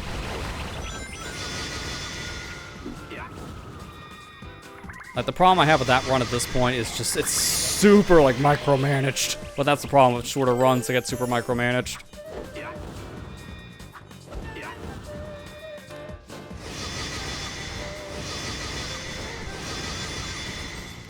But yeah, you gotten like good with like the Zool speedruns from what I've seen. So if any game's like your speedrun game, it seems to be that one. I know the Abe stuff is like another one that's pretty good, but you know a lot of the routes to take to get all your guys together in Abe. That helps a lot. Routing's a big thing too. Also, there's that too, looking back at your previous comment. There's a lot of things that you have to like shift your brain because of like game design, depending on how things are structured. You play differently when you're trying to go faster and try to abuse the mechanics of the game, which makes things easier or harder depending on the situation. But that's another problem too. So I also get that mindset.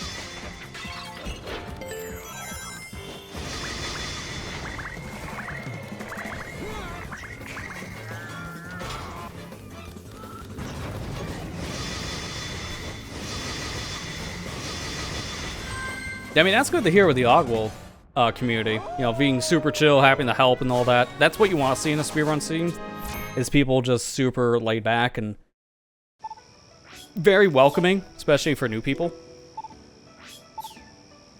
So that sounds like a pretty easy game to pick up and just kind of learn the basics. From what I've heard, it's not a terribly hard speedrun, just a lot of routing. So it depends on how good you are with the route stuff, I guess, to keep up. I want to test something, because we're now done with the hot dog missions here, and I don't want to start the next continent now, because I mentioned during the day stuff, I'm unleashed out at this point. These levels definitely burn me out more than anything else tonight. So I want to test, for this level specifically, if you can do the ending ring glitch here, and still count the mission as a success if you just jump in the beginning. Because it does work in the main level, but I don't know if it's going to work in a side mission like this. So it's worth testing.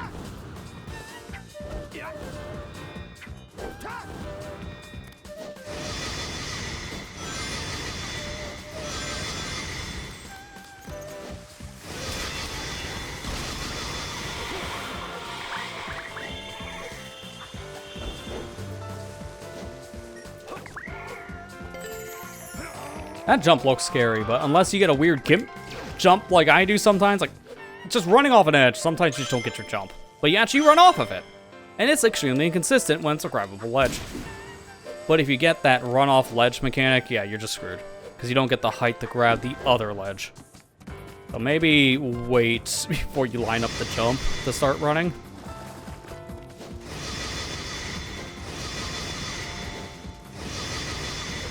Oh, where am I? There I am. Okay. I got like a weird pushback on that tongue. Things that sound weird out of context. I'll take it for 500.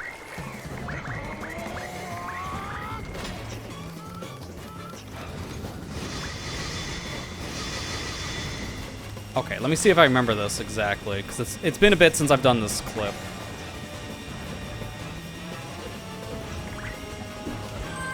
No, the ring instantly stops you. You can't do it. In the stage version, when you clip the goal ring, you have more free movement. And the free movement's what allows you to just jump off the side and die during the victory result section, so you can store the goal ring. Here in the mission, it instantly stops you. Which is a major difference, because that's the whole reason why that infinite experience glitch even exists. And how you can get a time as low as like a few milliseconds just for the main act. So that's actually interesting that these specific levels fix the glitch. If that property existed in the main levels, oh man, getting experience in this game would be the old-fashioned way. Eat a bunch of food. So yeah, that's saying a lot. Well, I would say leveling up would still be DLC. Eating food if you don't have DLC. You get the point.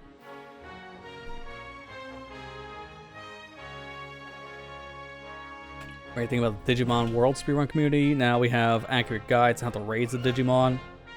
A hot versus cold retail side mission that can be influenced by player's position to save. The reliable guide was the Japanese one, and that misses stuff too. Interesting. It's good to hear that there's more updated guides so that you have something that's a little more accurate and up to date with stuff. Also, that's not just in one language. That's also a little bit of a barrier of entry. So that already sounds like a much easier game. Not even just a speedrun, just to play properly too. Because sometimes it's easier to follow some speedrun notes or routes for certain levels if you can do it too. It's easier to play that way. Depends. I've actually taken some speedrun routes in mind for some video stuff I've done over the years. Like my Mega Man Maverick Hunter X stuff for Vile, that was from a speedrun route. And it worked out, surprisingly. Kinda made the game easier once I got past the first 2 stages.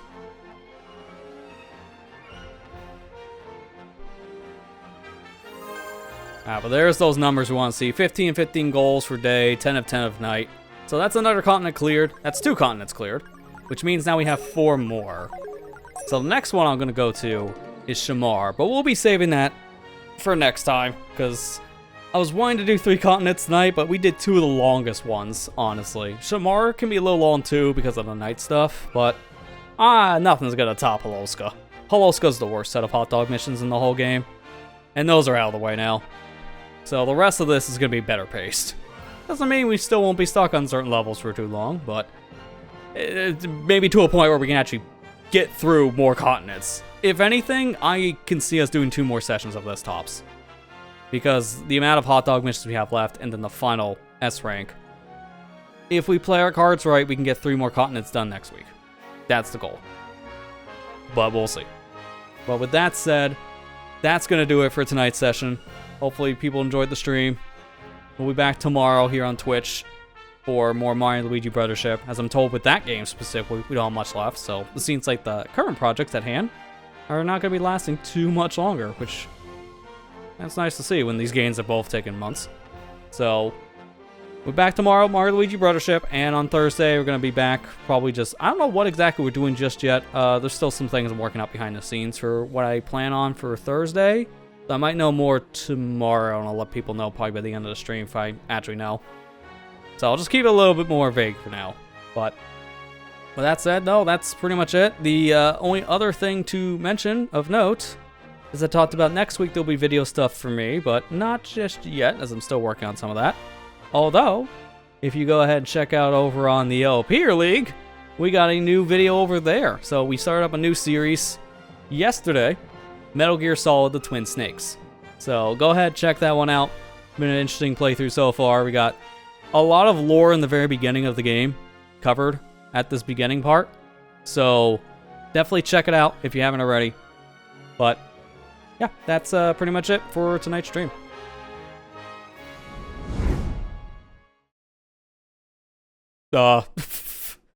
Error 404, forgot outro. There it is. Thank you all for watching, I hope you enjoyed, and I'll see you back tomorrow for Mario Luigi Brothership. Take care and have a good night, everybody.